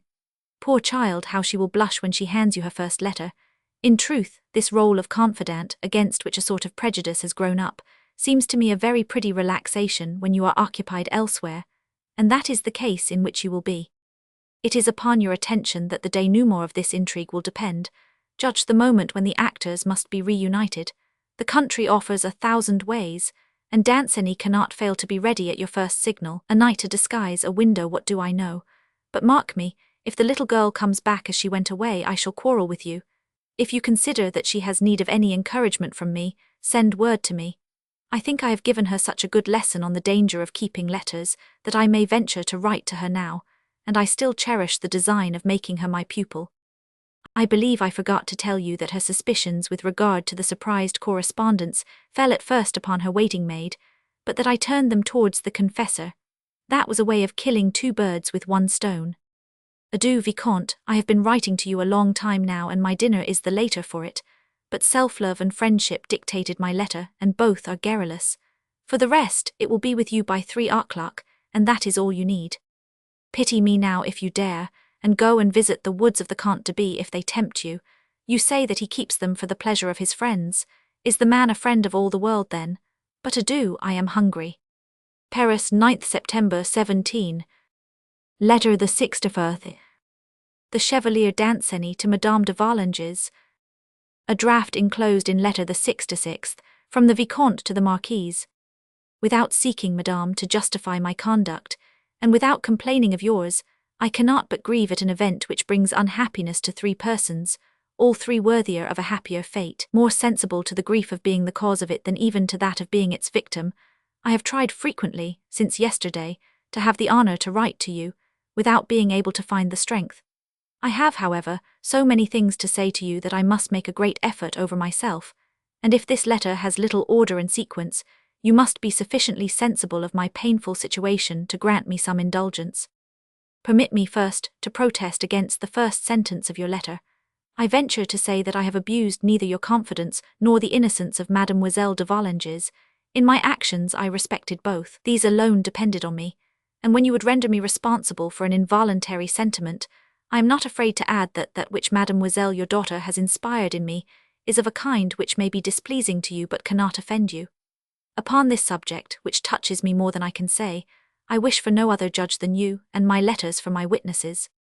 You forbid me to present myself at your house in future, and doubtless I shall submit to everything which it shall please you to order on this subject.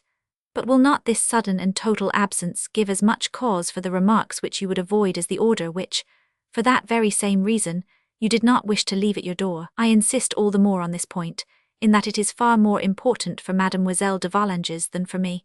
I beg you then to weigh everything attentively, and not to permit your severity to lessen your prudence. Persuaded that the simple interest of Mademoiselle your daughter will dictate your resolves, I shall await fresh orders from you. Meanwhile, in case you should permit me to pay you my court sometimes, I undertake, Madame, and you can count on my promise, not to abuse the opportunity by attempting to speak privately with Mademoiselle de Volanges, or to send any letter to her. The fear of compromising her reputation decides me to this sacrifice, and the happiness of sometimes seeing her will be my reward. This paragraph of my letter is also the only reply that I can make to what you tell me as to the fate you reserve for Mademoiselle de Volanges, and which you would make dependent on my conduct.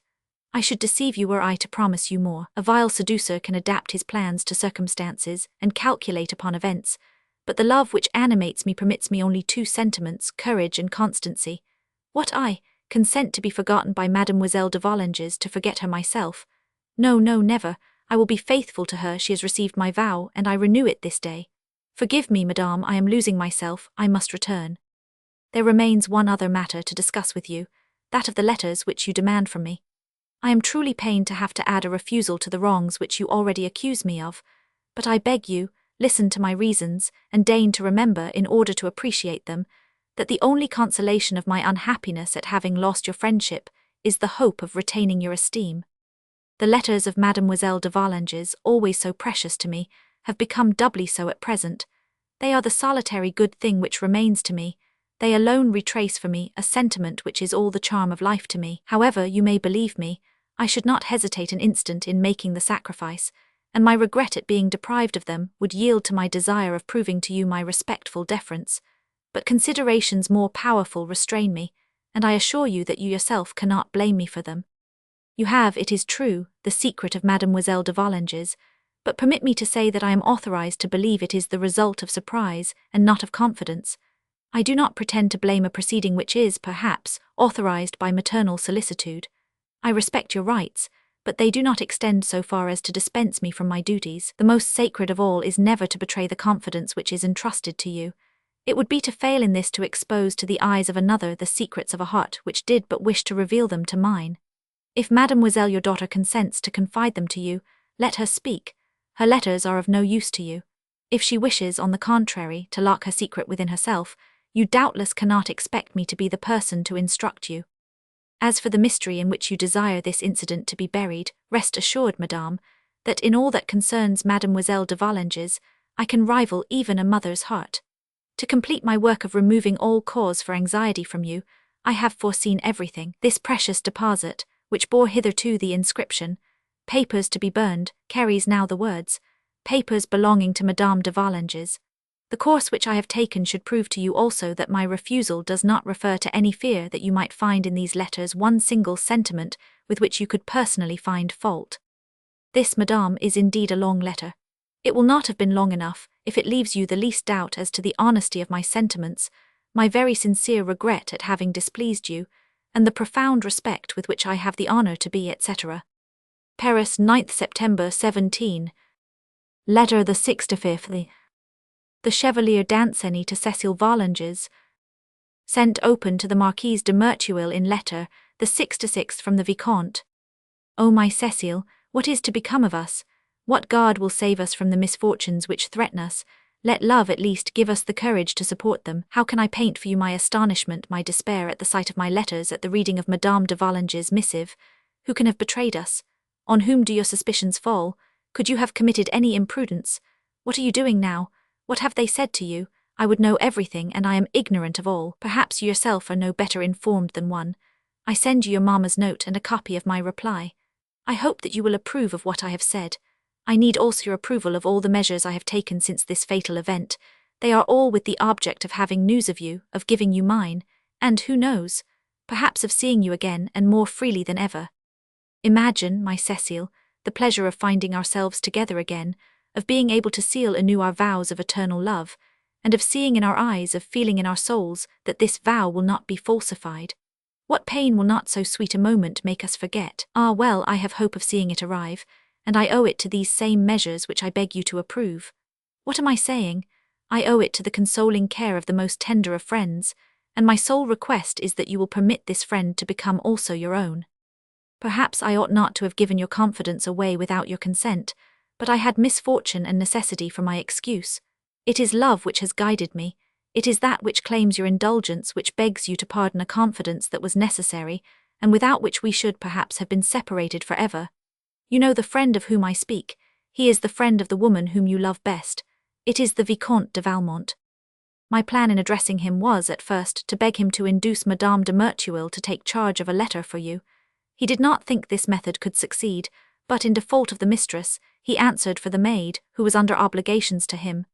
It is she who will give you this letter, and you can give her your reply.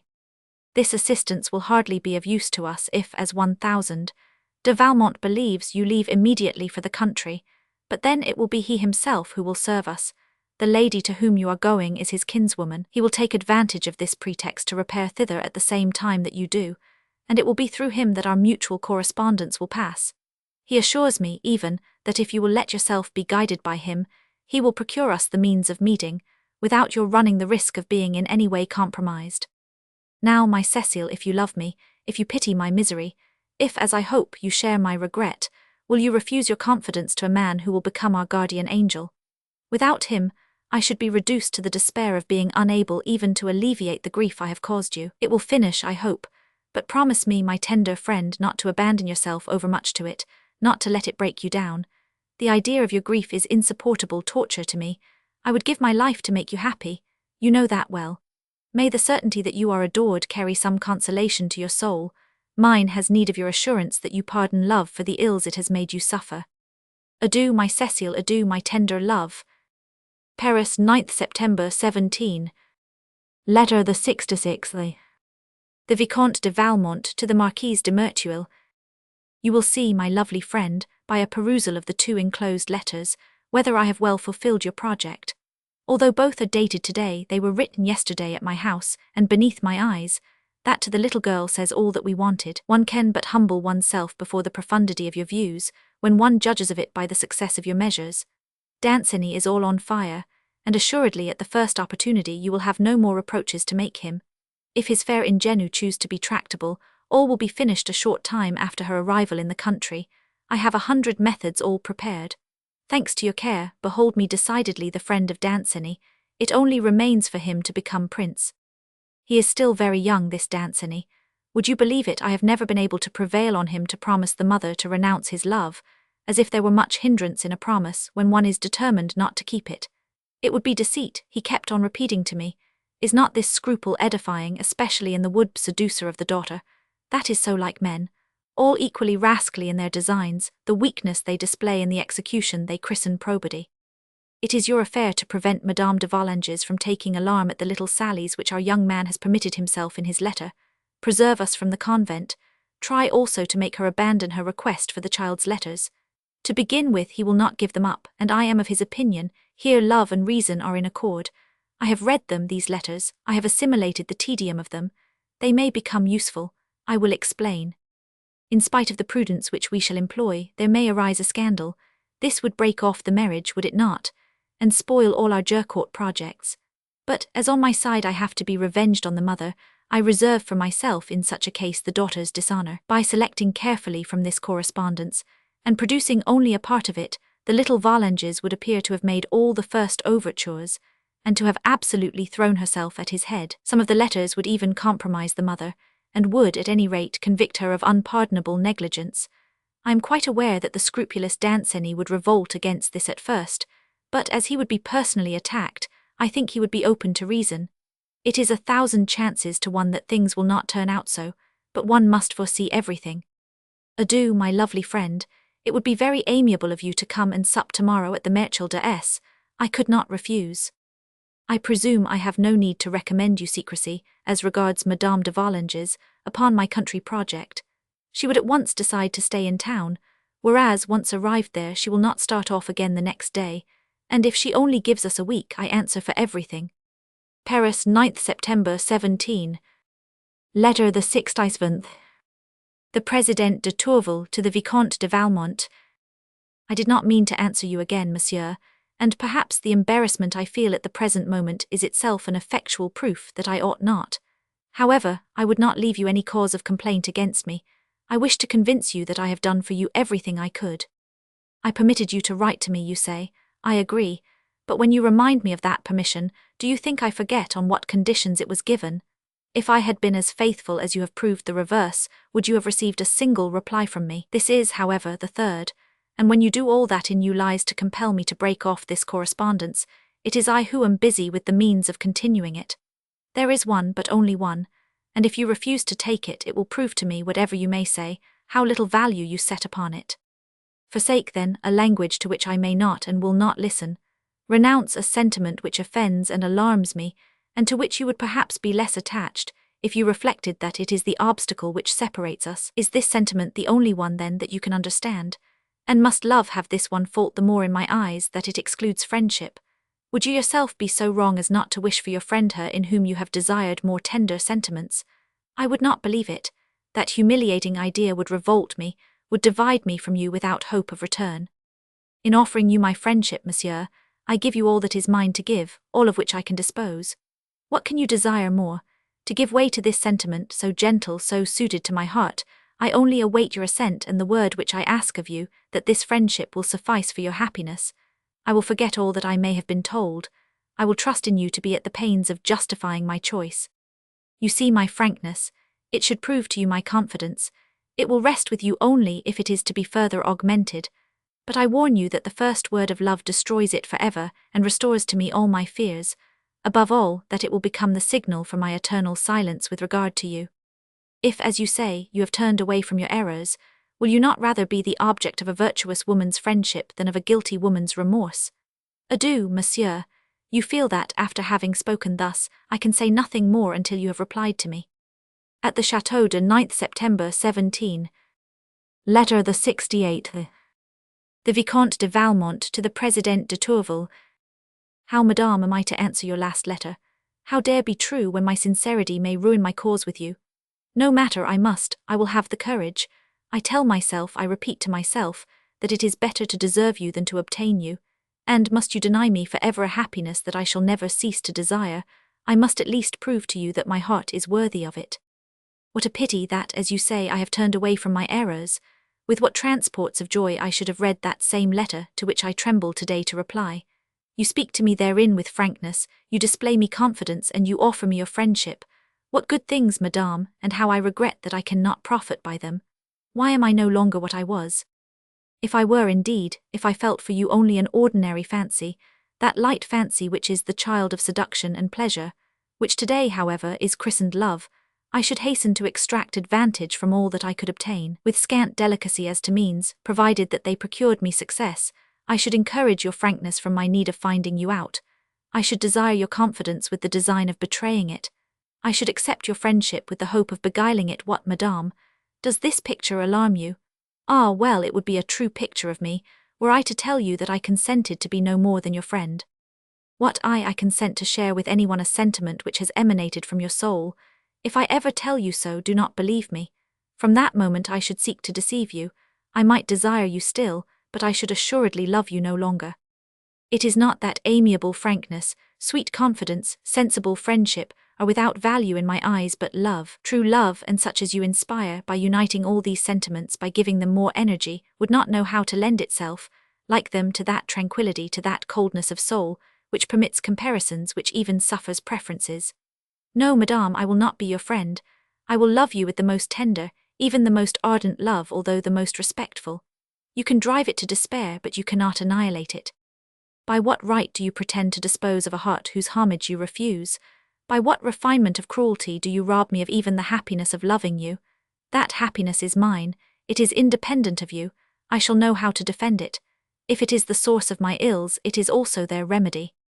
No, once more, no, persist in your cruel refusals, but leave me my love. You take pleasure in making me unhappy. Ah, well, be it so. Endeavor to wear out my courage. I shall know how to force you at least to decide my fate, and perhaps some day you will render me more justice. It is not that I hope ever to make you susceptible, but without being persuaded you will be convinced. You will say to yourself, I judged him 99. To put it rightly, it is to yourself that you are unjust. To know you without loving you, to love you without being constant, are two things which are equally impossible. And in spite of the modesty which adorns you, it must be easier for you to feel pity than surprise at the sentiments which you arouse. For me, whose only merit is that I have known how to appreciate you, I will not lose that, and far from accepting your insidious offers, I renew at your feet my vow to love you always. Paris, 10th September 17. Letter the 6th to 9th. Cécile de Volanges to the Chevalier Danceny. A note written in pencil, and copied out by Danceny. You ask me what I am doing. I love you and I weep. My mother no longer speaks to me. She has taken pens, ink, and paper away from me. I am making use of a pencil which has happily been left to me, and I am writing on a fragment of your letter. I needs must approve all you have done. I love you too well not to take every means of having news of you and of giving you my own. I did not like 1000 de Valmont, and I did not know he was so great a friend of yours. I will try to get used to him, and I will love him for your sake. I do not know who it is that has betrayed us. It can only be my waiting maid or my confessor. I am very miserable. We are going to the country tomorrow, I do not know for how long. My God, to see you no more, I have no more room. Adieu, try to read me. These words traced in pencil will perhaps be effaced, but never the sentiments engraved on my heart. Paris, 10th September 17. Letter the 70th. The Vicomte de Valmont to the Marquise de Merteuil. I have an important warning to give you, my dear friend. As you know, I supped yesterday with the Merteuil. You were spoken of, and I said not all the good which I think, but all that which I do not think. Everyone appeared to be of my opinion, and the conversation languished as ever happens when one says only good of one's neighbour, when a voice was raised in contradiction. It was Provins. Heaven forbid, he said, rising, that I should doubt the virtue of Madame de Merteuil, but I would dare believe that she owes it more to her lightness of character than to her principles. It is perhaps more difficult to follow her than to please her, and as one rarely fails when one runs after a woman to meet others on the way, as after all these others may be as good as she is or better, some are distracted by a fresh fancy, others stop short from lassitude, and she is perhaps the woman in all Paris who has had least cause to defend herself. As for me, he added, encouraged by the smile of some of the women, I shall not believe in Madame de Merteuil's virtue until I have killed 6 horses in paying my court to her. This ill-natured joke succeeded, as do all those which savour of scandal, and during the laugh which it excited, Provins resumed his place, and the general conversation changed. But the 2 Comtesses de B, by the side of whom our sceptic sat, had a private conversation with him, which luckily I was in a position to overhear. The challenge to render you susceptible was accepted. Word was pledged that everything was to be told, and of all the pledges that might be given in this adventure, this one should assuredly be the most religiously kept. But there you are forewarned, and you know the proverb. It remains for me to tell you that this Provins, whom you do not know, is infinitely amiable, and even more adroit.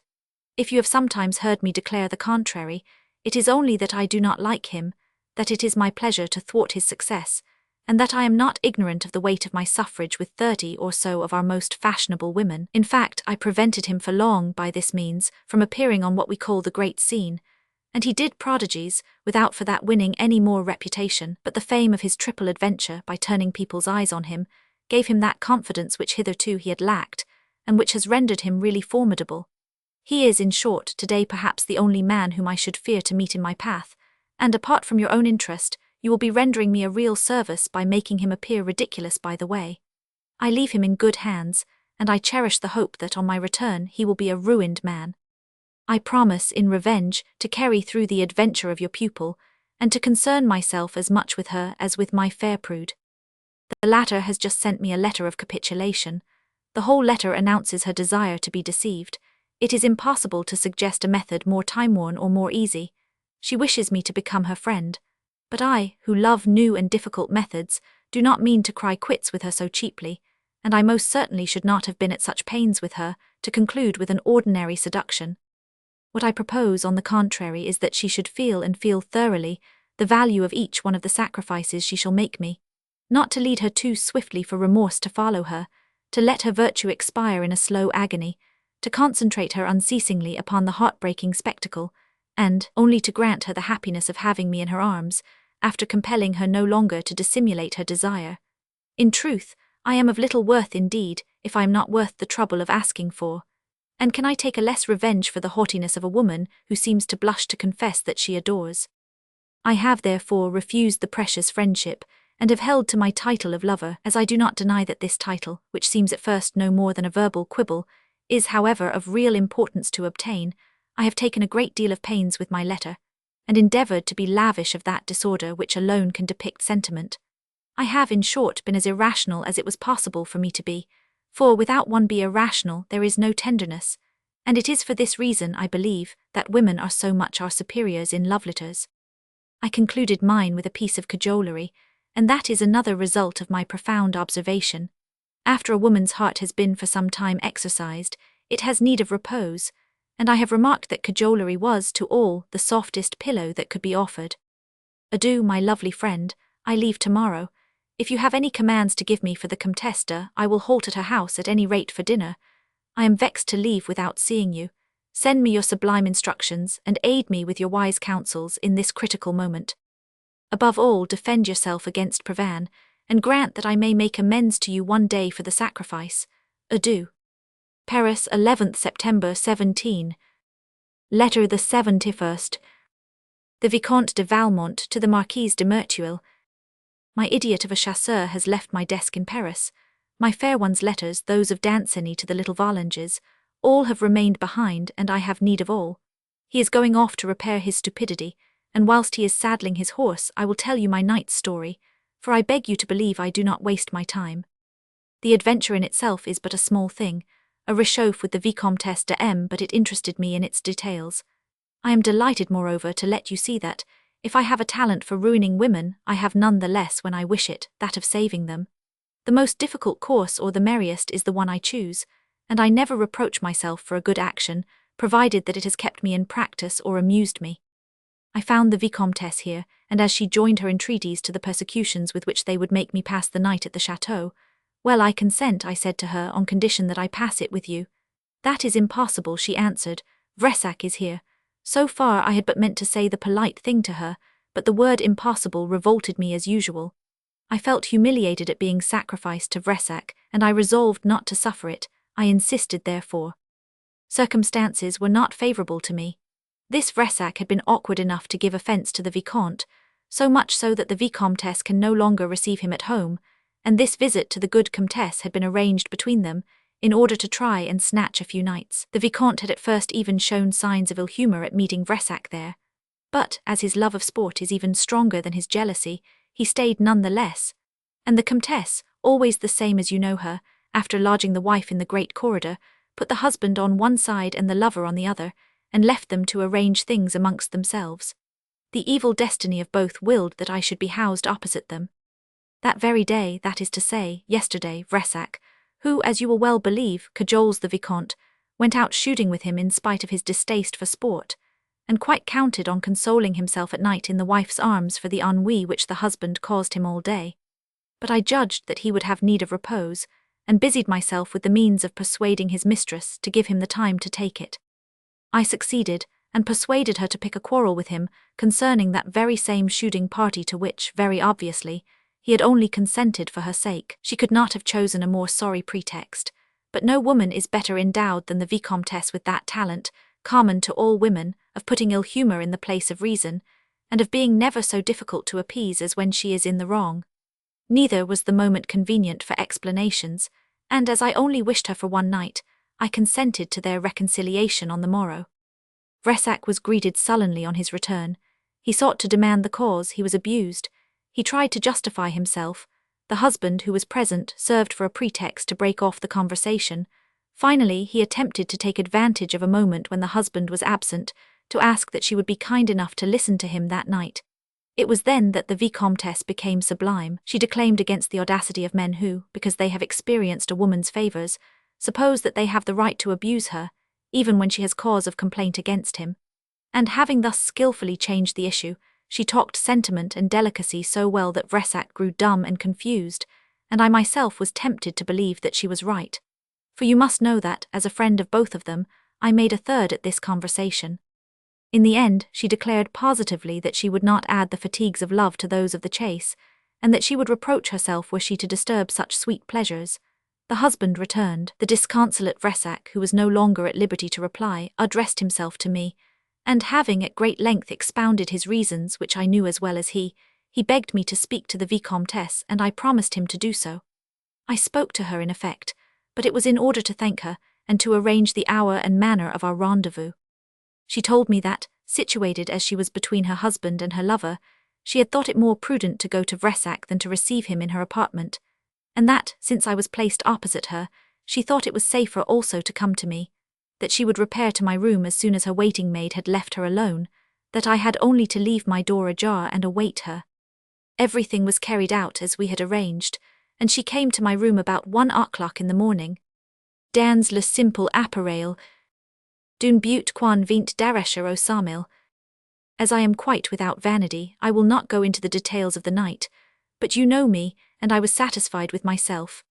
At daybreak we had to separate. It is here that the interest begins.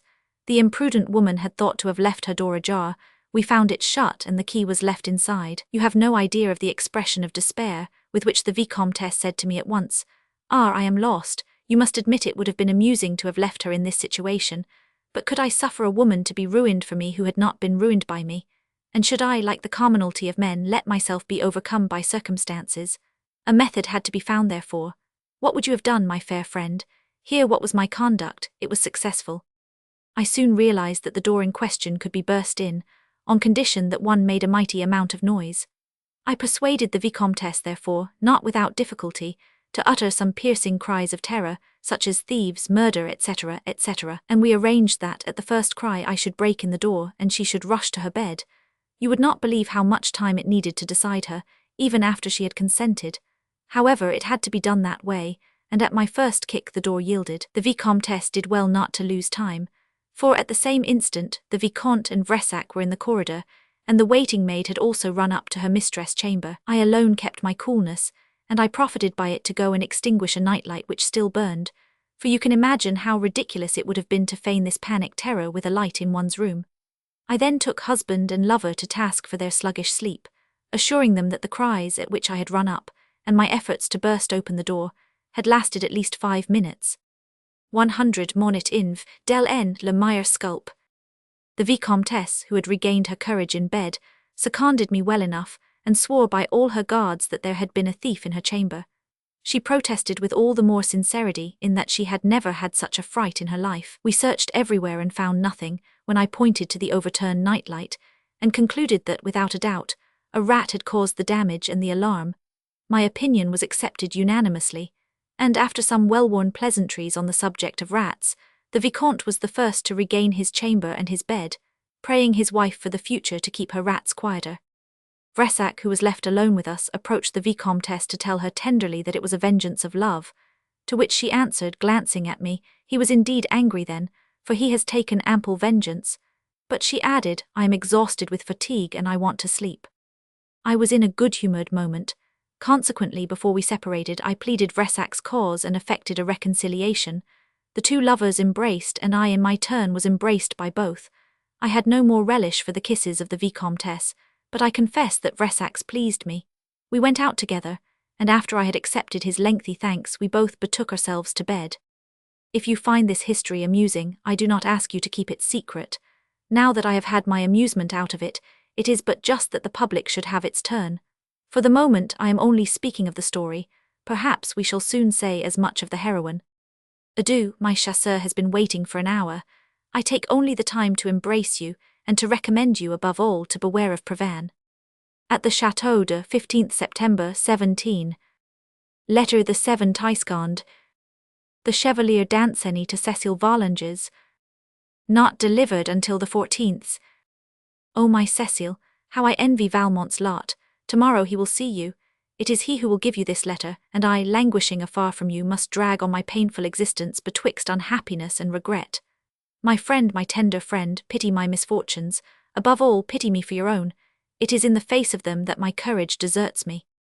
How terrible it is to me that I should have caused your misfortune, but for me you would be happy and tranquil. Can you forgive me? Ah, say that you forgive me. Tell me also that you love me, that you will always love me. I need that you repeat it to me. It is not that I doubt it, but it seems to me that the more sure I am of it, the sweeter it is to hear it said. You love me, do you not? Yes, you love me with all your soul.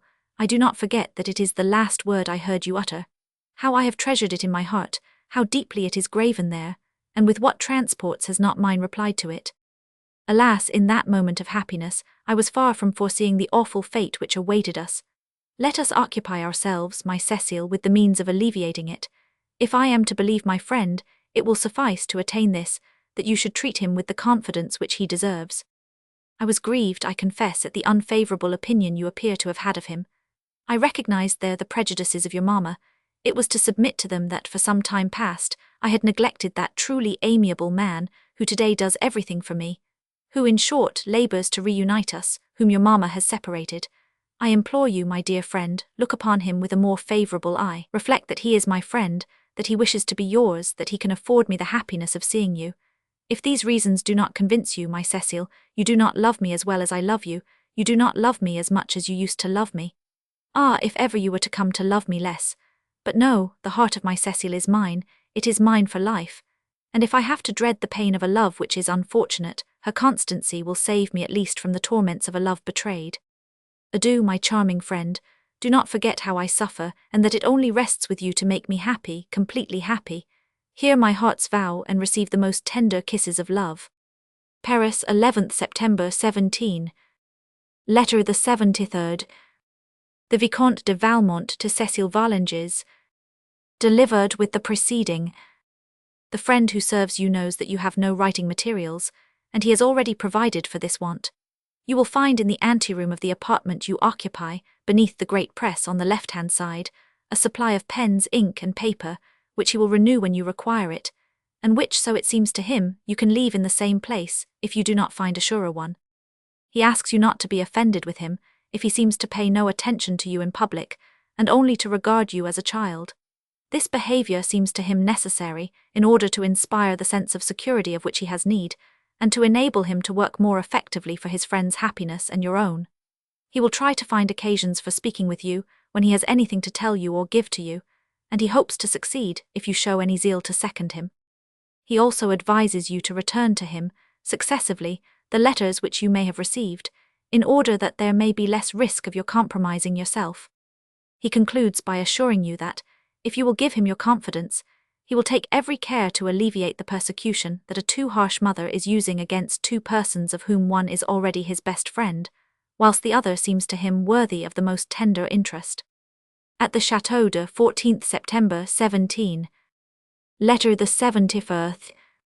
The Marquise de Merteuil to the Vicomte de Valmont. Ah, since when, my friend, do you take alarm so easily? Is this Provence so very formidable then? But see how simple and modest am I. I have often met him, this haughty conqueror. I hardly looked at him. It required nothing less than your letter to excite that amount of attention from me. I repaired my injustice yesterday. He was at the opera almost exactly opposite me, and I took stock of him. He is handsome at any rate, yes, very handsome, fine and delicate features. He must gain by being seen close at hand. And you tell me he wants to have me. Assuredly it will be my honor and pleasure. Seriously, I have a fancy for it, and I now confide to you that I have taken the first steps. I do not know if they will succeed. Thus the matter stands. He was not 2 paces off from me, as we came out from the opera, and I very loudly made an appointment with the Marquise to sup on Friday with the Merteuil. It is, I think, the only house where I can meet him. I have no doubt that he heard me if the ungrateful fellow were not to come, but tell me, do you think he will come? Do you know that if he were not to come I should be in a bad humour all the evening? You see that he will not find so much difficulty in following me. What will more astonish you is that he will have still less in pleasing me.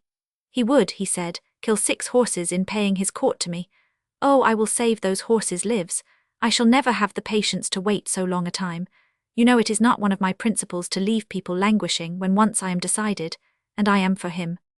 Please now confess that there is some pleasure in talking reason to me. Has not your important warning been a great success? But what would you have? I have been vegetating for so long. It is more than 6 weeks since I permitted myself a diversion. This one presents itself. Can I refuse myself it? Is not the object worth the trouble? Is there any more agreeable in whatever sense you take the word? You yourself are forced to do him justice. You do more than praise him, you are jealous of him. Ah well, I will not set up as judge between the two of you, but to begin with one should investigate, and that is what I want to do. I shall be an impartial judge, and you shall both be weighed in the same balance. As for you, I already have your papers, and your affair is thoroughly enquired into. Is it not only just that I should now occupy myself with your adversary? Come now, yield with a good grace, and as a commencement let me hear, I beg you, what is this triple adventure of which he is the hero? You speak of it to me as though I knew of nothing else, and I do not know the first word of it. Apparently, it must have occurred during my expedition to Geneva, and your jealousy prevented you from writing to me about it. Repair this fault at the earliest possible. Remember that nothing which interests him is alien to me. I certainly think that they were still talking of it when I returned, but I was otherwise occupied, and I rarely listen to anything of that sort which is not the affair of today or of yesterday. Even if what I ask of you should go somewhat against the grain, is it not the least price you can pay for the pains I have taken for you? Have these not sent you back to your president, when your blunders had separated you from her? Was it not I again, who put into your hands the wherewithal to revenge yourself for the bitter zeal of Madame de Volanges? You have complained so often of the time you waste in searching after your adventures. Now, you have them under your thumb. Betwixt love and hate you have but to choose. They both lie under the same roof, and you can double your existence, caress with one hand and strike with the other. It is even to me again that you owe the adventure of the Vicomtesse. I am quite satisfied with it, but as you say, it must be talked about, for if the situation could induce you, as I conceive, to prefer for a moment mystery to eclat, it must be admitted, none the less, that the woman did not merit so honourable a procedure. I have, besides, cause of complaint against her. The Chevalier de Belleroche finds her prettier than is to my liking, and for many reasons I shall be glad to have a pretext for breaking with her. Now none is more convenient than to be obliged to say, one cannot possibly know that woman any longer. Adieu, Vicomte. Remember that, situated as you are, time is precious. I shall employ mine by occupying myself with Provan's happiness. Paris, 15th September 17. Letter the 75th. Cécile Volanges to Sophie Carnay. N.B. In this letter, Cécile Volanges relates with the utmost detail all that concerns her in the events which the reader already knows from the conclusion of the 59th and following letters. It seemed as well to suppress this repetition. She finally speaks of the Vicomte de Valmont, and expresses herself thus. I assure you that he is a most remarkable man. Mamma speaks mighty ill of him, but the Chevalier Danceny says much in his favour, and I think that he is right. I have never seen a man so clever. When he gave me Danceny's letter, it was in the midst of all the company, and nobody saw anything of it. It is true I was terribly frightened, because I had not expected anything, but now I shall be prepared. I have already quite understood what he wants me to do when I give him my answer. It is very easy to understand him, because he has a look which says anything he wants. I don't know how he does it. He told me in his note that he would appear not to take any notice of me before Mamma. Indeed, one would say all the time that he never thinks of me, and yet every time I seek his eyes I am sure to meet them at once. There is a great friend of Mamma's here, whom I did not know, who also has the air of not loving 1000. De Valmont too well, although he is full of attentions for her. I am afraid that he will bore himself soon with the life one leads here, and go back to Paris. That would be very vexing. He must indeed have a good heart to have come on purpose to do a service to his friend and me. I should much like to show my gratitude to him, but I do not know how to get speech with him, and when I find the occasion, I should be so ashamed that perhaps I should not know what to say to him. It is only to Madame de Merteuil that I talk freely when I speak of my love. Perhaps even with you, to whom I tell everything, I should feel embarrassed if we were talking. With Danceny himself, I have often felt, as though in spite of myself, a certain alarm which prevented me from telling him all that I thought. I reproach myself greatly for this now, and I would give everything in the world to find a moment to tell him once, only once, how much I love him. 1000. De Valmont promised him that if I would be guided by him, he would contrive an opportunity for us to see one another again. I will certainly do everything he wants, but I cannot conceive how it is possible. Adieu, my dear friend, I have no more room left. At the Château de 14th September 17. Letter the 76th. The Vicomte de Valmont to the Marquise de Merteuil. Either your letter is a piece of banter which I have not understood, or you were in a dangerous delirium when you wrote it. If I knew you less well, my lovely friend, I should truly be most alarmed, and whatever you may say, I do not take alarm too easily. It is in vain that I read and reread your letter. I am none the more advanced, for to take it in the natural sense which it presents is out of the question. What was it then you wished to say? Is it merely that it was useless to take so much trouble with an enemy who was so little to be feared? In that case you might be wrong. Provan is really attractive. He is more so than you believe. He has, above all, the most useful talent of interesting people greatly in his love, by the skill with which he will bring it up in society, and before the company, by making use of the first conversation which occurs. There are few women who do not fall into the trap and reply to him, because, all having pretensions to subtlety, none wishes to lose an opportunity of displaying it. Now you are well aware that the woman who consents to talk of love soon finishes by feeling it, or at least by behaving as if she 999. He gains again at this method, which he has really brought to perfection, in that he can often call the women themselves in testimony of their defeat, and this I tell you, as one who has seen it. I was never in the secret except at second hand, for I have never been intimate with Provan, but in a word there were 6 of us, and the Comtesse de P, thinking herself very artful all the time, and having the air indeed to anyone who was not initiated of conversing in the abstract, told us, with the utmost detail, both how she had succumbed to Provan and all that had passed between them. She told this narrative with such a sense of security that she was not even disturbed by a smile, which came over all our 6 faces at the same time. and I shall always remember that one of us having sought, by way of excuse, to feign a doubt as to what she said, or rather of what she had the air of saying, she answered gravely that we were certainly, none of us, so well informed as she was, and she was not afraid even to address herself to Provana, and ask him if she had said a word which was not true. I was right then in believing this man dangerous to everybody. But for you, Marquise, was it not enough that he was handsome, very handsome, as you tell me yourself, or that he should make one of those attacks on you which you sometimes amuse yourself by rewarding, for no other reason than that you find them well contrived, or that you should have found it amusing to succumb for any reason whatever, or what do I know? Can I divine the 1,001 caprices which govern a woman's head, and in which alone you continue to take after your sex? Now that you are forewarned of the danger, I have no doubt that you will easily avoid it, but it was none the less necessary to forewarn you.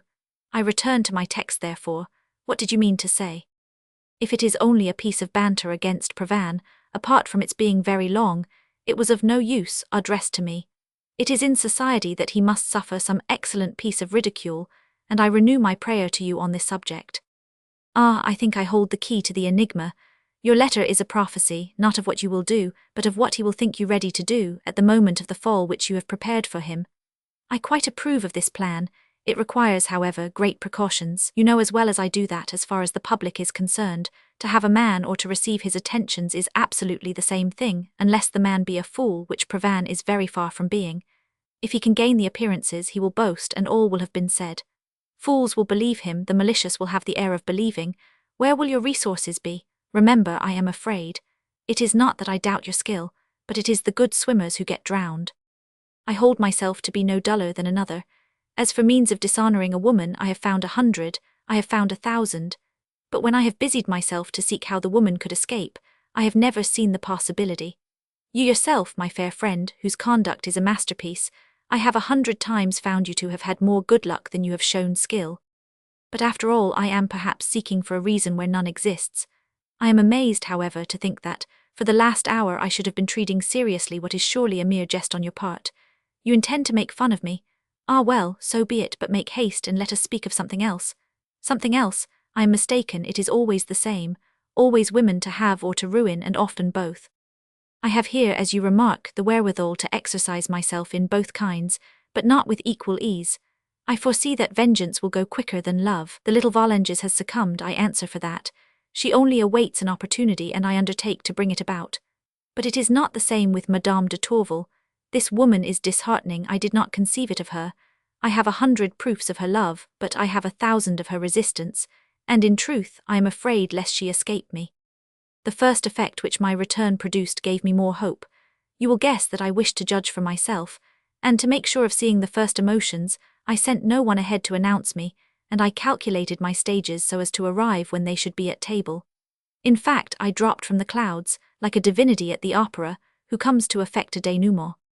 Having made enough noise at my entry to attract all eyes to me, I could see in one glance the joy of my old aunt, the annoyance of Madame de Volanges, and the confused pleasure of her daughter. My fair one, owing to the seat she occupied, had her back turned to the door. Busy at the moment in carving something, she did not even turn her head, but I said a word to Madame de Rosemonde, and at the first sound, the sensitive Puritan, recognizing my voice, uttered a cry in which I thought I distinguished more love than terror or surprise. I was then in a position to see her face. The tumult of her soul, the struggle between her ideas and sentiments, were depicted on it in a score of different fashions. I sat down to table by her side. She did not know precisely anything of what she did or said. She endeavoured to go on eating. It was out of the question. Finally, not a quarter of an hour later, her pleasure and confusion becoming too strong for her, she could devise nothing better than to ask permission to leave the table, and she escaped into the park on the pretext that she needed to take the air. Madame de Volanges wanted to accompany her. The tender prude would not permit it, too happy, no doubt, to have a pretext for being alone, and to give way without constraint to the soft emotion of her heart. I made the dinner as short as it was possible to do. Dessert was hardly served when the infernal Volanges woman, pressed apparently by her need to injure me, rose from her seat to go and find the charming invalid. But I had foreseen this project, and I thwarted it. I feigned therefore to take this particular movement for the general signal, and having risen at the same time, the little Volanges and the cure of the place followed the double example, so that Madame de Rosemonde was left alone at the table with the old commandant de T, and they also both decided to leave. We all went then to rejoin my fair one, whom we found in the grove near the chateau. As it was solitude she wanted and not a walk, she was just as pleased to return with us as to make us stay with her. As soon as I was certain that Madame de Volanges would have no opportunity to speak apart with her, I thought of fulfilling your orders, and busied myself about the interests of your pupil. Immediately after coffee, I went up to my room and went into the others also to explore the territory. I took measures to ensure the little girl's correspondence. After this first piece of benevolence, I wrote a word of instruction to her and to beg for her confidence, and I added my note to the letter from Danceny. I returned to the salon. I found my beauty reclining on a long chair, in an attitude of delicious unconstraint. This spectacle, whilst exciting my desires, illumined my gaze. I felt that this must be tender and beseeching, and I placed myself in such a position that I could bring it into play. Its first effect was to cause the big, modest eyes of the heavenly prude to be cast down. For some time I considered that angelic face. Then, glancing over all her person, I amused myself by divining forms and contours through the light clothing, which I could have wished away. After having descended from head to feet, I returned from feet to head. My fair friend, her soft gaze was fixed upon me. It was immediately lowered, but wishing to promote its return, I averted my eyes. Then was established between us that tacit convention, a first treaty of bashful love, which, in order to satisfy the reciprocal need of seeing, allows the looks to succeed one another, until the moment comes when they are mingled. Convinced that this new pleasure occupied my fair one completely, I charged myself with the task of watching over our common safety. But having assured myself that conversation was brisk enough to save us from the notice of the company, I sought to obtain from her eyes that they should frankly speak their language. For this, I began by surprising certain glances, but with so much reserve that modesty could not take alarm, and to put the bashful creature more at her ease, I appeared to be as embarrassed as herself. Little by little our eyes, grown accustomed to encounter, were fixed for a longer interval, until at last they quitted each other no more, and I saw in hers that sweet languor which is the happy signal of love and desire. But it was only for a moment. Soon recovering herself, she changed, not without a certain shame, her attitude and her look. Being unwilling that she should suspect I had observed her different movements, I rose with vivacity, asking her, with an air of alarm, if she were unwell. At once everybody rushed round her. I let them all pass in front of me, and as the little Volanges, who was working at her tapestry near a window, needed some time before she could leave her task, I seized the moment to deliver Danceny's letter. I was at a little distance from her. I threw the letter into her lap. In truth, she did not know what to do. You would have laughed overmuch at her air of surprise and embarrassment. However, I did not laugh, for I feared lest so much clumsiness might betray us. But a quick glance and gesture, strongly accentuated, gave her to understand at last that she was to put the packet in her pocket. The rest of the day contained nothing of interest. What has passed since will, perhaps, bring about events with which you will be pleased, at any rate in so far as your pupil is concerned. But it is better to employ one's time in carrying out one's projects than in describing them. This is, moreover, the 8th sheet I have written, and I am wearied, and so adieu. You will rightly suppose, without my telling it you, that the child has replied to Danceny. I have also had a reply from my fair, to whom I wrote on the morrow of my arrival. I send you the 2 letters. You will or you will not read them. For this incessant, tedious repetition, which already is none too amusing to me, must be insipid indeed to any person not concerned. Once more adieu. I am ever mightily fond of you, but I beg you, if you write to me of Provence, do so in such a manner that I may understand you. At the Château de 17th September 17. Letter the 7th. The Vicomte de Valmont to the Président de Tourvel. Whence, madame, can arise the cruel pains which you are at to shun me?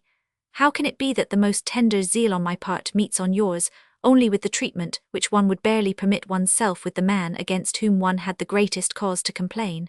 What, love calls me back to your feet, and when a happy chance places me at your side, you prefer to feign indisposition, to alarm your friends, rather than consent to remain near me. How many times yesterday did you not turn away your eyes to deprive me of the favour of a glance? And if for one single moment I was able to see less severity there, that moment was so short that it seemed as though you wished less to have me enjoy it than to make me feel what I should lose by being deprived of it. That is not, I venture to say, either the treatment which love deserves, or that which friendship may be allowed. And yet of these 2 sentiments you know whether the one does not animate me, and the other I was, it seems to me, authorized to believe that you did not withhold this precious friendship, of which you doubtless thought me worthy, since you were kind enough to offer it. What have I done that I should lose it since? Could I have damaged myself by my confidence, and will you punish me for my frankness? At least, have you no fear lest you abuse the one and the other? In effect, was it not to the bosom of my friend that I entrusted the secret of my heart? Was it not face to face with her alone that I thought myself obliged to refuse conditions, which I had only to accept in order to obtain the facility for leaving them unfulfilled, and perhaps of abusing them to my advantage? Would you, in short, by a rigor so undeserved, force me to believe that I had needed but to deceive you in order to obtain greater indulgence? I do not repent of a conduct which I owed you, as I owed it to myself, but by what fatality does each praiseworthy action of mine become the signal for a fresh misfortune? It was after giving occasion for the only praise you have ever yet deigned to accord my conduct that I had to groan, for the first time, over the misfortune of having displeased you. It was after proving my perfect submission by depriving myself of the happiness of seeing you, simply to reassure your delicacy, that you wished to break off all correspondence with me, to rob me of that feeble compensation for a sacrifice which you had required, and to take from me even the very love which alone had given you the right to ask it. It is, in short, after having spoken to you with a sincerity which even the interest of that love could not abate, that you shun me today, like some dangerous seducer whose perfidy you have found out. Will you then never grow weary of being unjust? At least tell me what new wrongs can have urged you to such severity, and do not refuse to dictate to me the orders which you wish me to obey. When I pledge myself to fulfill them, is it too great a pretension to ask that I may know them? At the Château de 15th September 17. Letter the 78th. The Président de Tourvel to the Vicomte de Valmont. You seem surprised at my behavior, monsieur, and within an ace of asking me to account to you for it, as though you had the right to blame it. I confess that I should have thought it was rather I who was authorized to be astonished and to complain. But since the refusal contained in your last letter, I have adopted the course of wrapping myself in an indifference which affords no ground for remarks or reproaches. However, as you ask me for enlightenment, and I, thanks be to heaven, am conscious of naught within me which should prevent my granting your request, I am quite willing to enter once more into an explanation with you. Anyone reading your letters would believe me to be fantastic or unjust. I think it is not in my deserts that anyone should have this opinion of me. It seems to me, above all, that you, less than any other, have cause to form it. Doubtless you felt that in requiring my justification, you forced me to recall all that has passed between us. Apparently you thought you had only to gain by this examination. As I, on my side, believe I have nothing to lose by it, at least in your eyes, I do not fear to undertake it. Perhaps it is indeed the only means of discovering which of us has the right to complain of the other. To start, monsieur, from the day of your arrival in this chateau, you will admit, I suppose, that your reputation, at least, authorized me to employ a certain reserve with you, and that I might have confined myself to the bare expression of the coldest politeness, without fearing to be taxed with excessive prudery. You yourself would have treated me with indulgence, and would have thought it natural that a woman so little formed should not have the necessary merits to appreciate yours. That surely had been the part of prudence, and it would have cost me the less to follow in that, I will not conceal from you, when Madame de Rosemonde informed me of your arrival, I had need to remind myself of my friendship for her, and of her own for you, not to betray how greatly this news annoyed me. I admit willingly that you showed yourself at first under a more favourable aspect than I had imagined, but you will agree, in your turn, that it lasted but a little while, and you were soon tired of a constraint for which, apparently, you did not find yourself sufficiently compensated by the advantageous notion it had given me of you. It was then that, abusing my good faith, my feeling of security, you were not afraid to pester me with a sentiment by which you could not doubt, but that I should be offended. And I, whilst you were occupied in aggravating your errors by repeating them, sought a reason for forgetting them, by offering you the opportunity of, at least in part, retrieving them. My request was so just that you yourself thought you ought not to refuse it, but making a right out of my indulgence, you profited by it to ask for a permission which, without a doubt, I ought not to have granted you, and which, however, you obtained. Conditions were attached to it, you have kept no one of them, and your correspondence has been of such a kind that each one of your letters made it my duty not to reply to you. It was at the very moment when your obstinacy was forcing me to send you away from me that, by a perhaps culpable condescension, I attempted the only means which could permit me to be concerned with you. But what value has virtuous sentiment in your eyes? Friendship you despise, And in your mad intoxication, counting shame and misery for naught, you seek only for pleasures and for victims. As frivolous in your proceedings as inconsequent in your reproaches, you forget your promises, or rather you make a jest of violating them. And after consenting to go away from me, you return here without being recalled, without thought for my prayers or my arguments, without even having the consideration to inform me. You were not afraid to expose me to a surprise whose effect, although assuredly very simple, might have been interpreted to my detriment by the persons who surrounded us. Far from seeking to distract from or to dissipate the moment of embarrassment you had occasioned, you seem to have given all your pains to increase it. At table you choose your seat precisely at the side of my own. A slight indisposition forces me to leave before the others, and instead of respecting my solitude, you contrive that all the company should come to trouble it. On my return to the drawing-room, I cannot make a step but I find you at my side. If I say a word, it is always you who reply to me. The most indifferent remark serves you for a pretext to bring up a conversation which I refuse to hear, which might even compromise me. For in short, monsieur, whatever the address you may bring to bear, I think that what I understand may also be understood by the others. Forced thus to take refuge in immobility and silence, you none the less continue to persecute me. I cannot raise my eyes without encountering yours.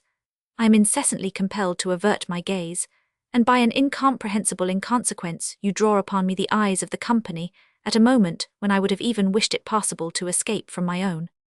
And you complain of my behavior, and you are surprised at my eagerness to avoid you.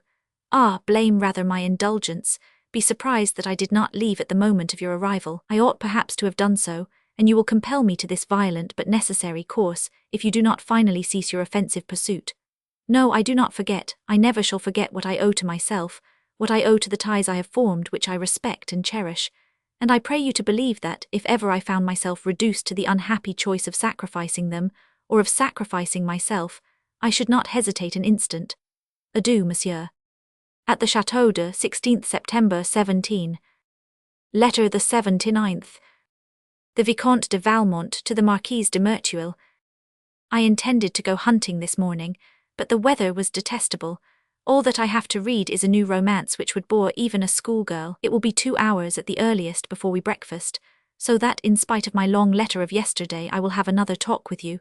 I am very certain not to weary you, for I shall tell you of the handsome Prevan.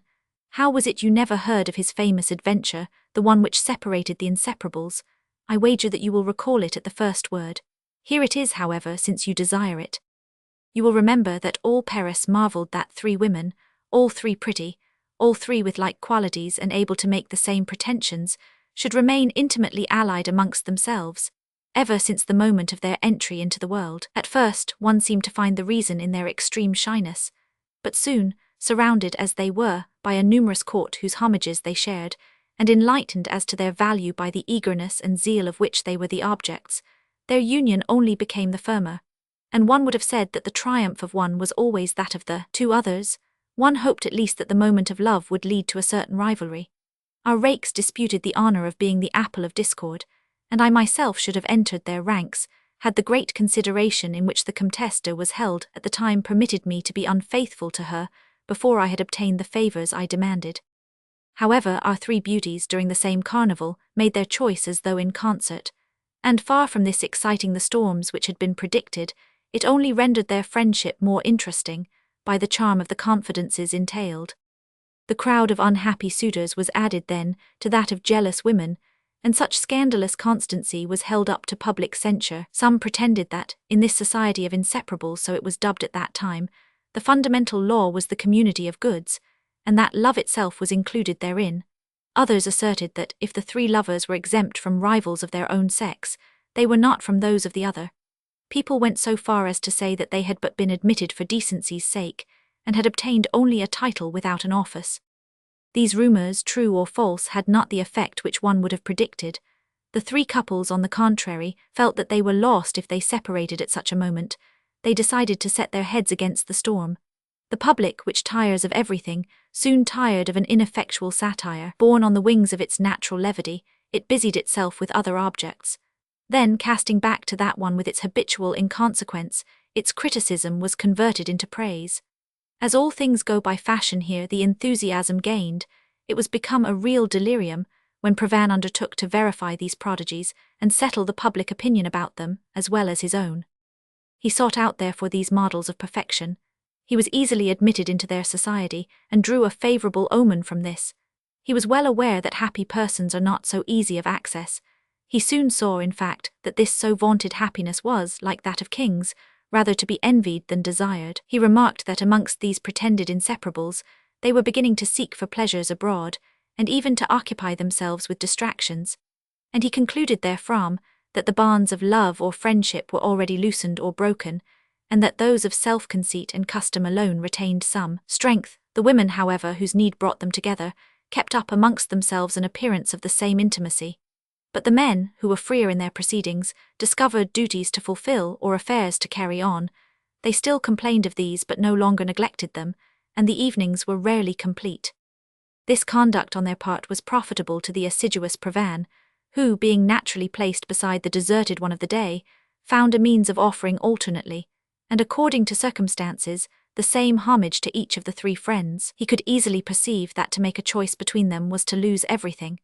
That false shame at proving the first to be unfaithful would make the preferred one afraid, that the wounded vanity of the two others would render them the enemies of the new lover, and that they would not fail to oppose him with the severity of their high principles. In short, that jealousy would surely revive the zeal of a rival who might be still to fear. Everything would be an obstacle. In his triple project all became easy. Each woman was indulgent because she was interested in it, each man because he thought that he was not. Provin, who had at that time but one woman to sacrifice, was lucky enough to see her become a celebrity. Her quality of foreigner and the homage of a great prince, adroitly refused, had fixed on her the eyes of the court and the town. Her lover participated in the honour, and profited from it with his new mistresses. The only difficulty was to conduct his three intrigues at an equal pace. Their progress had, of course, to be regulated by that of the one which lagged the most. In fact, I heard from one of his confidants that his greatest difficulty was to hold in hand one which was ripe for gathering nearly a fortnight before the rest. At last the great day arrived. Provin, who had obtained the three avowals, was already master of the situation and arranged it as you will see. Of the three husbands, one was absent, the other was leaving the next day at daybreak, the third was in town. The inseparable friends were to sup at the future widow's, but the new master had permitted the former gallants to be invited there. On the morning of that very day, he divided the letters of his fair into 3 lots. He enclosed in one the portrait which he had received from her, in the second an amorous device which she had painted herself, in the third a tress of her hair. Each of the friends received this third of a sacrifice as the whole, and consented in return to send to her disgraced lover a signal letter of rupture. This was much, but it was not enough. She whose husband was in town could only dispose of the day. It was arranged that a pretended indisposition should dispense her from going to supper with her friend, and that the evening should be given entirely to Provin.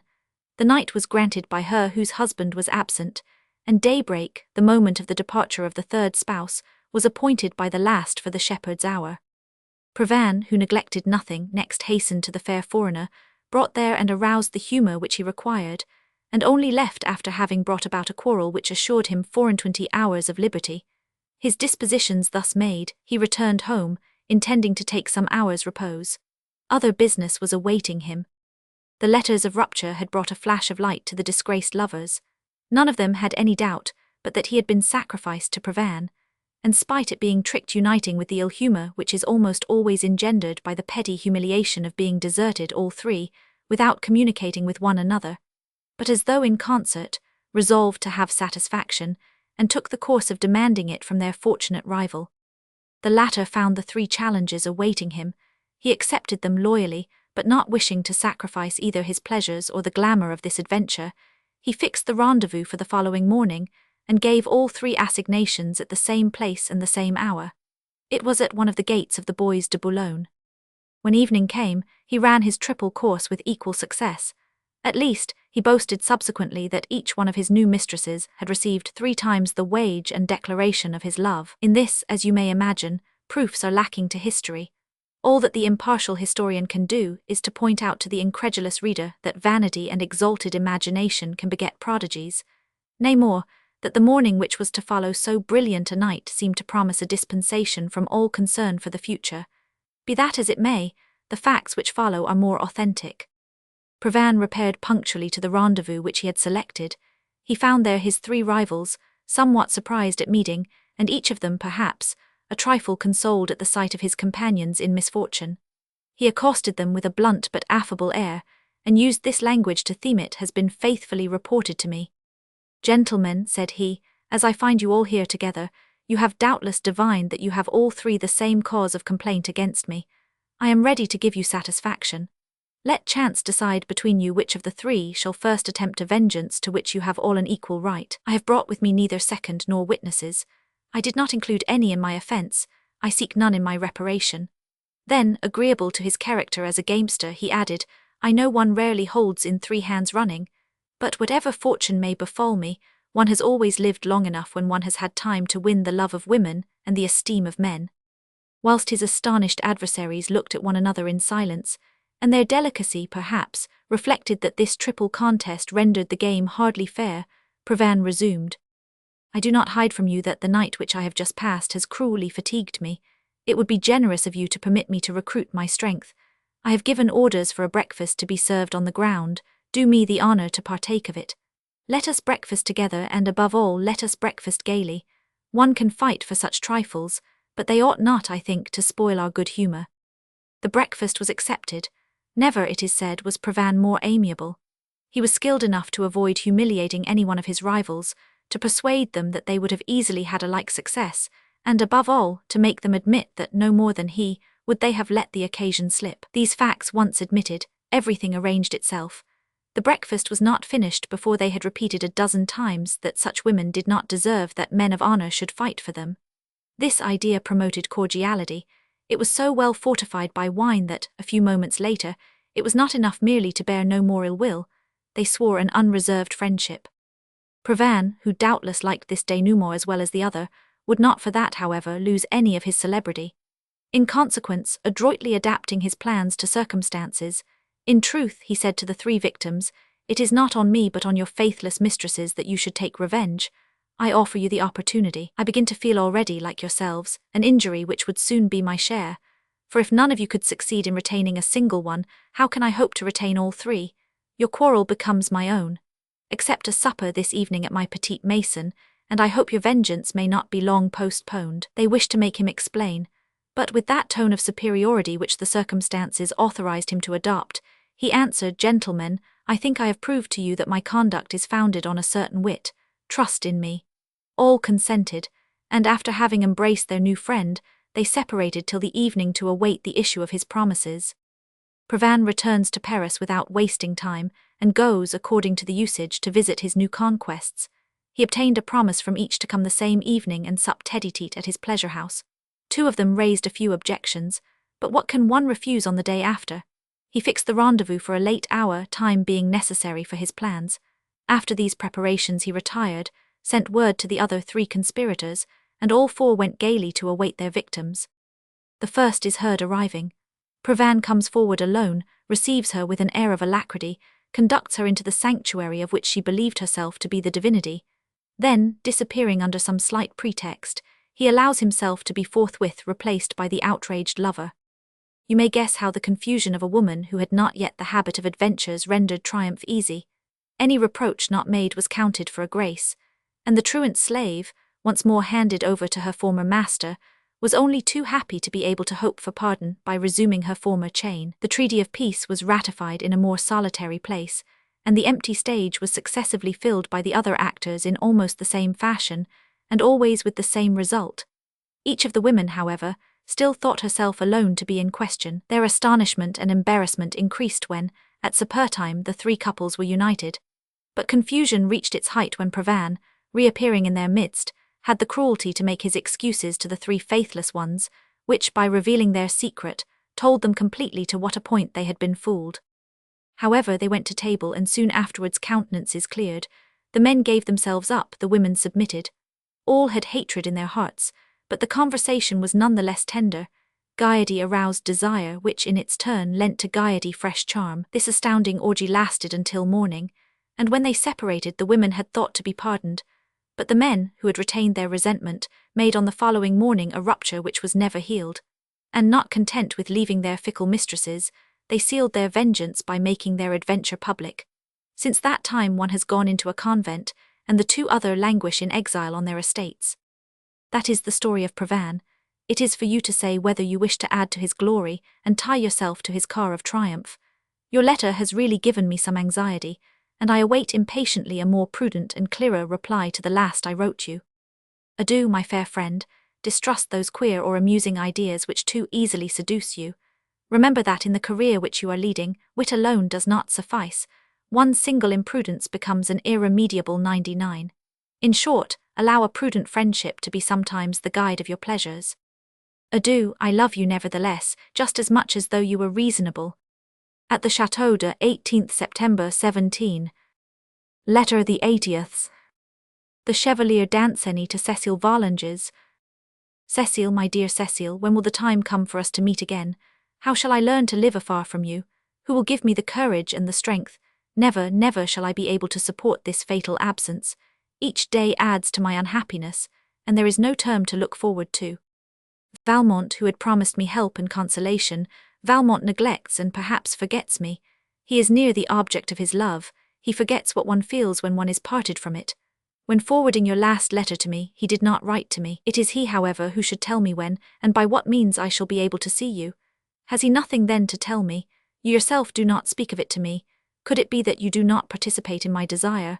Ah, Cécile, Cécile, I am very unhappy. I love you more than ever, but this love which makes the charm of my life becomes its torture. No, I can no longer live thus. I must see you, I must, were it only for a moment. When I rise, I say to myself, I shall not see her. I lie down saying, I have not seen her. The long, long days contain no moment of happiness. All is privation, regret, despair. And all these ills come to me from the source whence I expected every pleasure. Add to these mortal pains my anxiety about yours, and you will have an idea of my situation. I think of you uninterruptedly, and never without dismay. If I see you afflicted, unhappy, I suffer for all your sorrows. If I see you calm and consoled, my own are redoubled. Everywhere I find unhappiness. Ah, how different it was from this when you dwelt in the same places as I did. All was pleasure then. The certainty of seeing you embellished even the moments of absence. The time which had to be passed away from you glided away as it brought you nearer to me. The use I made of it was never unknown to you. If I fulfilled my duties, they rendered me more worthy of you. If I cultivated any talent, I hoped the more to please you. Even when the distractions of the world carried me far away from you, I was not parted from you. At the playhouse I sought to divine what would have pleased you. A concert reminded me of your talents and our sweet occupations. In company, on my walks, I seized upon the slightest resemblance. I compared you with all. Everywhere you had the advantage. Every moment of the day was marked by fresh homage, and every evening I brought the tribute of it to your feet. Nowadays, what remains to me? Dolorous regrets, eternal privations, and a faint hope that Valmont's silence may be broken, that yours shall be changed to inquietude. 10 leagues alone divide us, and that distance, so easy to traverse, becomes to me alone an insurmountable obstacle. And when I implore my friend, my mistress, to help me to overcome it, both remain cold and unmoved. Far from aiding me, they do not even reply. What has become then of the active friendship of Valmont? What above all has become of your tender sentiments, which made you so ingenious in discovering the means of our daily meetings? Sometimes, I remember, without ceasing to desire them, I found myself compelled to forgo them for considerations, duties. What did you not say to me then? With how many pretexts did you not combat my reasons? And let me remind you, my Cécile, my reasons always gave way to your wishes. I do not make a merit of it. It is not even that of sacrifice. What you desired to obtain I was burning to bestow. But now I ask in my turn, and what is the request? To see you for a moment, to renew to you, and to receive a vow of eternal love. Does that no longer make your happiness as it makes mine? I thrust aside that despairing idea which would set the crown upon my ills. You love me, you will always love me, I believe it, I am sure of it, I will never doubt it.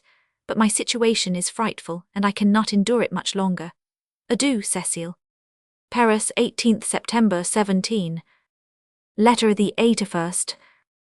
The Marquise de Merteuil to the Vicomte de Valmont.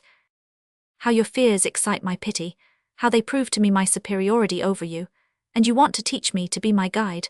Ah, my poor Valmont, what a distance there is between you and me. No, all the pride of your sex would not suffice to bridge over the gulf which separates us. Because you could not execute my projects, you judge them impossible. Proud and weak being, it well becomes you to seek to weigh my means and judge of my resources. In truth, Vicomte, your counsels have put me in an ill humor, and I will not conceal it from you. That to mask your incredible stupidity with your president, you should blazon out to me as a triumph the fact of your having for a moment put out of countenance this woman who is timid and who loves you. I agree to that. Of having obtained a look, a single look, I smile and grant it you. That feeling in spite of yourself, the poor value of your conduct, you should hope to distract my attention from it by gratifying me with the story of your sublime effort to bring together two children who are both burning to see one another, and who, I may mention by the way, owe to me alone the ardor of their desire. I grant you that also. That finally, you should feel authorized by these brilliant achievements to write to me, in doctorial tones, that it is better to employ one's time in carrying out one's projects than in describing them.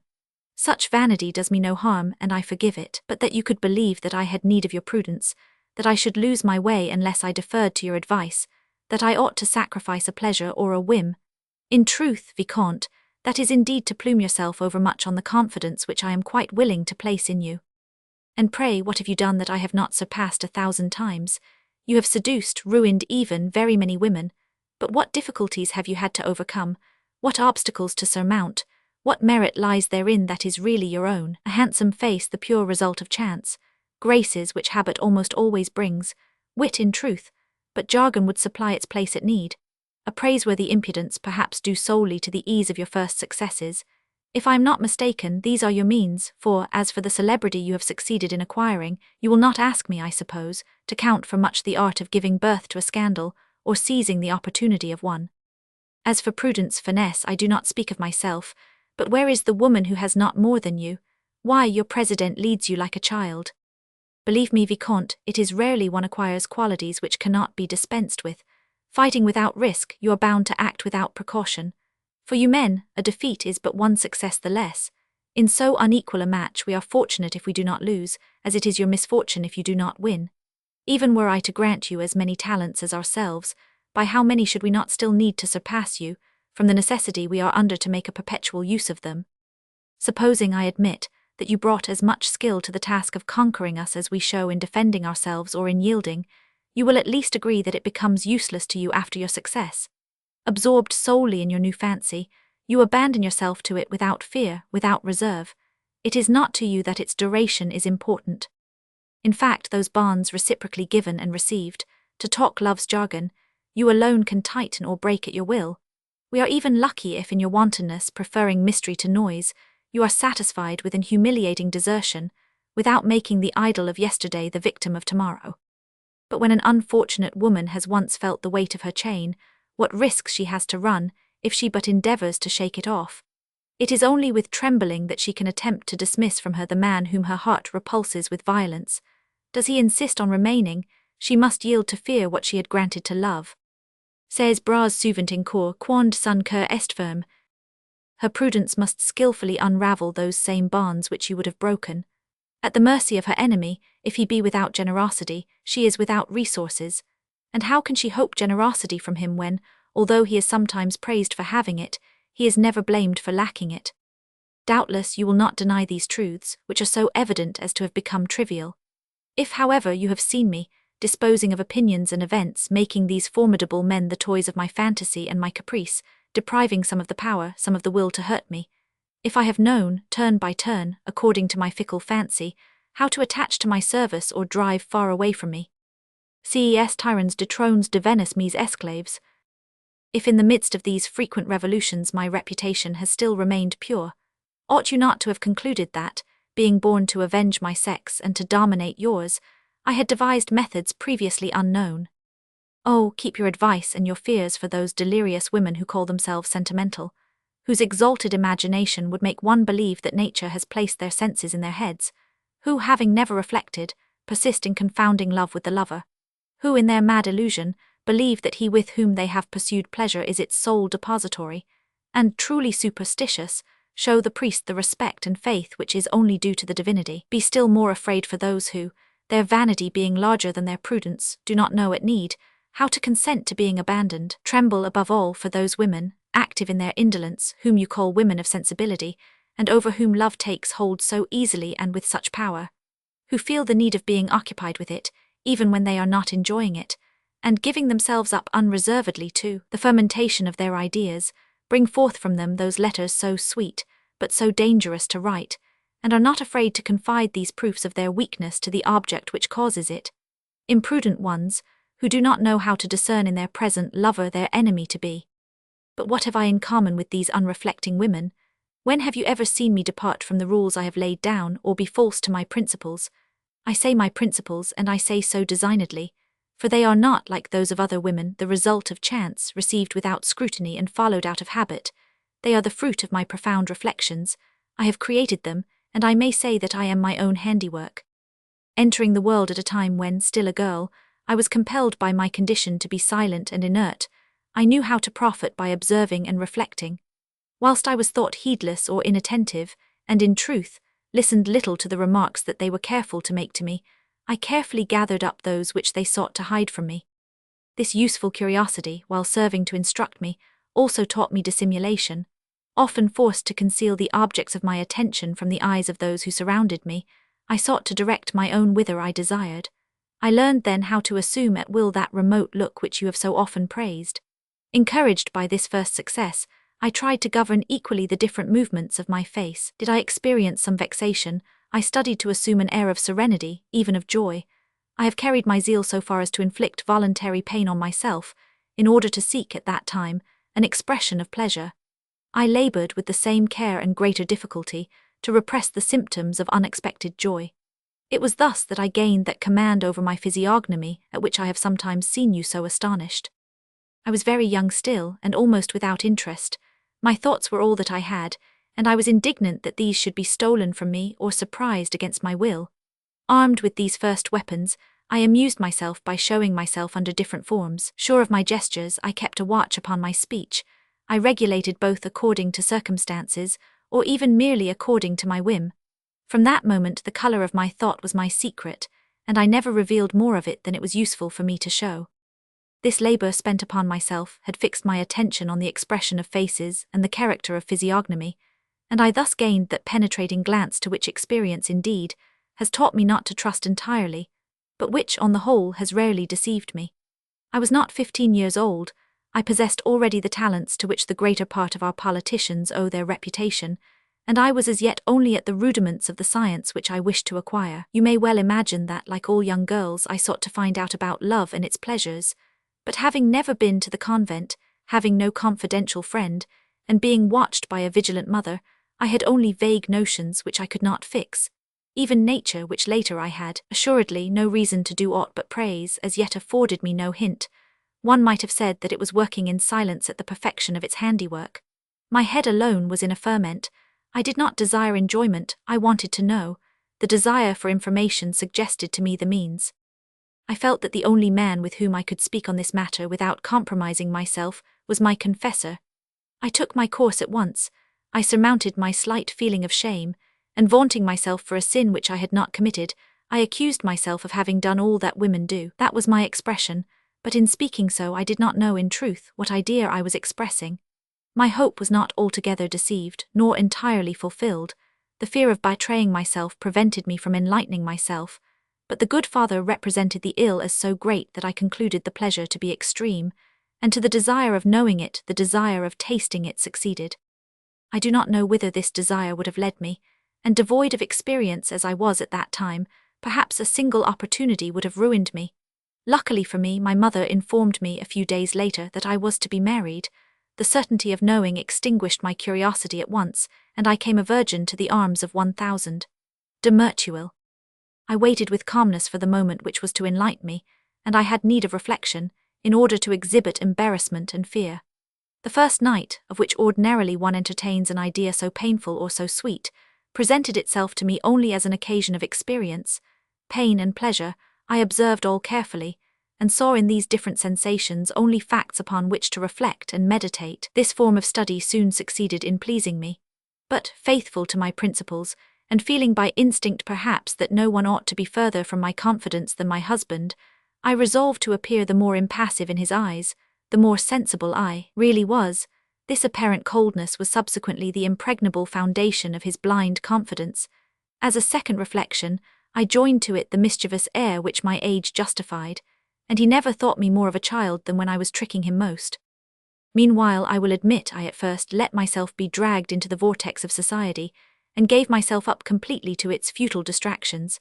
But after some months 1000, de Merteuil having taken me to his dismal country estate, the dread of ennui revived the taste for study in me, and as I found myself there surrounded by people whose distance from me put me out of the reach of all suspicion, I profited by it to give a vaster field to my experience. It was there especially that I assured myself that love, which they vaunt to us as the cause of our pleasures, is, at the most, only the pretext for them. The illness of 1000. De Merteuil came to interrupt these sweet occupations.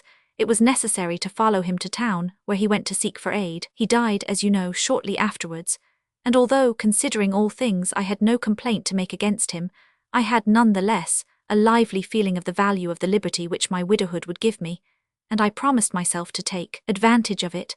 My mother calculated on my entering a convent or returning to live with her. I refused to take either course, and all I granted to decency was to go back to the same country estate, where there were still some observations left for me to make. I supplemented these with the help of reading, but do not imagine it was all of the kind you suppose. I studied our manners in novels, our opinions in the philosophers. I even went to the most severe moralists to see what they expected from us, and I thus made sure of what one could do, of what one ought to think, and of how one must appear. My mind once settled upon these three matters, the last alone presented any difficulties in its execution. I hoped to overcome them, and I meditated on the means. I began to grow tired of my rustic pleasures, which were not varied enough for my active brain. I felt the need of coquetry, which should reunite me to love, not in order that I might really feel it, but to feign and inspire it. In vain had I been told, and had I read, that one could not feign this sentiment. I saw that, to succeed there, it sufficed to join the talent of a comedian to an author's wit. I exercised myself in both kinds, and perhaps with some success, but instead of seeking the vain applause of the theatre, I resolved to employ for my happiness that which so many others sacrificed to vanity. A year passed in these different occupations. My morning then allowing me to reappear, I returned to town with my great projects. I was not prepared for the first obstacle which I encountered. My long solitude and austere retreat had covered me with a veneer of prudery which frightened our beaux. They kept their distance, and left me at the mercy of a crowd of tedious fellows, who all were aspirants for my hand. The embarrassment did not lie in refusing them, but many of these refusals displeased my family, and in these internal disputes I lost the time of which I had promised myself to make such charming use. I was obliged then, in order to recall some and drive away the others, to display certain inconsistencies, and to take as much pains in damaging my reputation as I had thought to take in preserving it. I succeeded easily, as you may believe, but being carried away by no passion, I only did what I thought necessary, and measured out my doses of indiscretion with caution. As soon as I had touched the goal which I would attain, I retraced my steps, and gave the honour of my amendment to some of those women who, being impotent as far as any pretensions to charm are concerned, fall back on those of merit and virtue. This was a move which was of more value to me than I had hoped. These grateful duennas set themselves up as my apologists, and their blind zeal for what they called their work was carried to such an extent that, at the least reflection which might be made on me, the whole party of prudes cried scandal and outrage. The same method procured me also the suffrages of the women with pretensions, who, being persuaded that I had renounced the thought of following the same career as theirs, selected me as a subject for their praise, each time they wished to prove that they did not speak ill of all the world. Meanwhile, my previous conduct had brought back the lovers, and to compromise between them and the unfaithful women who had become my patronesses, I passed as a woman of sensibility, but rigour, whom the excess of her delicacy furnished with arms against love. I then began to display upon the great stage the talents which had been given me. My first care was to acquire the reputation of being invincible. To attain it, the men who did not please me were always the only ones whose homage I had the air of accepting. I employed them usefully to obtain for me the honours of resistance, whilst to the preferred lover I abandoned myself without fear. But the latter, my pretended shyness never permitted to follow me in the world, and the gaze of society has thus been always fixed on the unhappy lover. You know with what rapidity I choose. It is because I have observed that it is nearly always the previous attentions which disclose a woman's secret. Whatever one may say, the tone is never the same before and after success. This difference does not escape the attentive observer, and I have found it less dangerous to be deceived in my choice than to let that choice be penetrated. I gain here again by removing probabilities, by which alone we can be judged. These precautions and that of never writing, of never giving any proof of my defeat, might appear excessive, and to me have ever appeared insufficient. I have looked into my own heart, I have studied in it the heart of others. I saw there that there is nobody who does not keep a secret there which it is of importance to him should not be divulged, a truth which antiquity seems to have known better than we, and of which the history of Samson might be no more than an ingenious symbol. Like a new Delilah, I have always employed my power in surprising this important secret. Ah, of how many of our modern Samsons have not the locks fallen beneath my shears! And these, I have ceased to fear them. They are the only ones whom I have sometimes permitted myself to humiliate, more supple with the others, the art of rendering them unfaithful lest I should appear to them fickle, a feint of friendship, an appearance of confidence, a few generous measures, the flattering notion, which each one retains of having been my only lover, have secured me their discretion. Finally, when these methods failed me, foreseeing the rupture, I knew how to crush in advance beneath ridicule or calumny the credence which these dangerous men could have obtained.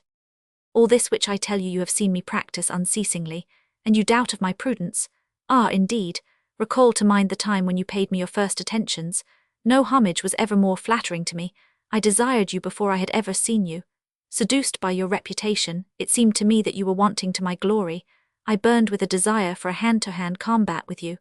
It is the only one of my fancies which ever had a moment's empire over me. However, if you had wished to destroy me, what means would you have found? Empty talk which leaves no trace behind it, which your very reputation would have helped to render suspect, and a tissue of improbable facts, the sincere relation of which would have had the air of a badly conceived novel. It is true, since that time I have handed you over all my secrets, but you know what interests unite us, and that, if it be one of us, it is not I who can be taxed with imprudence. Since I have started off to render account to you, I will do it precisely. I hear you tell me now that I am at any rate at the mercy of my chambermaid.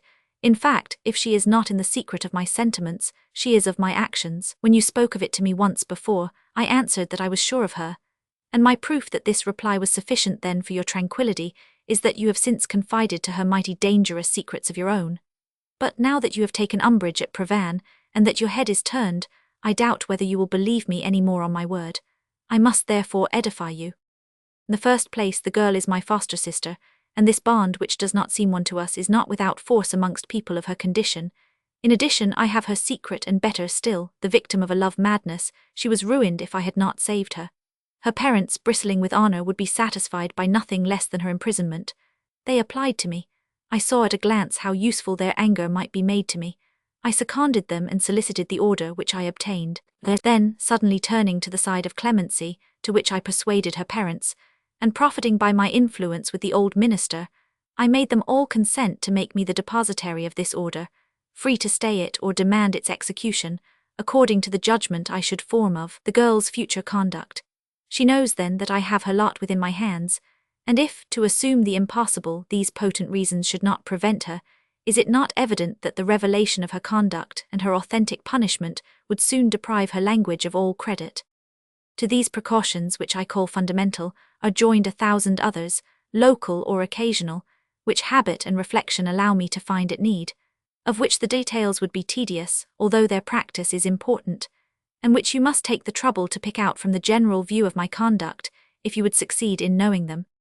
But to pretend that I have been at so much pains, and am not to cull the fruit of them, that, after having raised myself by my arduous labours so high above other women, I am to consent to grope along like them, betwixt imprudence and timidity, that above all I should fear any man to such an extent as to see no other salvation than in flight. No, Vicomte, never. I must conquer or perish. As for Prevan, I wish to have him, and I shall have him. He wishes to tell of it, and he shall not tell of it. That in 2 words is our little romance. Adieu. Paris, 20th September 17. Letter the Aide Iscond. Cécile de Volanges to the Chevalier Danceny. Ah God, what pain your letter gave me. I need well have felt such impatience to receive it. I hoped to find in it consolation, and here am I more afflicted than I was ere I received it. I shed many tears when I read it. It is not that with which I reproach you. I have already wept many times because of you without its being painful to me. But this time, it is not the same thing. What is it that you wish to say, pray? That your love is grown a torment to you, that you cannot longer live thus, nor any more support your situation.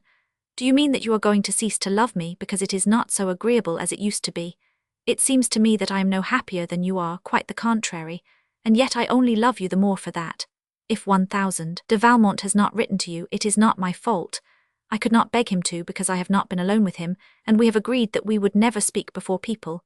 And that again is for your sake, so that he can the better do what you desire. I do not say that I do not desire it also, and you ought to be assured of this, but what would you have me do? If you believe it to be so easy, please find the means, I ask nothing better. Do you think it is so very agreeable for me to be scolded every day by Mamma, who once never said anything to me? Quite the contrary. Now it is worse than if I were at the convent. I consoled myself for it, however, by reflecting that it was for you. There were even moments when I found I was quite content.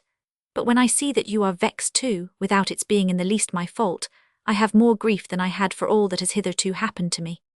Even merely to receive your letters is embarrassing, so that, if 1000 de Valmont were not so obliging and so clever as he is, I should not know what to do, and as to writing to you, that is more difficult still. All the morning I dare not, because Mamma is close by me, and she may come at any moment into my room. Sometimes I am able to in the afternoon, under pretence of singing or playing on the harp. Even then I have to interrupt myself after every line, to let them hear I am studying. Luckily my waiting maid sometimes grows sleepy in the evening, and I tell her that I can quite well get to bed by myself, so that she may go away and leave me the light, and then I am obliged to get behind my curtain so that no light can be seen, and then to listen for the least sound, so that I can hide everything in my bed if anyone comes. I wish you were there to see. You would soon see that one must indeed love anyone to do it. In short, it is quite true that I do all that I can, and I would it lay within my power to do more. Certainly I do not refuse to tell you that I love you, and that I shall always love you. I never told it you with a fuller heart, and you are vexed. Yet you had assured me before I said it that that was enough to make you happy. You cannot deny it, it is in your letters. Although I have them no longer, I remember them as well as when I used to read them every day. And you, because you are absent now, no longer think the same. But perhaps this absence will not always last. Ah, God, how unhappy I am, and it is indeed you who are the cause of it. With regard to your letters, I hope that you have kept those which Mamma took from me, and which she sent back to you. A time must come some day when I shall not be so restrained as at present, and you will give them all back to me. How happy I shall be when I am able to see them. Now I return them to 1000 de Valmont, because there would be too much danger otherwise. In spite of that, I never give them to him without feeling a deal of pain. Adieu, my dear friend. I love you with all my heart. I shall love you all my life. I hope that now you are no longer vexed, and were I sure of it I should not be so myself. Write to me as soon as you are able, for I feel that till then I shall continue sad. At the Château de 21st September 17. Letter the 83rd. The Vicomte de Valmont to the Président de Tourvel. For mercy's sake, madame, let us repeat that interview which was so unhappily broken. Oh, that I could complete my work of proving to you how much I differ from the odious portrait which has been made of me. That above all, I could again enjoy that amiable confidence which you began to grant me. How many are the charms with which you know how to endow virtue? How you beautify and render dear every virtuous sentiment. Ah, therein lies your fascination. It is the strongest. It is the only one which is at once powerful and worthy of respect. Doubtless it is enough to see you to desire to please you, to hear you in company for that desire to be redoubled. But he who has the happiness of knowing you better, who can sometimes read in your soul, soon yields to a more noble enthusiasm, and, penetrated by veneration as by love, worships in you the image of all the virtues, better made than another perhaps to love and follow them, although seduced by certain errors which had separated me from them. It is you who have brought me back, who have caused me to feel anew all their charm. Will you make a crime of this new love of mine? Will you blame your handiwork? Would you reproach yourself even with the interest which you might take in it? What harm is to be feared from so pure a sentiment, and what sweetness might there not be to taste in it? My love alarms you, you find it violent, unrestrained. Temper it with a gentler love. Do not disdain the empire which I offer you, from which I swear never to escape, and which I dare believe would not be entirely lost to virtue. What sacrifice could seem hard to me, once sure that your heart could keep its price for me? Where is the man, then, who is so unhappy as not to know how to delight in the privations which he imposes on himself, as not to prefer a word, a glance accorded to all the pleasures which he could steal or surprise? And you believed that I was such a man, and you feared me. Ah, why does not your happiness depend on my own? What vengeance I would take on you by rendering you happy? But this gentle empire is no result of a barren friendship, it is only due to love. That word frightens you, and why? A more tender attachment, a stronger union, a common thought, alike happiness and alike pain. What is there in that alien to your soul? Yet love is all that. Such at least is the love which you inspire and I experience. It is that above all which, calculating without interest, knows how to appreciate actions according to their merit and not their price. It is the inexhaustible treasure of sensitive souls, and all things become precious that are done for or by it. What then have these truths, so easy to grasp, so sweet to practice, that can alarm? What fear either can a man of sensibility cause you, to whom love permits no other happiness than your own? This is the solitary vow I make today. I will sacrifice all to fulfill it, except the sentiment by which it is inspired, and this sentiment itself, if you do but consent to share it, you shall order as you will. But let us suffer it no longer to divide us when it should unite us. If the friendship you have offered me is not an idle word, if, as you told me yesterday, it is the sweetest sentiment known to your soul, let that be the bond between us. I will not reject it, but being arbiter of love, let it consent to listen to it. A refusal to hear it would become an injustice, and friendship is not unjust. A second interview will present no greater difficulty than the first. Chance can again furnish the occasion, you could yourself indicate the right moment. I am willing to believe that I am wrong. Would you not be better pleased to convince me than to combat me, and do you doubt my docility? If that inopportune third party had not come to interrupt us, perhaps I had already been brought round entirely to your opinion. Who knows the full extent of your power? Shall I say it to you? This invincible power to which I abandon myself without venturing on calculation, this irresistible charm, which renders you sovereign of my thoughts as of my actions. It comes to me sometimes to fear them. Alas, perhaps it is I who should be afraid of this interview for which I ask. After it, perhaps bound by my promises, I shall see myself compelled to consume away with a love which, I am well aware, can never be extinguished without daring to implore your aid. Ah, madame, for mercy's sake, do not abuse your authority. But what then? If you are to be the happier for it, if I am thereby to appear worthier of you, what pains are not alleviated by these consoling ideas? Yes, I feel it. To speak again with you is to give you stronger arms against me. It is to submit myself more entirely to your will. It is easier to defend myself against your letters. They are indeed your very utterances, but you are not there to lend them fresh strength. However, the pleasure of hearing you leads me to brave the danger. At least I shall have the pleasure of having dared everything for you, even against myself, and my sacrifices will become an homage. I am too happy to prove to you in 1,000 manners, as I feel in 1,000 fashions, that you are and ever will be, without excepting myself, the object dearest to my heart. At the Château de 23rd September 17. Letter the 81st. The Vicomte de Valmont to Cécile de Volanges. You saw how greatly the chance was against us yesterday. All day long I was unable to hand you the letter which I had for you.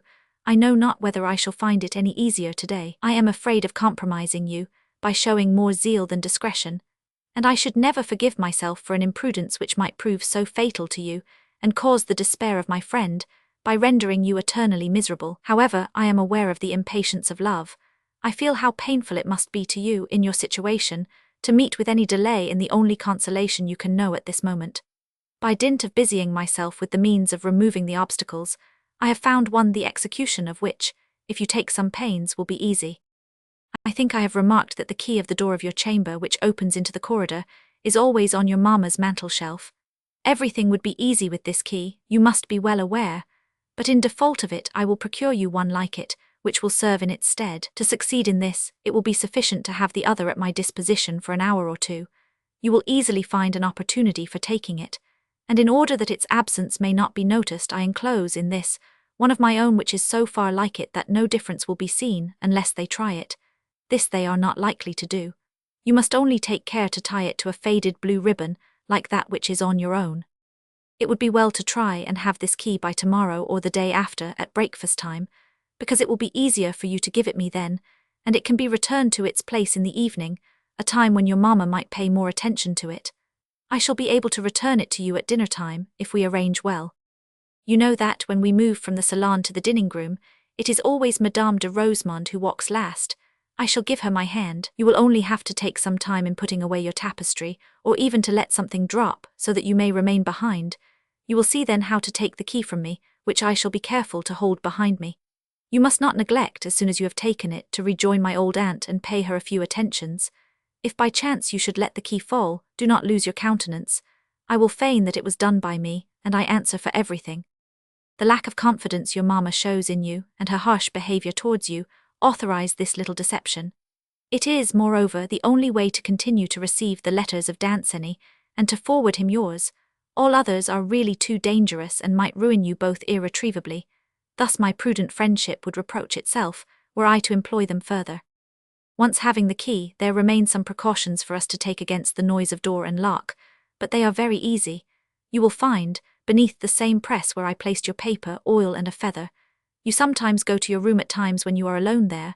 You must profit by it to oil the lock and hinges.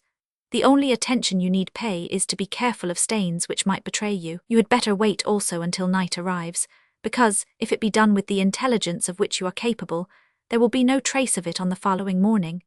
If, however, it should be perceived, then you must say that it is the indoor polisher. You must in this case specify the time, and even the conversation which you had with him.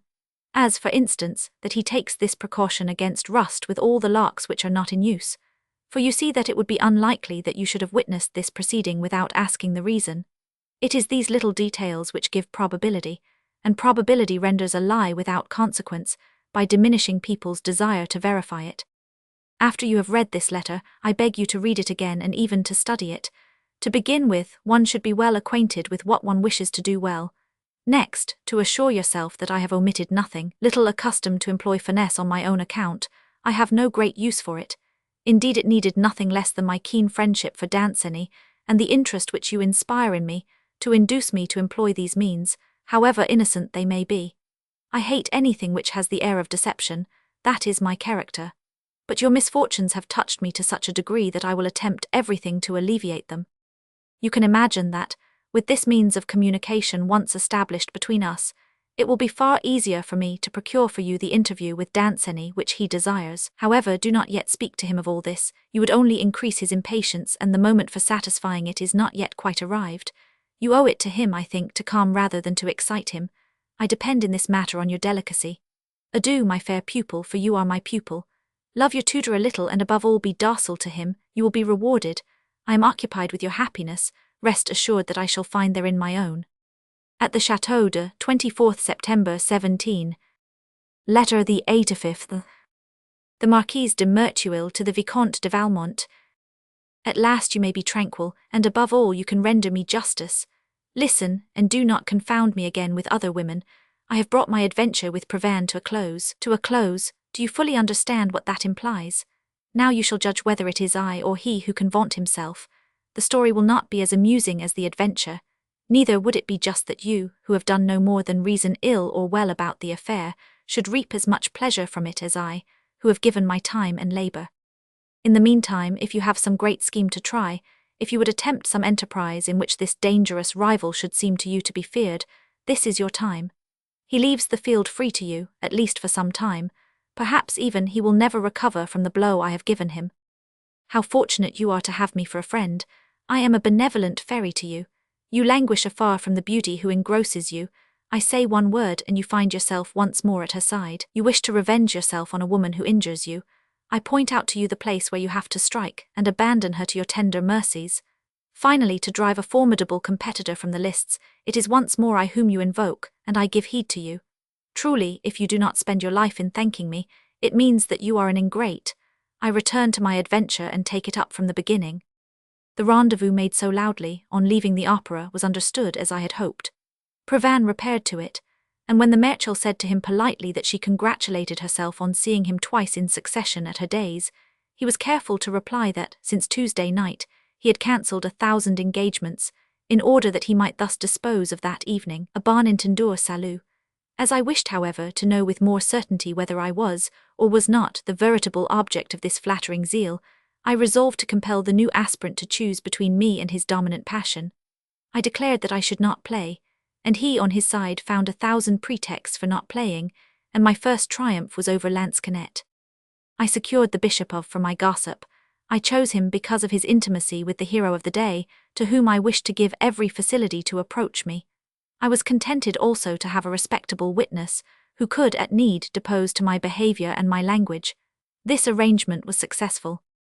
After the vague and customary remarks, Provin, having soon made himself the leader of the conversation, tried different tones in turn, in order to discover which was likely to please me. I refused that of sentiment as though I had no faith in it. I stopped by my seriousness his gaiety, which seemed to me too frivolous for a debut. He fell back upon delicate friendship, and it was beneath this well-worn flag that we began our reciprocal attack. At supper time the bishop did not descend. Provin then gave me his hand, and was naturally placed by my side at table. One must be just.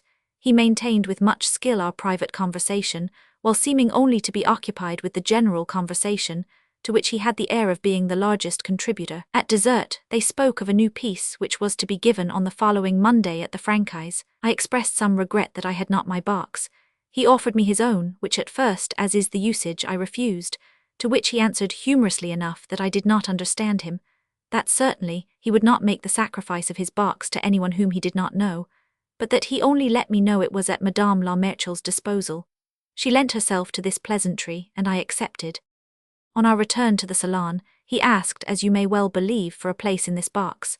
And when the Marechal, who treats him with great kindness, promised him it, if he were good, he made it the occasion of one of those double-edged conversations, at which you have extolled his talent to me. Indeed, having fallen on his knees like a submissive child, he said, under pretext of begging for her counsel and tasking her opinion, he uttered many a flattering and tender thing, the application of which I could easily take to myself. Several persons having not returned to play after supper, the conversation was more general and less interesting, but our eyes spoke much. I say our eyes, I should have said his, for mine spoke but one languid effort of surprise. He must have thought I was astonished and quite absorbed in the prodigious effect which he had on me. I think I left him highly satisfied. I was no less pleased myself. On the following Monday I was at the Franchise, as we had agreed. In spite of your literary curiosity, I can tell you nothing of the performance, except that Provin has a marvellous talent for cajolery, and that the piece failed. That is all that I learned. I was sorry to see the evening come to an end. It had really pleased me mightily, and in order to prolong it, I invited the Marechal to come and sup with me. This gave me a pretext for proposing it to the amiable flatterer, who only asked the time to hasten to the Comtesses de P and free himself from an engagement. This name brought back all my anger. I saw plainly that he was going to begin his confidences. I remembered your wise counsels, and promised myself to proceed with the adventure. I was certain that I should cure him of this dangerous indiscretion. Being new to my company, which was not very numerous that evening, he owed me the customary usages. Thus, when we went to supper, he offered me his hand. I was malicious enough when accepting it to allow mine to tremble slightly, and to walk with my eyes cast down and a quick respiration. I had the air of having a presentiment of my defeat, and of being afraid of my victor. He noticed it readily. Then the traitor promptly changed his tone and aspect. He had been gallant, he became tender. It was not that his language did not remain much the same. Circumstances compelled that, but his gaze had become less keen and more caressing, the inflection of his voice softer. His smile was no longer the smile of finesse, but of satisfaction. Finally, in his conversation, suppressing more and more the fire of his sallies, wit gave place to delicacy. I ask you, could you have done better yourself? On my side, I grew pensive to such a point that the company was forced to perceive it, and when I was reproached for it, I was clever enough to defend myself indifferently, and to cast on Provin a rapid, yet shy and embarrassed glance. That was to make him believe that all my fear was lest he should divine the cause of my trouble. After supper, I profited by the moment when the good Marechal was telling one of those stories which she is always telling, to settle myself on my ottoman, in that languorous condition which is induced by a tender reverie. I was not sorry for Provin to see me thus. In truth, he honoured me with most particular attention. You may well imagine that my timid glances did not dare to seek the eyes of my conqueror, but directed towards him in a more humble fashion, they soon informed me that I was obtaining the effect which I sought to produce. I still needed to persuade him that I shared it, so that when the Marechal announced she was going to retire, I cried out in a faint and tender voice, "Ah, dear, I was so comfortable here."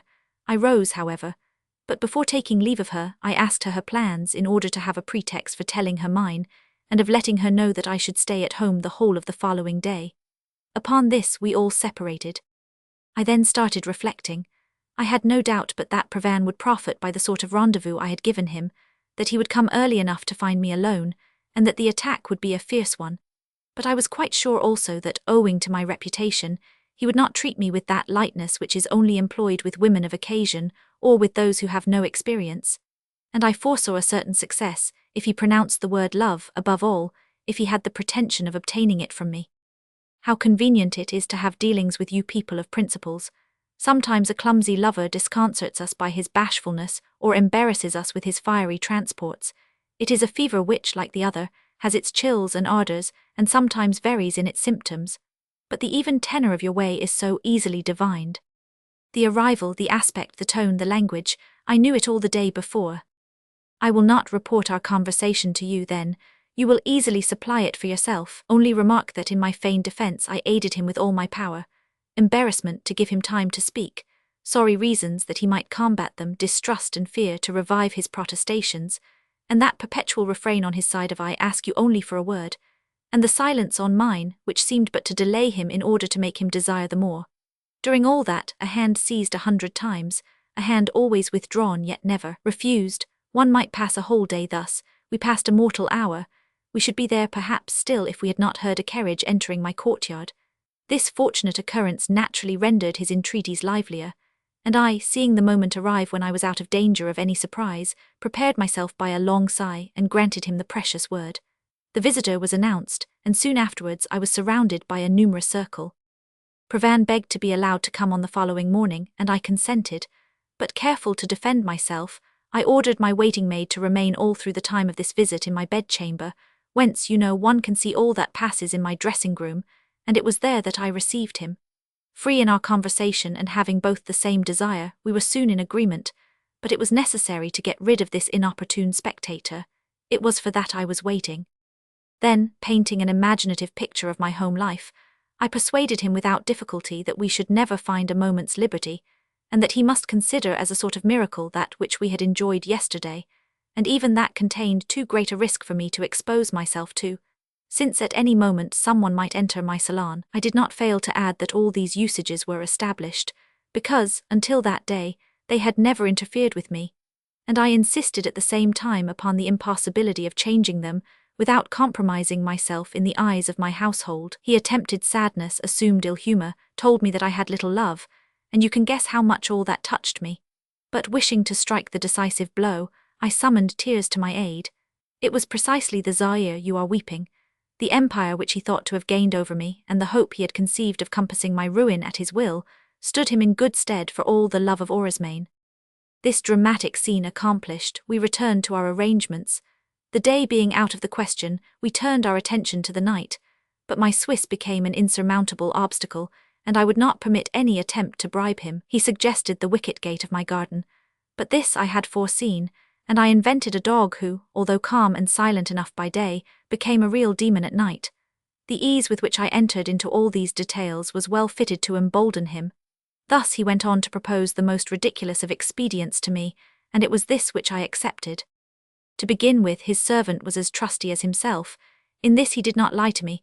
The one was quite as little so as the other. I was to give a great supper at my house. He was to be there, and was to select a moment when he could leave alone. The cunning confidant would call his carriage, open the door, whilst he, Provana, would slip adroitly on one side. In no way could his coachman perceive this, so that, whilst everybody believed him to have left, he had really remained with me. The question remained whether he could reach my apartment. I confess that, at first, I had some difficulty in finding reasons against this project weak enough for him to be able to destroy. He answered me with instances. To hear him, nothing was more ordinary than this method. He himself had often employed it. It was even that one which he used the most, as being the least dangerous. Subjugated by these irrefutable authorities, I admitted with candour that I had a private staircase which led to the near neighbourhood of my boudoir, that I could leave the key of it, and it was possible for him to shut himself in there and wait, without undue risk, until my women had retired, and then, to give more probability to my consent, the moment after I was unwilling, I only relented on the condition of a perfect docility, of a proprietio a propriety. In short, I was quite willing to prove my love to him, but not so much to gratify his own. The exit, of which I was forgetting to tell you, was to be made by the wicket gate of my garden. It was only a matter of waiting for daybreak, when the Cerberus would not utter a sound. Not a soul passes at that hour, and people are in the soundest slumber. If you are astonished at this heap of sorry reasons, it is because you forget our reciprocal situation. What need had we of better ones? He asked nothing better than for the thing to be known, and as for me, I was quite certain that it should not be known. The next day but one was the day fixed. You will notice that there is the affair settled, and that no one has yet seen Provane in my society. I meet him at supper at the house of one of my friends. He offers her his box for a new piece, and I accept a place in it. I invite this woman to supper during the piece and before Provane. I can hardly avoid inviting him to be of the party. He accepts and pays me 2 days later the visit exacted by custom. 'Tis true, he comes to see me on the morning of the next day, but besides the fact that morning visits no longer count, it only rests with me to find this one too free, and in fact I put him in the category of persons less intimate with me by a written invitation to a supper of ceremony. I can well cry with Annette, albeit that is all. The fatal day having come, the day on which I was to lose my virtue and my reputation, I gave my instructions to the faithful Victoire, and she executed them as you will presently see. In the meantime, evening arrived. I had already a great company with me. When Provane was announced, I received him with a marked politeness, which testified to the slightness of my acquaintance with him, and I put him by the side of the Marechal, as being the person through whom I had made it. The evening produced nothing but a very short note, which the discreet lover found a means of giving me, and which, according to my custom, I burned. It informed me that I could trust him, and this essential word was surrounded by all the parasitical words, such as love, happiness, etc., which never fail to appear at such a festival. By midnight, the rubbers being over, I proposed a short medley. I had the double design of favouring Provan's escape, and at the same time of causing it to be noticed. That could not fail to happen, considering his reputation as a gamester. I was not sorry either that it might be remembered, if need were, that I had not been in a hurry to be left alone. The game lasted longer than I had thought. The devil tempted me, and I was succumbing to my desire to console the impatient prisoner. I was thus rushing on to my ruin, when I reflected that, once having quite surrendered, I should not have sufficient control over him to keep him in the costume of decency which my plans required. I had the strength to resist. I retraced my steps and returned, not without some ill humour, to resume my place at the eternal game. It finished, however, and everyone left. As for me, I rang for my women, undressed very rapidly, and sent them also away. Can you see me, Vicomte, in my light toilette, walking with timid and circumspect steps to open the door to my conqueror? He saw me. Lightning is not more prompt. What shall I say to you? I was vanquished, quite vanquished, before I could say one word to arrest him or defend myself. He then wanted to take a convenient position, and one more suitable to the circumstances. He cursed his finery, which, he said, kept him aloof from me.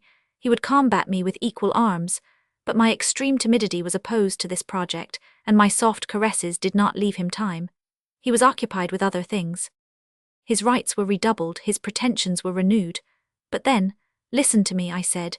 You will have thus far a merry story enough to tell the 2 Comtesses de P and 1,000 others, but I am curious to know how you will relate the end of the adventure. Speaking thus, I rang the bell with all my strength. For the nonce it was my turn, and my action was quicker than my speech. He had only stammered out something, when I heard Victoire running up and calling the servants, whom she had kept near her as I had ordered. Then, assuming my queenly tone, raising my voice, "Leave me, monsieur," I went on, "and never come into my presence again." Whereupon a crowd of my people entered. Poor Provane lost his head, and fancying an ambush in what was at bottom no more than a joke, he betook himself to his sword. It did him no good, for my valet-de-chambre, who is brave and active, caught him round the body and hurled him to the ground. I was in a mortal fright, I vow. I cried to them to cease and bade them let his retreat go unmolested, so long as they made certain that he was gone. My men obeyed me, but there was great commotion amongst them. They were indignant that anyone should have dared to fail in respect towards their virtuous mistress. They all accompanied the unfortunate Chevalier, noisily and with the scandal which I desired. Victoire only stayed behind, and we occupied ourselves during this interval in repairing the disorder of my bed. 100 Monet Del, Trirasculp. My household returned in the same state of commotion, and I, still upset by my emotion, asked them by what lucky chance they happened to be not yet gone to bed. Victoire then related to me how she had asked 2 women friends to supper, how they had sat up with her, and in short, all that we had together agreed upon. I thanked them all and let them retire, bidding one of them, however, to go immediately and summon my physician. It seemed to me that I was justified in fearing ill effects from my mortal fright, and it was a sure means of giving wind and celebrity to the news. He came in effect, condoled with me mightily, and prescribed repose. In addition, I bade Victor go abroad early in the morning and gossip in the neighborhood.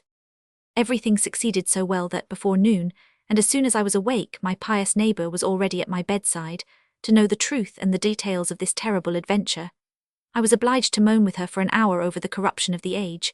A moment later, I received from the Merteuil the note which I enclose. Finally, about 5 o'clock, to my great astonishment, Monsieur arrived. He came, he told me, to bring his excuses that an officer of his regiment should have been so grossly wanting in respect. He had only heard of it at dinner at the Merteuils, and had immediately sent word to Provins to consider himself under arrest. I asked for his pardon, and he refused it me. I then thought that as an accomplice I ought to dispatch myself on my side, and at least keep myself under strict guard. I caused my door to be shut, and word to be given that I was indisposed. 'Tis to my solitude that you owe this long letter. I shall write one to Madame de Volanges, which she will be sure to read aloud, and from which you will hear this story as it is to be told. I forgot to tell you that Belleroche is enraged and absolutely wants to fight Provins. The poor fellow, luckily I shall have time to calm his head. In the meantime I am going to repose my own, which is tired with writing. Adieu, Vicomte. Paris, 25th September 17. Letter the 86th. The Merteuil to the Marquise de Merteuil. A note enclosed in the preceding one. Ah heavens, what do I hear, my dear madame? Is it possible that that little Provins should commit such abominations? And to you above all, what is one not exposed to? One is no longer safe in one's own house. Truly such events console one for being old, but that for which I shall never console myself is that I have been partly the cause of your receiving such a monster at your house. I promise you that, if what I am told is true, he shall never more set foot within my doors. That is the course which all nice persons will adopt towards him, if they do their duty. I am told that you have been quite ill, and I am anxious about your health. Give me, I pray you, your precious news, or send by one of your women if you cannot come yourself. I only ask a word to reassure me. I should have hastened to you this morning, had it not been for my baths, which my doctor will not allow me to interrupt, and I must go to Versailles this afternoon, always on my nephew's business. Adieu, dear madame, count upon my sincere friendship for life. Paris, September 25th, 17. Letter the 87th. The Marquise de Merteuil to Madame de Volanges. I write to you from my bed, my dear, kind friend. The most disagreeable event, and the most impossible to have foreseen, has made me ill with fright and annoyance. It is, assuredly, not because I have aught to reproach myself with, but it is always so painful for a virtuous woman, who retains the modesty which becomes her sex, to have public attention drawn upon her, that I would give anything in the world to have been able to avoid this unhappy adventure. And I am still uncertain whether I may not decide to go to the country and wait until it be forgotten. This is the affair I allude to. I met at the Merteuil de S a certain 1000, de Provins, whom you are sure to know by name, and whom I knew in no other way. But meeting him at such a house, I was, it seems to me, quite justified in believing him to be of good society. He is well enough made personally, and seemed to me not lacking in wit. Chance and the tedium of play left me the only woman alone with him, and the bishop of the rest of the company being occupied with lansquenet. The three of us conversed together till supper time. At the table a new piece, of which there was some talk, gave him the occasion to offer his box to the Merteuil, who accepted it, and it was arranged that I should have a place in it. It was for Monday last at the Franchise. As the Merteuil was coming to sup with me at the close of the performance, I proposed to this gentleman to accompany her, and he came. 2 days later he paid me a visit, which passed with the customary compliments, and without the occurrence of anything marked. On the following day he came to see me in the morning, and this appeared to me a trifle bold. But I thought that instead of making him feel this by my fashion of receiving him, it were better to remind him by a politeness that we were not yet on so intimate a footing as he seemed to imply. To this end I sent him that same day a very dry and very ceremonious invitation for a supper that I was giving the day before yesterday. I did not speak 4 words to him all the evening, and he, on his side, retired as soon as his game was finished. You will admit that thus far nothing has less the air of leading up to an adventure. After the other games, we played a medley which lasted till nearly 2 o'clock, and finally I went to bed. It must have been a mortal half-hour at least after my women had retired, when I heard a noise in my room. I opened my curtains with much alarm, and saw a man enter by the door which leads into my boudoir. I uttered a piercing cry, and I recognized by the light of my nightlight this 1000 de Provins, who with inconceivable effrontery told me not to alarm myself, that he would enlighten me as to the mystery of his conduct, and that he begged me not to make any noise. Thus speaking, he lit a candle. I was so confounded that I could not speak. His tranquil and assured air petrified me, I think, even more, but he had not said 2 words, when I saw what this pretended mystery was, and my only reply, as you will believe, was to clutch my bell-rope. By an incredible piece of good fortune, all my household had been sitting up with one of my women, and were not yet in bed. My chambermaid, who, on coming to me, heard me speaking with much heat, was alarmed, and summoned all this company. You can imagine what a scandal. My people were furious. There was a moment when I thought my valet-de-chambre would kill Provane. I confess that at the moment I was quite relieved to find myself in force. On reflection today, I should have found it preferable if only my chambermaid had come. She would have sufficed, and I should perhaps have escaped all this noise which afflicts me. In place of that, the tumult awoke the neighbours, the household talked, and it is the gossip of all Paris since yesterday. 1000. De Provane is in prison by order of the commanding officer of his regiment, who had the courtesy to call upon me to offer me his excuses, he said. This arrest will still further augment the noise, but I could not obtain that it should be otherwise. The town and the court have been to inscribe their names at my door, which I have closed to everyone. The few persons I have seen tell me that justice is rendered me, and that public indignation against Provane is at its height.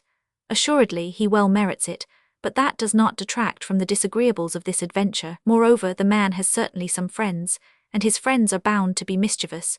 Who knows, who can tell what they will invent to my injury? Ah, Lord, how unfortunate to be a young woman!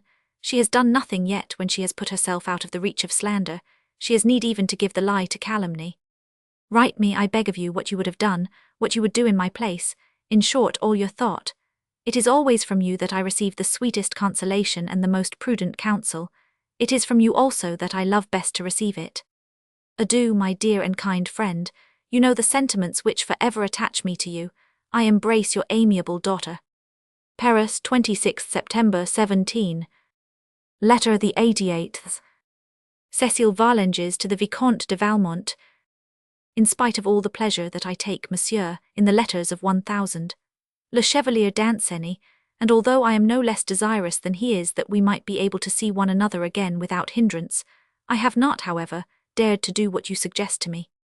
In the first place, it is too dangerous.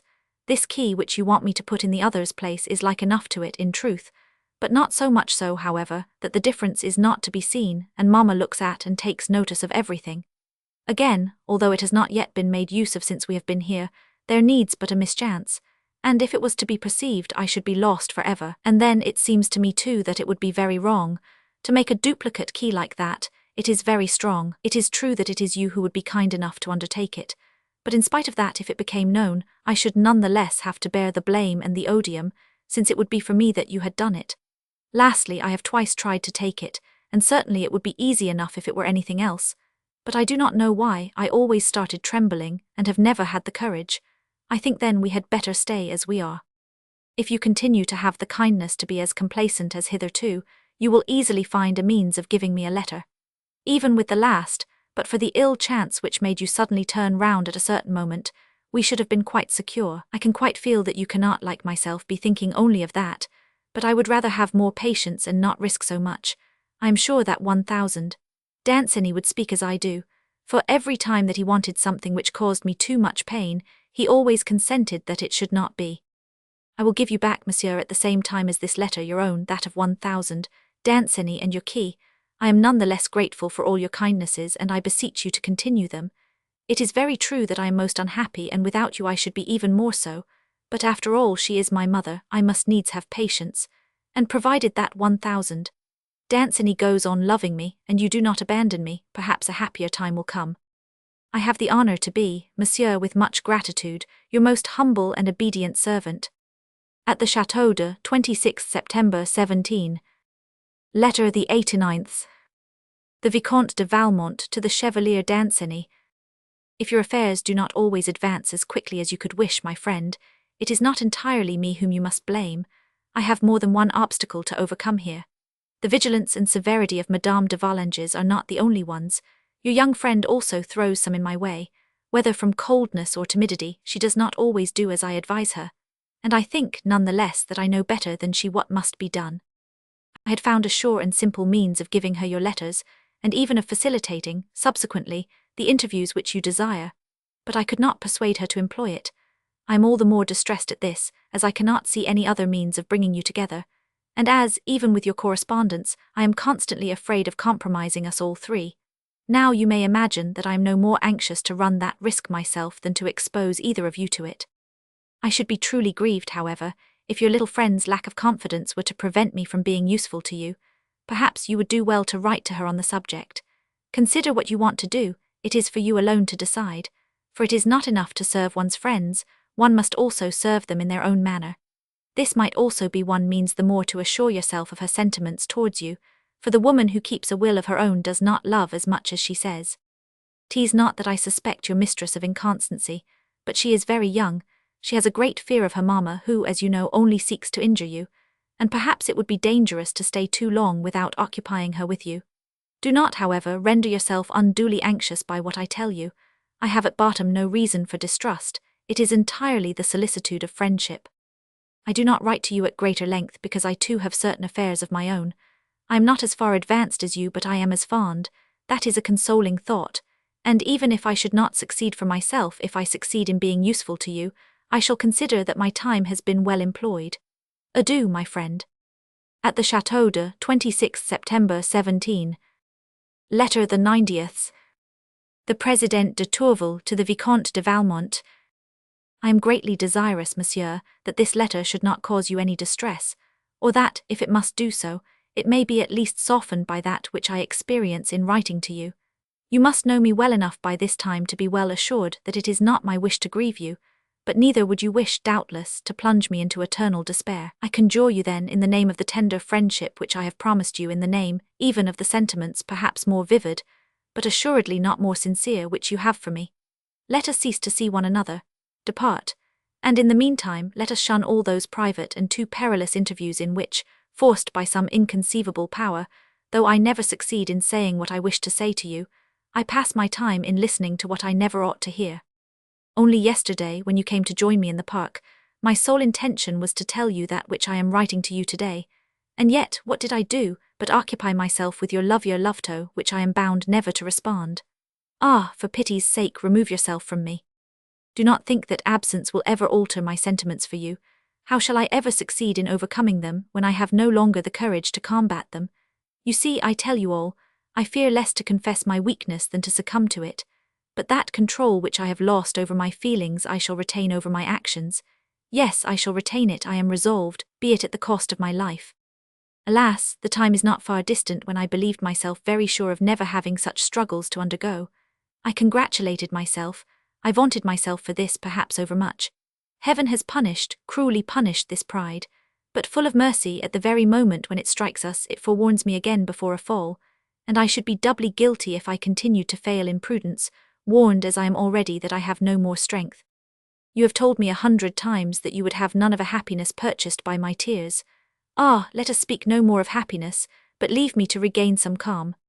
In acceding to my request, what fresh rights do you not acquire over my heart? And from those rights founded upon virtue, I shall have need to defend myself. What pleasure I shall take in my gratitude. I shall owe you the sweetness of tasting without remorse a delicious sentiment. At present, on the contrary, terrified by my sentiments, by my thoughts, I am equally afraid of occupying myself with either you or myself. The very idea of you alarms me. When I cannot escape from it, I combat it. I do not drive it from me, but I repel it. Is it not better for both of us to put a stop to this state of trouble and anxiety?